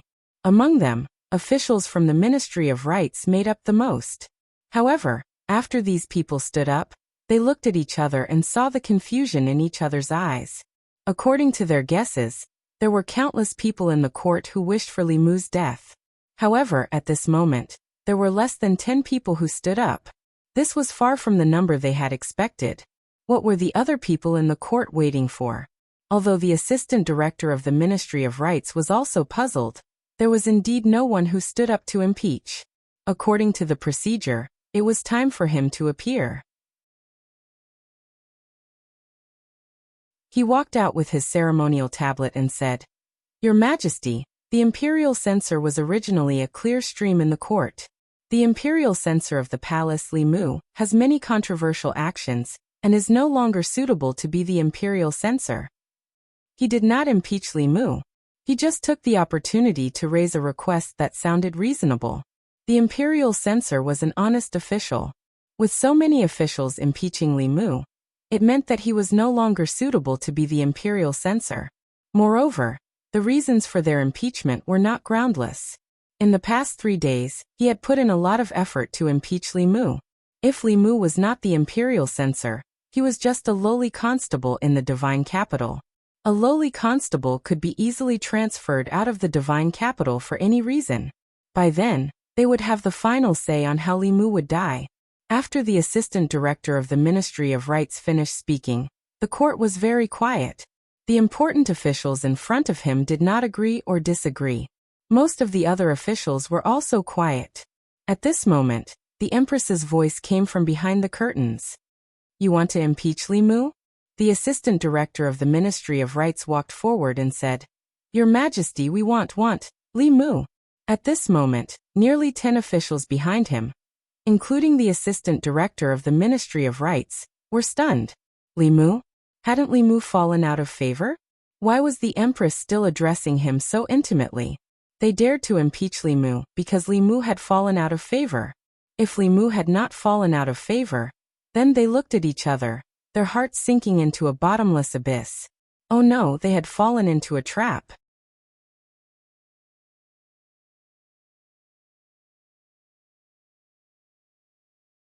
Chapter 299. The Empress's words of Minister Li caused the noisy court to fall into a temporary silence. Her Majesty rarely said the words, "beloved minister." She only addressed the ministers in the imperial court as ministers. How could she address a minister who had fallen out of favor as beloved minister? The only possibility was that Li Mu's falling out of favor was just an illusion. Other than those who stood out to impeach Li Mu, most of the officials in the court showed a look of understanding. Today's scene was within their expectations. This was a trap set up by the Empress and Li Mu together. His Majesty and Li Mu teamed up to act as bait in order to lure these people out, and they really took the bait. At this moment, Zhang Chun cleared his throat and stood out. He said, "Your Majesty, I have something to say." Mr. Mei looked at him and asked, "What do you have to say, Lord Zhang?" Zhang Chun pointed at the Minister-Counselor of the Ministry of Revenue and said, "Lord Wei said that Constable Li spent time in the music hall during his patrol and neglected his duties. Then I would like to ask, in the case of Jiangxia, who was not afraid of the Academy's pressure, as a constable, Constable Li patrolling brothels, music halls, and restaurants is his duty. If it were not for the outlaws of Luoyang who often bullied the weak and humiliated the musicians, would Constable Li frequent these places?" Wei Ting opened his mouth and was speechless. He knew that Zhang Chun was not entirely right, but at this moment, it was not important. The Empress, Minister Li, just now made him completely panic. As long as Li Mu did not fall out of favor, no matter what they did, it would be in vain. At this moment, Zhang Chun pointed at the Minister-Counselor of the Ministry of Rights and said, "You said that Li Mu accepted bribes when he was on duty. As everyone knows, Constable Li is not afraid of power and wholeheartedly serves the people. He has brought justice for many innocent people in Luoyang. The people respect him and love him.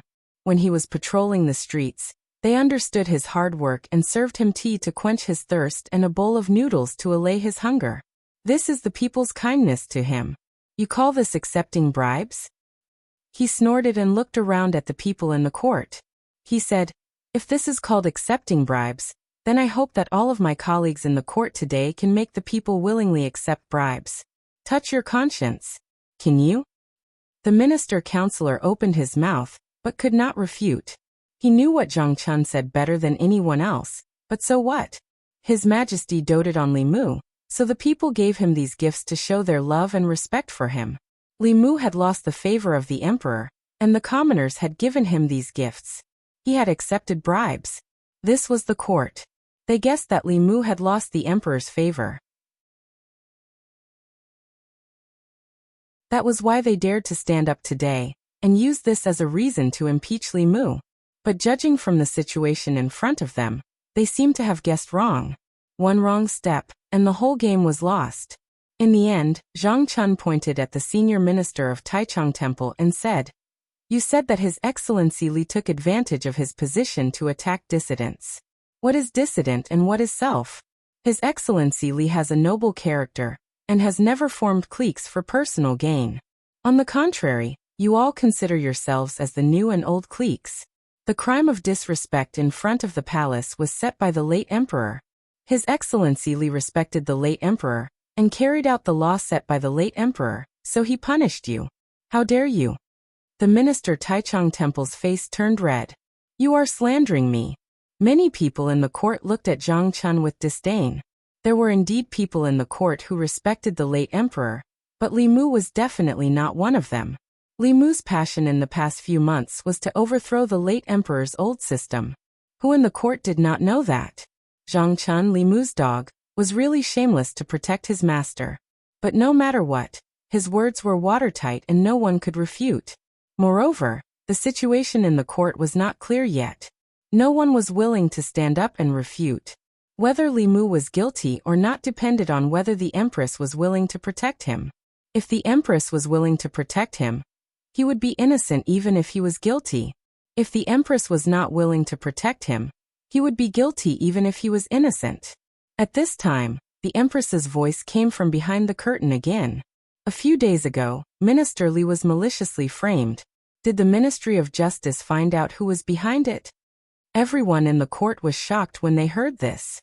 This happened in the last morning court. The empress did not say anything about it last time. But today she suddenly mentioned it. The meaning behind it was self-evident. The assistant minister of Rights's eyelids twitched. He could not help but lower his head. Zhou Zhong stood up and said, Your Majesty, the culprit disguised himself as Lord Li and committed the crime. After that, he disappeared. The Ministry of Justice has not found any clues. If we wait for the Ministry of Justice to find clues, how long will Minister Li be wronged? The Empress looked at him and said coldly, Mei Wei, bring him here. Mr. Mei looked outside the hall and said, Bring him here. Two women escorted a middle-aged man into the hall. When he saw the middle-aged man, the Assistant Minister of Rights finally could not control his expression. After the deed was done, he had ordered this person to leave Luoyang and never come back. He did not expect to see him in the court. Mr. Mei looked coldly at the middle-aged man and said, Speak. Who ordered you to frame Lord Li? When he said this, the officials were shocked again. They did not expect the Empress to have already captured the culprit. This person used fulu or pills to disguise himself as Li Mu. Even the Ministry of Justice would not be able to find him. The internal guards would not be able to find him. The Empress must have done it herself. The power of a transcendent powerhouse was beyond their imagination. Of course, more importantly, the Empress had done it herself for Li Mu. This was enough to prove one thing. The middle-aged man knelt on the ground and pointed at the Assistant Minister of the Ministry of Rights. He said, It was Lord Qin.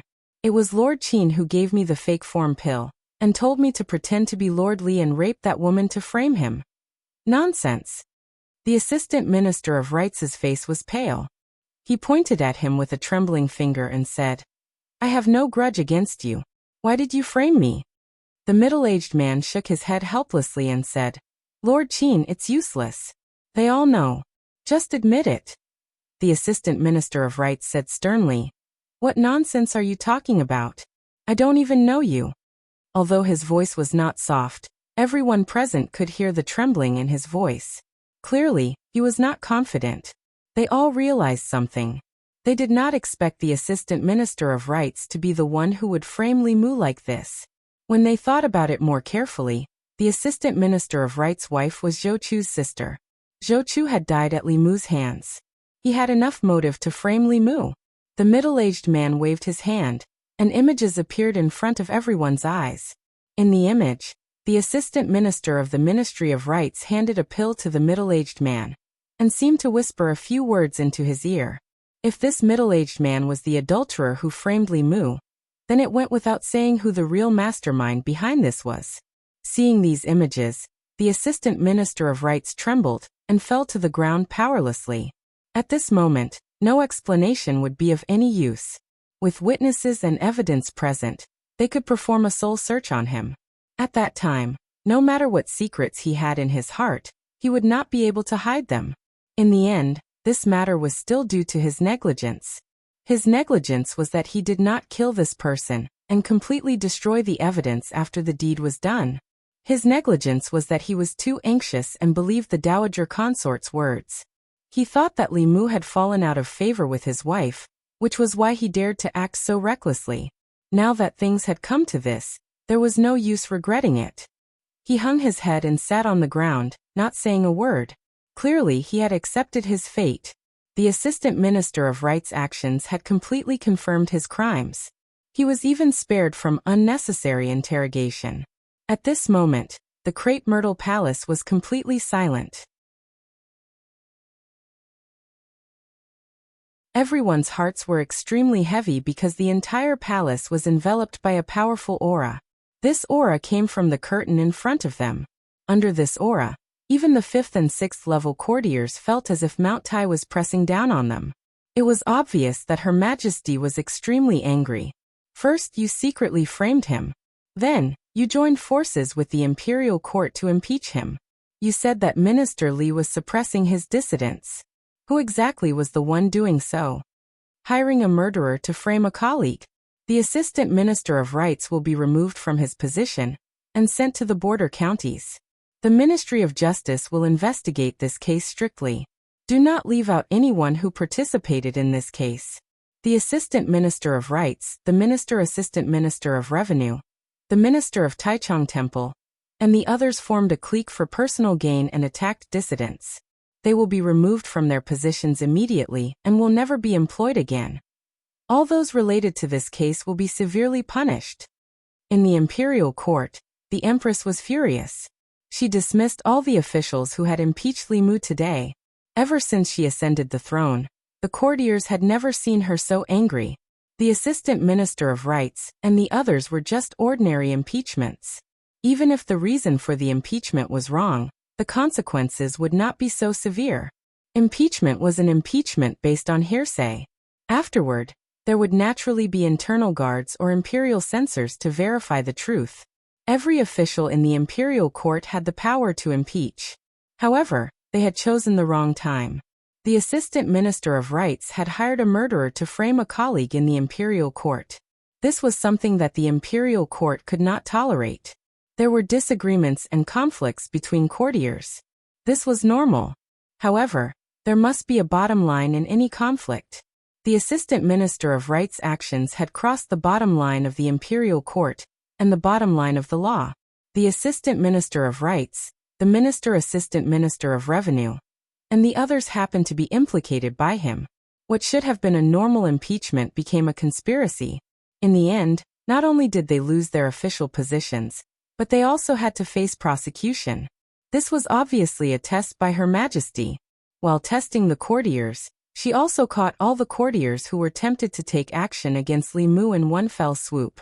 She was using this method to protect her favored courtiers. She was also using the fate of these people as a warning to others. After today, everyone would know that Li Mu was the Empress's man. If they tried to slander or frame him through clumsy means, they would eventually pay with their lives.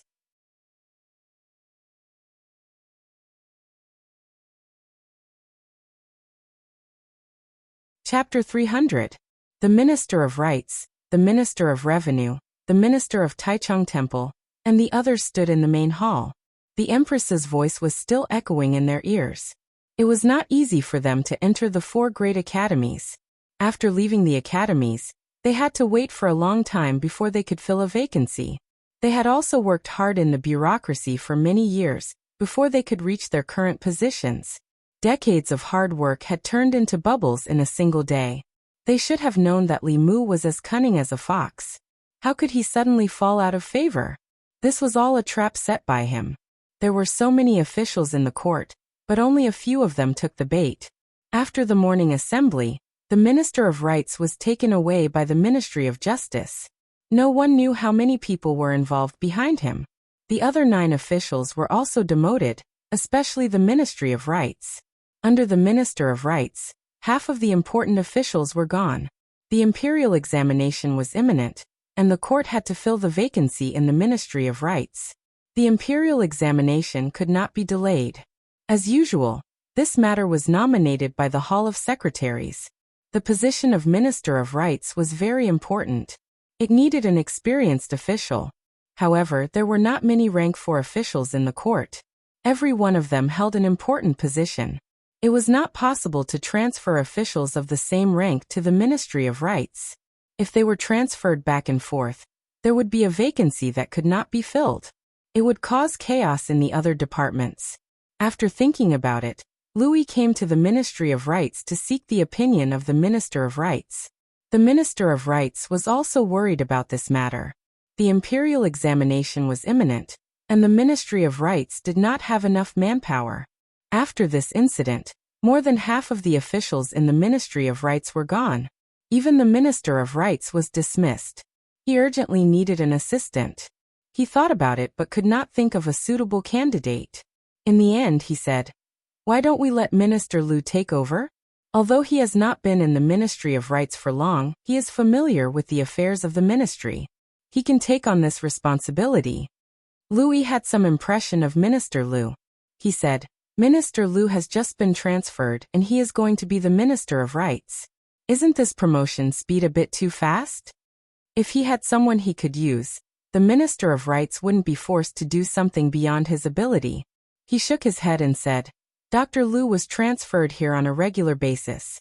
It can't be considered a promotion. His experience is not shallow. Although he is still somewhat lacking as an assistant minister, there is no other way at the moment.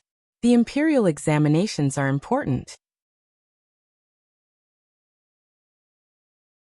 If it is delayed, none of us can bear the responsibility." According to Great Zhou's usual practice, the officials of the various ministries were rarely transferred outside. The position of assistant minister of the Ministry of Rites was usually taken over by a doctor. However, the doctor often had to work hard for 10 years, or even longer before he could become an assistant minister. This Dr. Liu had just been transferred not long ago, but he had already made an exception, and was promoted. This was very rare in the officialdom. But who asked the former assistant minister of the Ministry of Rites to seek his own death? Of all the people he could have touched, he just had to touch Li Mu.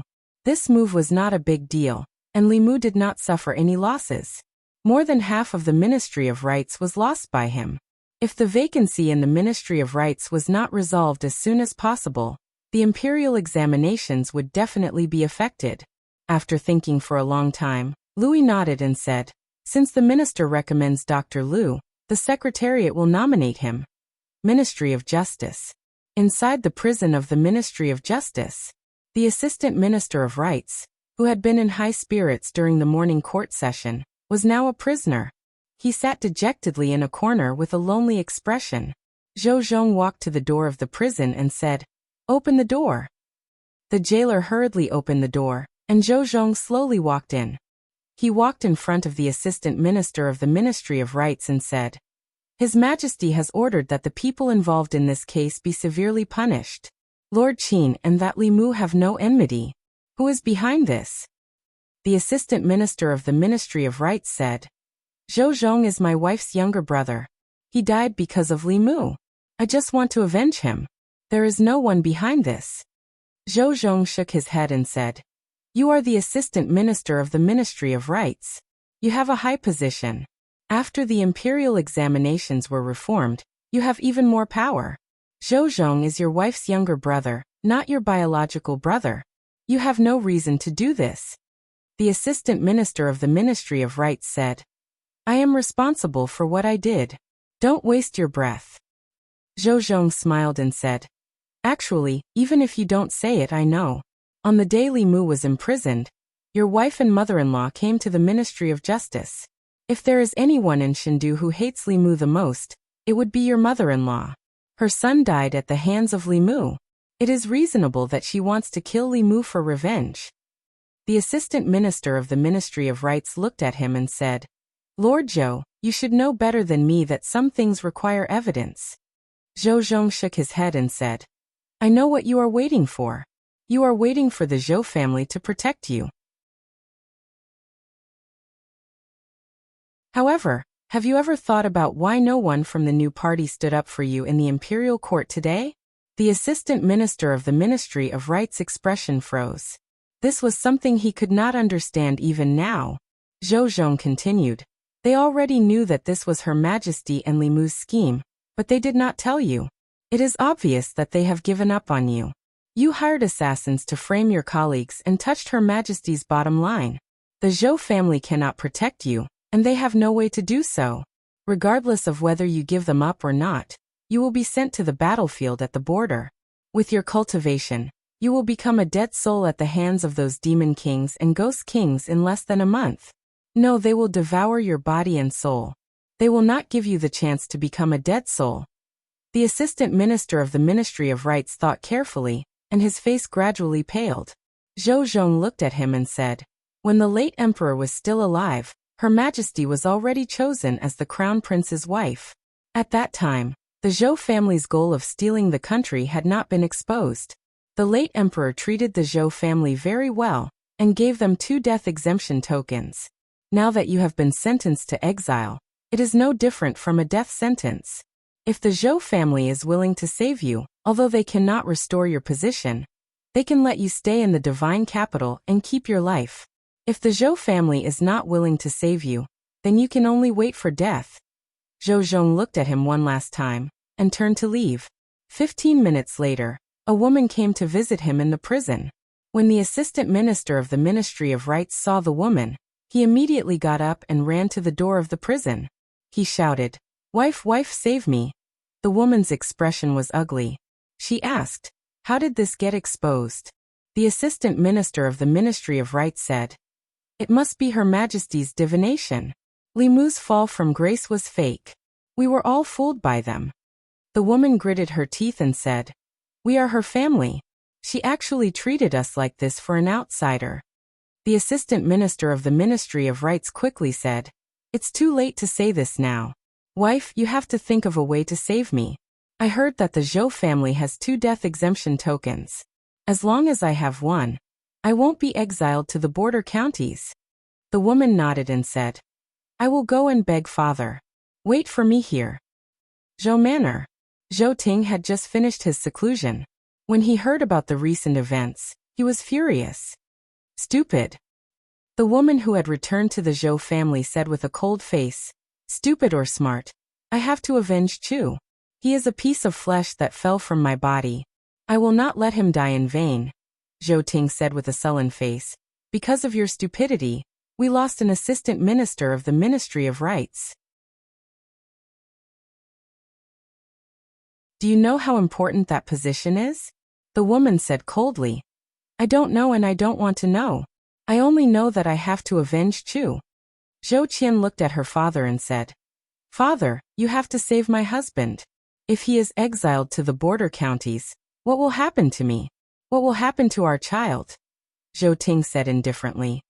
This matter is already known by the entire court.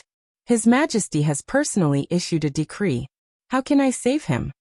Zhou Qian said, Doesn't our family have a death exemption token?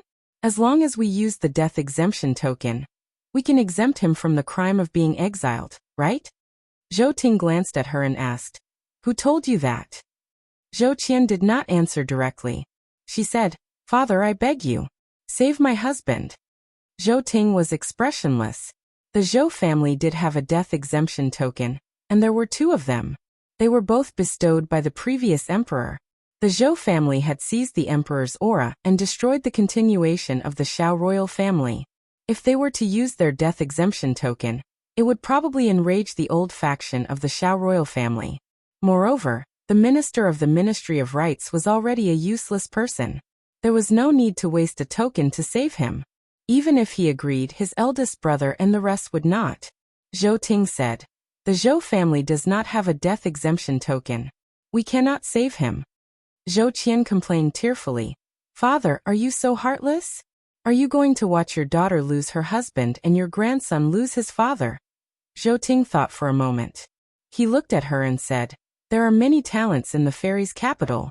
After separating from him, I will choose another young talent for you. No matter what, he will be several times stronger than him." Zhou Qian looked at her father. Her crying gradually stopped. An hour later, in the prison of the Ministry of Justice, Zhou Qian stood outside the cell and said to the minister of the Ministry of Rights, "I have asked. The Zhou family does not have a death exemption token. Father cannot save you. Don't worry. After you go to the border counties, I will take good care of the child. Do not involve more people in this matter." Zhou Qian did not stay for long. She left in a hurry. The minister of the Ministry of Rights leaned against the cell door and slid down weakly. After an unknown period of time, a sigh came from behind him. He turned his head and looked at Zhou Zhong, who was standing in the shadows. He asked, "What are you sighing about?" Zhou Zhong looked at him and said slowly, "I feel bad for you. You are doing well as the minister of the Ministry of Rights. You have no enmity with Li Mu. But because of someone else, you got into trouble. Your efforts in the first half of your life have been wasted. You do not have long to live. And the person who caused you to fall to this state is not even willing to save you. I believe you know very well that the Zhou family has a death exemption token. It is just that they are not willing to save you." The minister of the Ministry of Rights looked at him with a cold smile and said, "Don't you want me to give up more people? I am afraid you will be disappointed. This matter was done by me alone. It has nothing to do with anyone else." Zhou Zhong looked at him and said with a faint smile, "Have you ever thought about what you will be like after you die?" He looked at the minister of the Ministry of Rights. His eyes were like deep pools. His voice carried a strange power as he slowly said, "Your wife, although no longer young, is still in the prime of her life. After you die, she will still have a long life. She will definitely remarry. At that time, she will take in an even younger and more handsome husband than you. In the future, they will have their own children. That person will live in your mansion, sleep with your woman, and if he is not happy, he might even beat up your children." Zhou Zhong looked into his eyes. His gaze was deep as he said slowly, "They treated you like this. Is it worth it for you to protect them like this?" Zhou Zhong's voice seemed to have a magical power. When the minister of the Ministry of Rights heard this, a trace of confusion appeared on his face.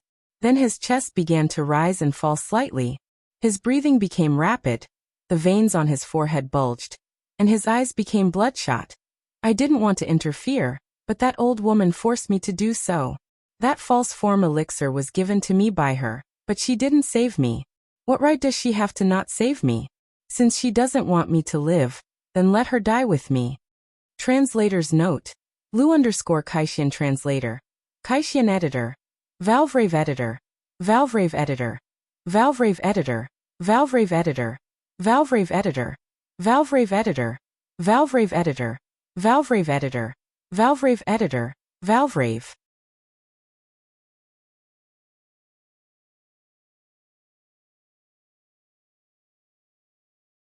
Chapter 301. Ministry of Justice.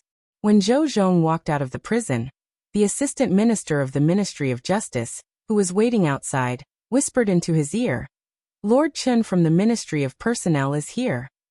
The Ministry of Personnel and the Ministry of Justice were the pillars of the old party in the imperial court. Zhou Zhong walked into the yamen and saw a figure standing there. He asked, "Lord Chen, are you here for something important?" The assistant minister of the Ministry of Personnel turned around and looked at Zhou Zhong. He asked, "The higher-ups say that the assistant minister of the Ministry of Rights must be punished severely. This is a big blow to the Zhou family and the new party. We can't let go of this opportunity." Zhou Zhong said calmly, "Just the assistant minister of the Ministry of Rights is not enough." The assistant minister's eyes flashed. He asked, "Lord Zhou, you mean?" Zhou Zhong said, "The source of this matter is Zhou Ting's wife, not the assistant minister of the Ministry of Rights. If we can drag her down, the Zhou family will protect her for the sake of their reputation or for other reasons. My goal is the Zhou family's 2 death exemption medallions. Without them, it will be much easier for us to fight the Zhou family in the future." The assistant minister of the Ministry of Personnel nodded. The late emperor's death exemption medallions were actually given to a thief who stole the country. It is indeed a disgrace to us. It would be best if we can make them use the medallions. However, I don't think the assistant minister of the Ministry of Rights will rat out his mother-in-law. The Zhou family will not use the medallions for a mere assistant minister of the Ministry of Rights. Zhou Zhong looked at him and asked, "Does Lord Chen not believe me?" The assistant minister of the Ministry of Personnel was stunned. He asked, "Could it be?" Zhou Zhong said, "The assistant minister of the Ministry of Rights has already confessed that it was his mother-in-law, Zhou Ting's wife, who instigated him to frame Li Mu. She is the mastermind behind the scenes. This time, I will make the Zhou family pay the price." The assistant minister of the Ministry of Personnel was shocked. The assistant minister of the Ministry of Rights actually ratted her out. Then he came to his senses and praised, "Lord Zhou is always full of surprises. If we can make the Zhou family hand over the 2 death exemption medallions, Lord Zhou will have done a great service." Zhou Zhong said calmly, "This is what I should do in order to support the legal wife." An uninvited guest arrived at the entrance of Zhou residence. The assistant minister of justice, Zhou Zhong, also had the surname Zhou, but he was different from the Zhou family. When he was in the imperial court, he sided with the old party. Over the years, the officials of the new party had suffered many losses in his hands. Zhou Zhong came to the Zhou clan alone. Even though there were no officials from the Ministry of Justice following him, the first Missy's husband was still in the Ministry of Justice's prison. Nothing good could come from Zhou Zhong's visit to the Zhou clan at this moment. Even so, the Zhou clan's gatekeeper did not dare to slight him. After inviting him into the Zhou clan's residence, he went to report it as quickly as possible. Zhou Zhong sat in the front hall, sipping his tea. After a while, someone stepped into the hall. Censor Zhou Xiong walked to the main seat and sat down. Only then did he look at Zhou Zhong and ask, "Assistant Minister Zhou, what business do you have with my Zhou residence?" Zhou Zhong put down his teacup and said, "I'm here on official business, so I won't beat around the bush." The assistant minister of the Ministry of Rights hired assassins to frame an important official of the court. Before he could finish, he was interrupted by Zhou Xiong. "The assistant minister of the Ministry of Rights has committed a serious crime. The Ministry of Justice will punish him accordingly. The Zhou clan will abide by the law and will not interfere." Zhou Zhong nodded and said, "That's good. In that case, I'll have to trouble Censor Zhou to invite Madame Zhou out, so that I can bring her back to the Ministry of Justice for interrogation." Zhou Xiong's expression changed when he heard this. He forced himself to calm down and glared at Zhou Zhong. He asked, "What does the case of the assistant minister of the Ministry of Rights have to do with Madame Zhou? She's the wife of the court. How can you interrogate her just because you want to?"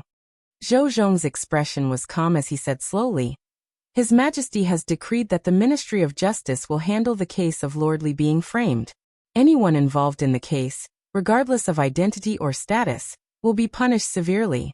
The Assistant Minister of the Ministry of Rights has already confessed that Madame Zhou is the mastermind behind the case of Lord Li. If the Zhou clan does not hand her over, it will be considered as defying the decree. Is the Zhou clan going to defy the decree?" The veins on Zhou Xiong's forehead throbbed. He quickly regained his composure and said, "Assistant Minister, please don't cross the line." Zhou Zhong said calmly, "If I didn't cross the line, the person who came to the Zhou residence today would be the constable of the Ministry of Justice." Zhou Zhong's words were very clear. As the assistant minister of the Ministry of Justice, he did not have to arrest criminals personally. However, he had shown enough respect to the Zhou clan by coming here alone. If the Zhou clan still insisted on being stubborn, they would be asking for it. This also meant that the Ministry of Justice was determined to take Madame Zhou. There was no room for negotiation. Even though Zhou Xiong wanted to kill the assistant minister of the Ministry of Rights, he had to admit that this matter had blown up. After he calmed down, he looked at Zhou Zhong and said, "Sir Zhou, please go back first.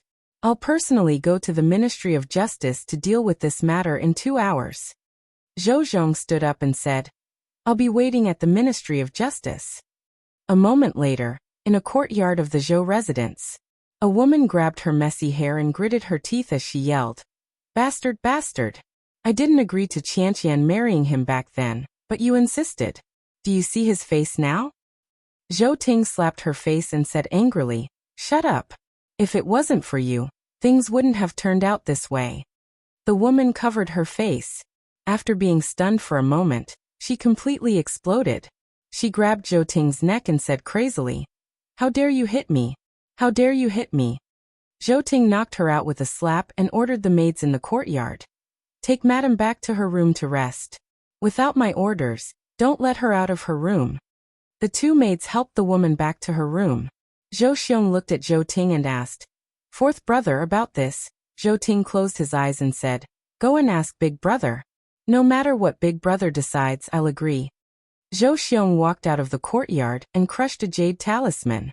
Soon, a figure suddenly appeared in the courtyard. It was the minister Zhou Jing.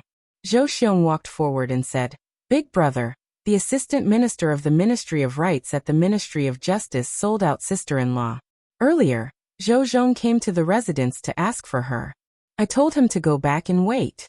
How should we deal with this matter?" Zhou Jing's eyelids drooped slightly. He said, "As expected, the old party won't let go of this opportunity." Zhou Xiong sighed and said, "We have to answer to the Ministry of Justice. We can't really hand sister-in-law over," Zhou Jing said. "I'm afraid they don't want her." Zhou Xiong was stunned for a moment.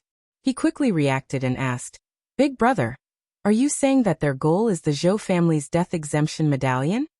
Zhou Jing extended his hand. There was a flash of golden light and 2 medallions appeared. He handed the medallions to Zhou Xiong and said, "Send these 2 medallions to the Ministry of Justice." Zhou Xiong took the medallions and said doubtfully, "2." Zhou Jing said, "Either send them 2 or none. Sister-in-law is a member of the Zhou family. Isn't Qianer's husband one too?" The death exemption medallion was too important. Zhou Xiong was reluctant to part with it and did not understand. After Zhou Jing's reminder, he quickly understood the matter. They could either save both of them or not save both of them. The Zhou family only had these 2 choices. As for saving one and giving up the other, as one of the 9 families of the Great Zhou, the Zhou family would be ridiculed if they did such a thing. The Zhou family could not afford to lose face. To them, they could lose benefits, but they could not afford to lose face. He kept the medallion and sighed. He left the Zhou family and headed to the Ministry of Justice. A moment later, at the Ministry of Justice's assistant minister's office, Zhou Xiong slammed a medallion on the table and asked Zhou Zhong, "The death exemption medallion is here. Can I take the assistant minister of the Ministry of Rights away?" Zhou Zhong picked up the medallion and looked at it. He said, "The late emperor gave you the death exemption medallion. It can even exempt you from the death penalty. Men, take Lord Zhou to the prison and release the assistant minister of the Ministry of Rights." Zhou Xiong turned to leave. Zhou Zhong said, "Wait." Zhou Xiong's eyelids twitched. He asked, "Is there anything else?" Zhou Zhong said, "The assistant minister of the Ministry of Rights can be exonerated. However, in this case, Madame Zhou is the mastermind. If the Zhou family does not send her to the Ministry of Justice by today, I will send someone to take her away." Smack. Zhou Xiong took out another death exemption medallion and slammed it on the table. He said, "Is this okay now?" Zhou Zhong nodded and said, "Please go ahead." Zhou Xiong snorted and turned to leave. Not long after, he walked out of the Ministry of Justice with the former assistant minister of the Ministry of Rights. He looked at him angrily and said, "Remember, the Zhou family wasted a death exemption medallion for you. Treat Qianqian better in the future. Don't be ungrateful." The assistant minister of the Ministry of Rights nodded. Zhou Xiong, who had already turned around, did not notice that there was no gratitude in his eyes. There was only hatred. This matter had nothing to do with him, but in the end, he was implicated and almost lost his life. First, the Zhou family gave up on him. Now they made such a face. Who were they trying to impress? Ministry of Justice. In the assistant minister's office, Zhou Zhong flipped open a book on the table. He flipped to a certain page, picked up a pen, and gently crossed off the two Zhou family on the list. Then he closed the book and said slowly, "There are 7 more." Li Mu walked on the streets. The people of Fairy's capital greeted him warmly. "Hello, Constable Li. Constable Li, you're still single. My daughter is also of age. Constable Li, do you want to consider my daughter?" "Constable Li, I have 2 daughters. One is prettier than the other." "Constable Li, don't go." Li Mu could not resist the people's enthusiasm. He did not even bother to collect his telekinesis and fled. The case was cleared. It was very thorough. The people even knew the details of the case. Now, all the people of Fairy's capital knew that he was a virgin. Along the way, there were countless people who wanted to marry their daughters to Li Mu. Although Li Mu usually got along well with them, he did not have any thoughts about their daughters. It was all Zhou Zhong's fault. Because of this, he became famous in Fairy's capital again.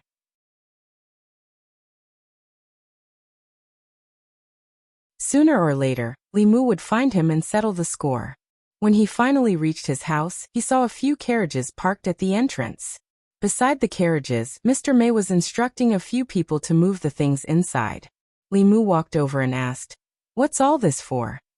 Lord Mei smiled and said, "This is His Majesty's reward to you. There are precious fabrics, rare flowers, and some rare items that were offered as tributes from various places. Later, His Majesty will have people rearrange the array formation in your residence." The carriages were parked in a row outside Li Mu's residence. If not for Mr. Mei's explanation, Li Mu would have thought that the Empress was moving into his house. He really didn't expect that Li Si would be right about this. Li Si said that the Empress would warm up to him again after a short period of coldness. Looking at the boxes of rewards, Li Mu even suspected that the Empress was trying to flirt with him. Li Mu did not know whether she had met her inner demons or not, but it was true that she was inexplicably cold and hot to him. Li Si had said that this was a routine between men and women.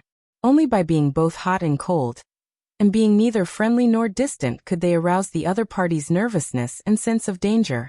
Now that Li Mu thought about it, during that period of time when he had been ignored, he had indeed been worried about his gains and losses.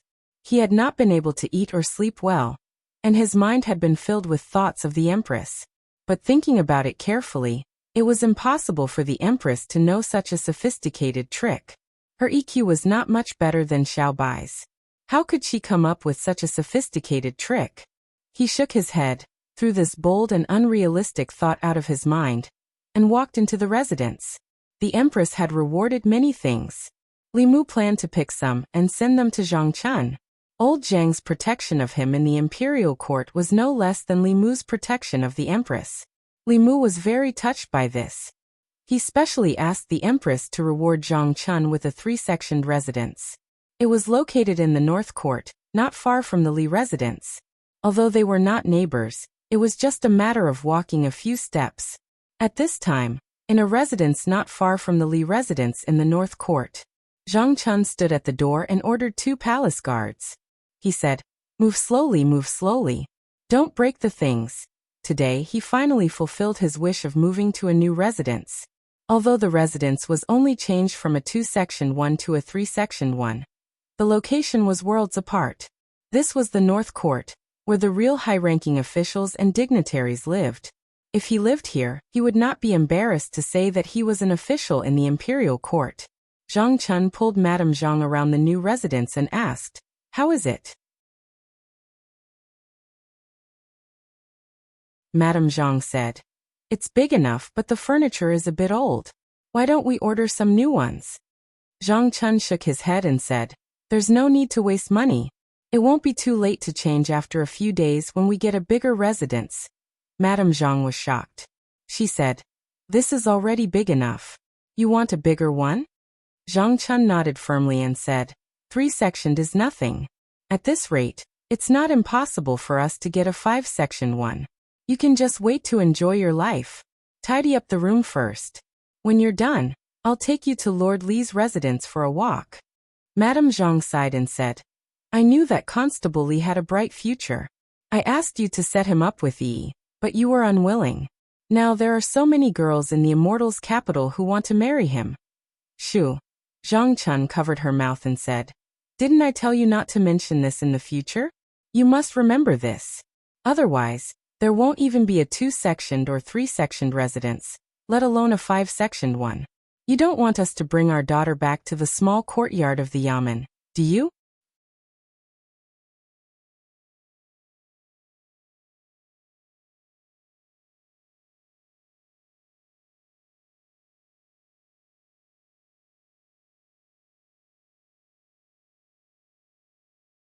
That was why she changed her respect for the old Empress Dowager, and didn't give the old Empress Dowager any face.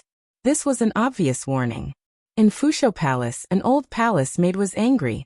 She said loudly, there are so many places in the palace, but she chose to do it in front of our palace.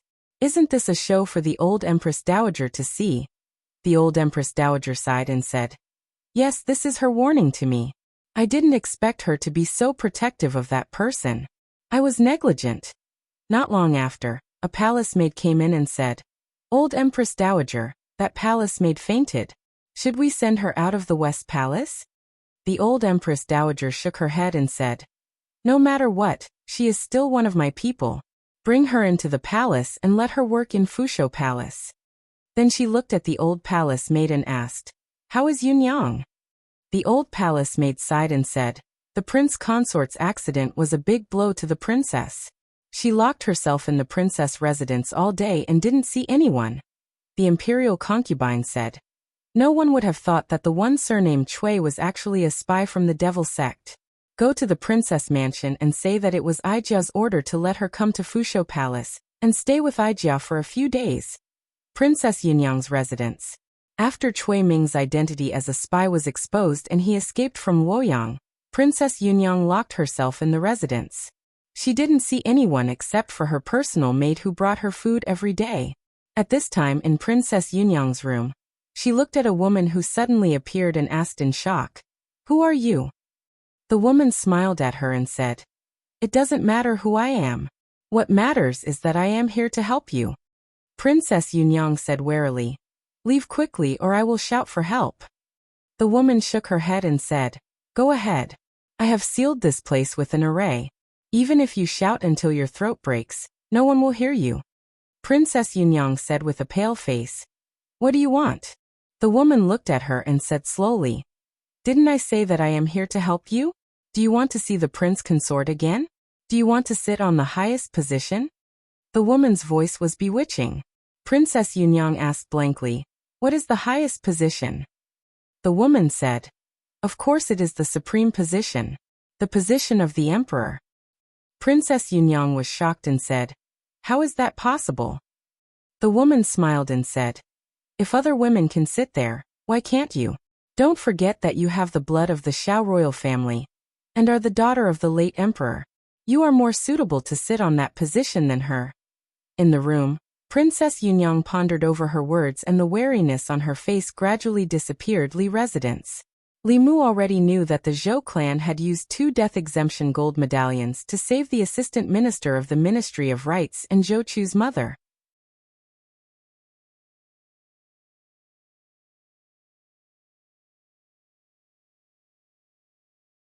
Two children playing in the courtyard threw away their toys and ran over quickly. They opened their arms and said happily, Daddy is back. Lu Qing picked up the 2 children, a boy and a girl, and played with them for a while. Then he put them down and said, you 2 play by yourselves.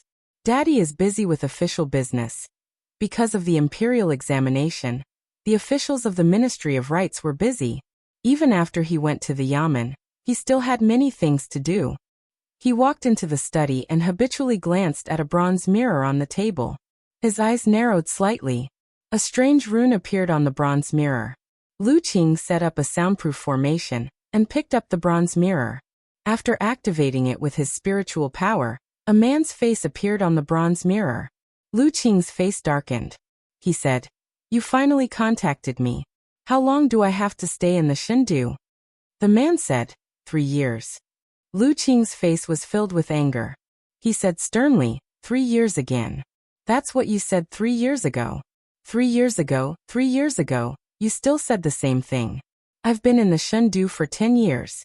In order to not arouse suspicion, I bought a house, married a wife and even had 2 children. I went from an 8th rank official to an assistant director of the Ministry of Rights. Now you're telling me 3 years again. How many years has it been? The man frowned. Watch your attitude. Don't forget who helped you avenge your parents. Lu Qing snorted coldly. If it weren't for this matter, do you think I would listen to your nonsense here?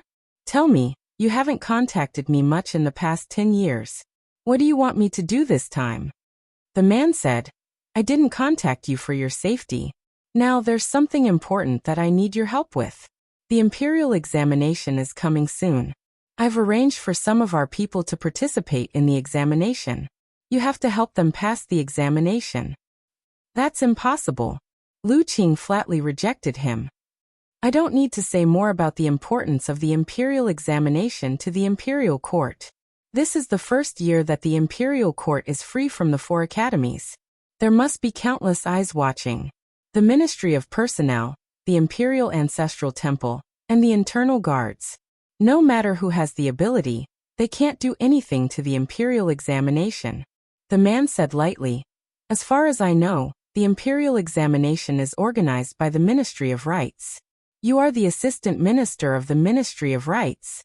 Isn't it easy to help a few people? Lu Qing shook his head. The risk is too great. I can't do it. Who knew that Cui Ming was also your spy and accidentally exposed himself? Now the imperial court is investigating spies very closely. People like me are the main suspects. Every day, I go to the imperial court in fear. Do you know how much pressure I'm under? The man's voice was unquestionable. This is an order. I'm not discussing it with you. Don't forget who avenged your parents. If I didn't send you to the academy, you wouldn't be where you are today. You should know the consequences of disobeying orders. Your wife, your children, and you will all die without a burial place. Lu Qing looked out of the window at the 2 children who were laughing and playing in the yard. After a while he withdrew his gaze and asked, Aren't you afraid that I'll be exposed? The man said lightly, Cui Ming's identity was accidentally exposed. You are different from Cui Ming. You are my spy. Only I know your identity. As long as I don't say it, no one will know. Lu Qing was silent for a moment and said, Okay. The man said, I'll give you the list as soon as possible. Lu Qing asked, Do they know my identity? The man said no. The fewer people who know about your identity as a spy, the better. Lu Qing nodded and said, I'll do my best to help them. But I can't guarantee that I won't be exposed. Over the years, I've been undercover in the imperial court and found a lot of secrets. Just in case, I have to give these things to you first. You need to come to Luoyang. The man was silent for a moment and said, 3 days later, 300 miles northwest of Luoyang.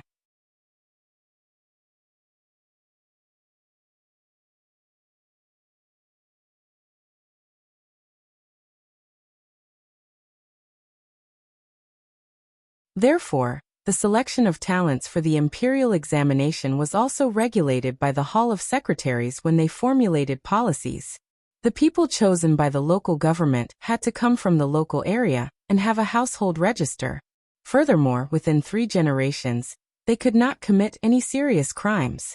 After passing the imperial examination, they would be further investigated by the Ministry of Justice. This would be able to keep out most of the people who broke the law. If they were still infiltrated under such high pressure, the imperial court would have to admit defeat. They could not search everyone's soul, And even if they did, they could not be 100% sure that there would be no problems. In order to prevent the spread of Taoist magic arts, the Haotian Taoism would let their core disciples cultivate some secret arts to prevent their secrets from being discovered. It was very likely that the demon sect also had such secret arts. That day in the Golden Palace, Cui Ming could fearlessly ask the Empress to search his soul. It was very likely that he was confident that he would not be discovered. Unfortunately, he had encountered an unreliable teammate. From this, it could be seen that the fewer people who knew about such a secret, the better. After leaving the palace, Li Mu returned to the North Court. There was still some time before the imperial examination, so he had enough time to prepare. Walking on the quiet streets of the North Court, he passed by a mansion. A woman came down from a carriage parked in front of the mansion. This woman did not expect to meet Li Mu here. She stared at him with hatred in her eyes. Li Mu and Zhou Chu's mother looked at each other. This woman with madness in her eyes was the mastermind behind this case. If it was not for the Zhou family's death exemption medallion, she would be in the prison of the Ministry of Justice, just like the former assistant minister of the Ministry of Rights. The woman looked at Li Mu with madness in her eyes and said, "I let you escape this time. Next time, I don't know if you will be so lucky." Li Mu looked at her and said with a smile, "This is what I wanted to say to you.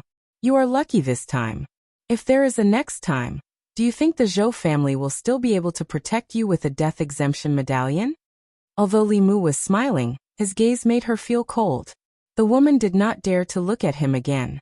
She looked away and hurriedly walked into the mansion. In the mansion, a woman came up to her and supported her. She said, "Mother, why didn't you tell me you were coming? I would have asked Zhuang Yin to send someone to pick you up." A man also came up and bowed to her. He said, "Your son-in-law greets mother-in-law." The woman said, "I came here to ask Zhuang Yin for help."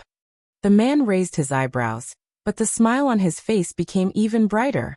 He asked, "What do you need, mother-in-law? Just say it."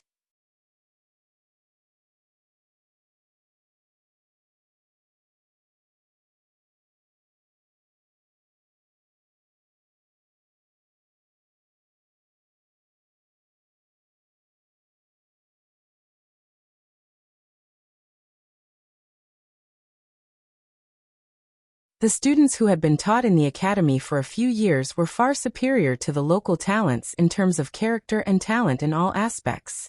In order to completely change the academy's domination of the imperial court, they had to strengthen the local basic education. This was not something that could be changed overnight. Of course, the academy was also aware of this. Therefore, when the Empress almost arbitrarily carried out the imperial examination, there was not much resistance from the academy. Whether it was changed or not, it did not have a big impact on the academy. Although Li Mu had acquaintances in the Ministry of Justice, he did not openly seek special treatment. He stood at the back of the queue with Li Si. However, when he stood in the queue, a few students in front of him who were wearing the academy's uniforms did not even line up. They moved far away and looked at him in horror. The scene of Li Mu grabbing people at the entrance of the 3 academies with a metal chain in his hand was still engraved in their minds. They were really worried that Li Mu would suddenly conjure a metal chain in his hand and directly put it around their necks. In the 3 academies, Li Mu's name was taboo. The bailiffs of the Ministry of Justice quickly noticed the abnormality here. They thought that someone was causing trouble. Immediately, 2 bailiffs came over. When they saw Li Mu, they were shocked and quickly invited him into the Ministry of Justice. Li Mu was here to check his identity this time, not to cause trouble. However, it was obvious that his presence here would affect the normal order of the examination. He had no choice but to walk into the Ministry of Justice with Li Si. The examination this time was supervised by the Ministry of Justice, the Ministry of Personnel, the Ministry of Rights, and the Imperial Clan Temple.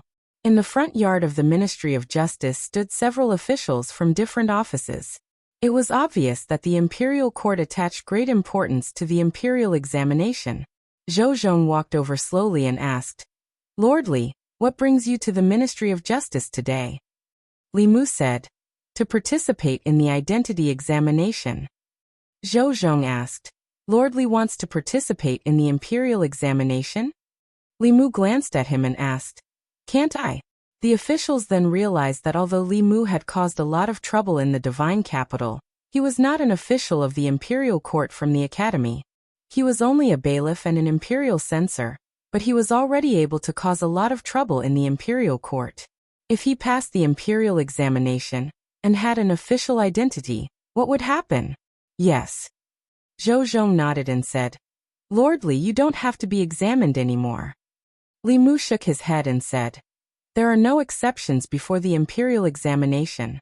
Lord Zhou, just treat me as an ordinary examinee." Zhou Zhong did not say anything else.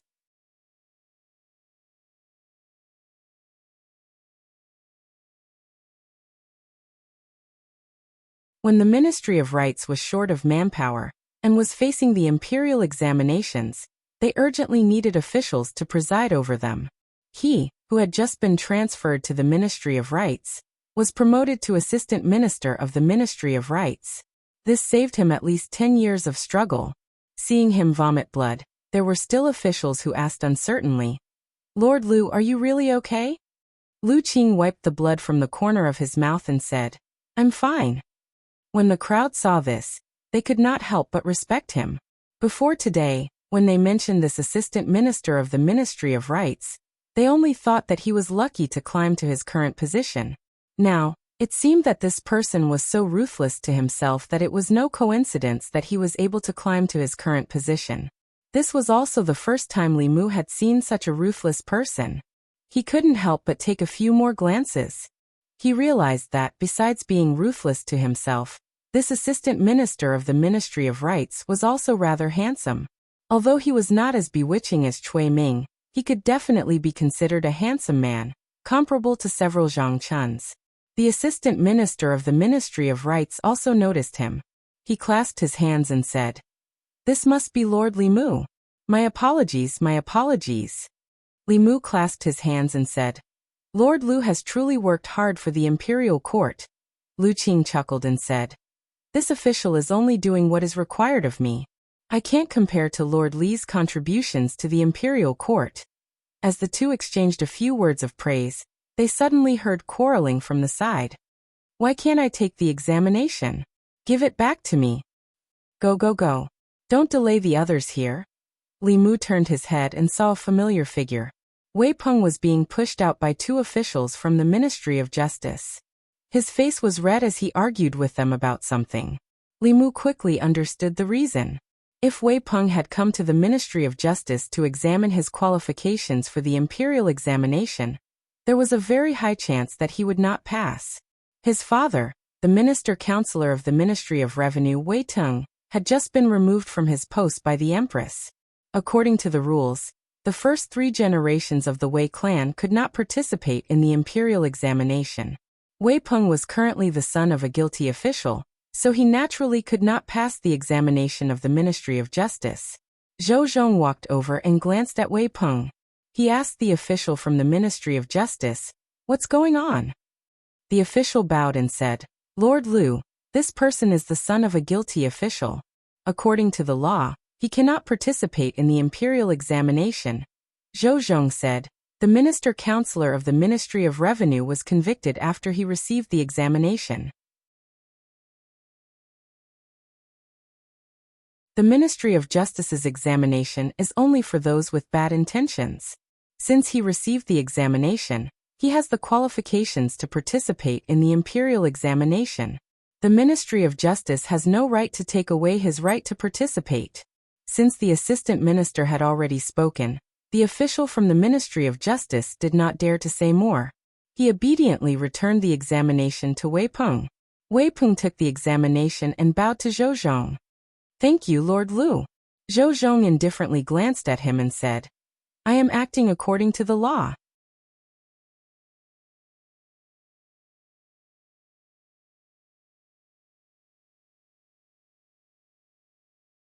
Chapter 305. Li Mu did not expect Zhou Zhong to help Wei Peng out of trouble. In principle, Wei Ting had already become a criminal. The 3rd generation of the Wei family could not take the imperial examinations. As Wei Ting's son, Wei Peng did not even have the right to take the imperial examinations. Zhou Zhong's reason, if one looked closely, did not hold water. However, he was the assistant minister of the Ministry of Justice. The reason he gave sounded a little reasonable. Since he protected Wei Peng, the officials of the Ministry of Justice did not dare to say anything. The officials of the Ministry of Personnel, the Ministry of Rights, and the Ancestral Temple also did not stand up against him for such an insignificant matter. After the examination, Li Mu and Li Si left the Ministry of Justice. As the crowd at the entrance of the Ministry of Justice moved, another examinee stepped into the Yamen to be questioned by the officials of the Ministry of Justice. Name: Xan Hao. Place of birth: Yushan County. Outside the Yamen, upon hearing this name, the eyes of the assistant minister of the Ministry of Rights flashed. He suddenly said, "This is the first imperial examination of the imperial court. It is of great significance to the great Zhou. I fear that there will be various factions trying to disrupt the examination. We must be careful." The minister said, "It is precisely because of this that the Ministry of Justice is conducting today's examination." Lu Qing shook his head slightly and said, "In my opinion, the magic treasure used by the Ministry of Justice to detect lies is more like a decoration. Those who are magnanimous will naturally not fear it. Those who are truly guilty will definitely have something to rely on if they dare to come to the Ministry of Justice. They will not fear this magic treasure." The minister thought for a moment and nodded. Assistant Minister Lu's words are reasonable. However, it is impossible to perform a soul search on everyone. Not only is it difficult to carry out, it is also easy to cause chaos. Lu Qing shook his head. Naturally, there is no need to investigate everyone. As long as we investigate those who are highly suspicious, we can eliminate most of the risks. The assistant minister of the Ministry of Personnel snorted disdainfully. "It is easy for you to say. How do we know who we should suspect and who we should not?" Lu Qing glanced at him and said, "As we all know, demon sex spies generally require a handsome appearance. Cui Ming is an example. The imperial examination is of great importance. It's not too much to examine candidates who are too handsome." After some thought, Minister Zhongjin said, "I think that Sir Lu's words make sense. The imperial examination concerns the future of the imperial court. No matter how careful we are, we can't be too careful. If we find out later, I'm afraid we won't be able to escape the blame."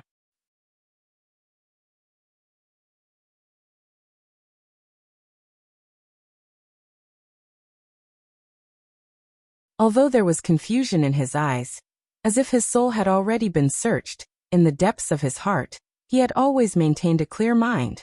Xian Hao thought that Zhou Zhong would immediately ask him questions, but he quickly discovered that Zhou Zhong's soul search had not stopped. On the contrary, the whirlpool in Zhou Zhong's eyes spun faster and faster, faster and faster. It was so fast that the part of his mind he used to maintain his consciousness was uncontrollably sucked in by the whirlpool. In his shock, Xian Hao wanted to immediately look away. It was also at this moment that the whirlpool in Zhou Zhong's eyes spun at its peak speed, completely controlling his mind. After an unknown amount of time, Xian Hao finally felt his consciousness return. He saw Zhou Zhong looking at him expressionlessly. The officials standing around him all had shocked expressions. Xian Hao had already realized what had happened. Without hesitation, he activated a magic treasure he had hidden in his sleeve. His body disappeared from where he stood. The next time he appeared, he was already outside the Ministry of Justice. He placed a fulu on his body and turned into a ray of light, dashing into the distance. Trying to run? They are indeed spies from the demon sect. How dare they? A few auras shot into the sky from the Ministry of Justice and headed in the direction he had disappeared. The sudden change of events stunned the candidates who were still queuing up outside the Ministry of Justice. On the streets of the divine capital, Li Mu had just parted ways with Li Si. He was about to head home when he suddenly raised his head and looked behind him. A figure could be seen flying across the sky at a rapid speed. In the divine capital, unless there were special circumstances, flying was prohibited.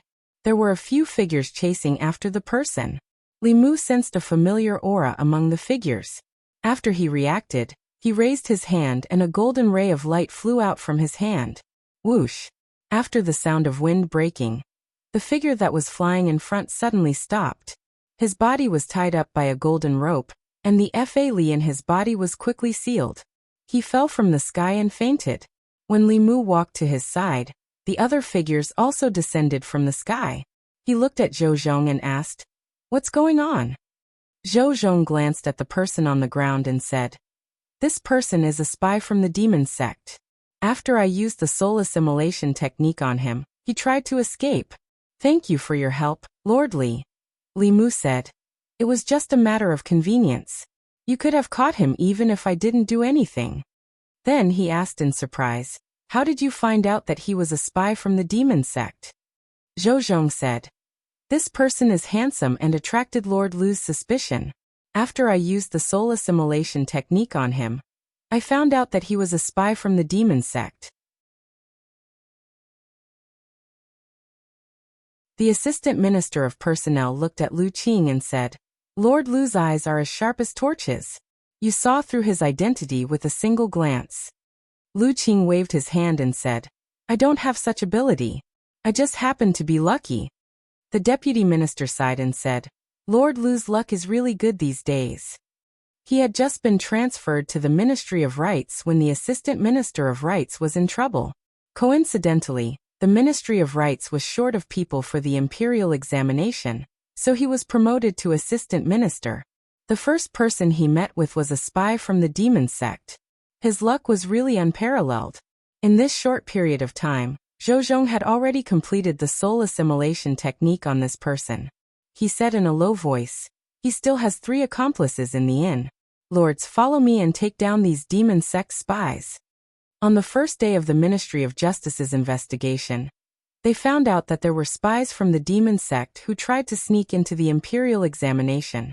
If they were lucky enough to pass the imperial examination and avoid the investigation, they would bring a lot of trouble to the imperial court. In addition, through the soul assimilation technique on these 4 people, they found out that there were still spies from the demon sect in the Great Zhou court. This news caused quite a stir in the imperial court. However, the 4 people didn't know the identity of the spy. The imperial court could only wait for this person to reveal himself. Only then would they find out. Cui Ming had been a spy for more than 10 years before he was accidentally discovered. No one knew who the next Cui Ming would be. The newly promoted Assistant Minister of Rights had undoubtedly contributed the most in this incident. If it weren't for his suggestion, these 4 demon sect spies wouldn't have been discovered so early. There had always been rumors in the imperial court about Lu Qing's promotion to Assistant Minister of Rights. They believed that he had relied on luck to obtain his current position. If it weren't for the previous Assistant Minister of Rights accident and the Ministry of Rights confirmation, this position wouldn't have been his. This time, these people all shut their mouths. Luck was also a kind of strength. Why was it that he was always the one with good luck? This already explained everything. After this incident, although Lu Qing didn't receive any rewards, his wife received the status of a woman with a title. This meant that this newly appointed Assistant Minister of Rights and his family had truly stepped into the ranks of the nobility in the divine capital, Lu Manor. In the study, Lu Qing snapped his fingers, and a ball of flame appeared out of thin air. A bronze mirror on the table slowly flew up. After being enveloped by the flame, it quickly melted and turned into a pool of bronze liquid. You're tuning in to the Li Mei's Sword of Destiny YouTube channel. We're so grateful for your support, and don't forget to subscribe to join us on this incredible journey through captivating stories. Your generosity through donations truly makes a world of difference, as it's the primary source of revenue that allows me to expand and enhance this channel for you. Thank you from the bottom of my heart for being a part of this adventure.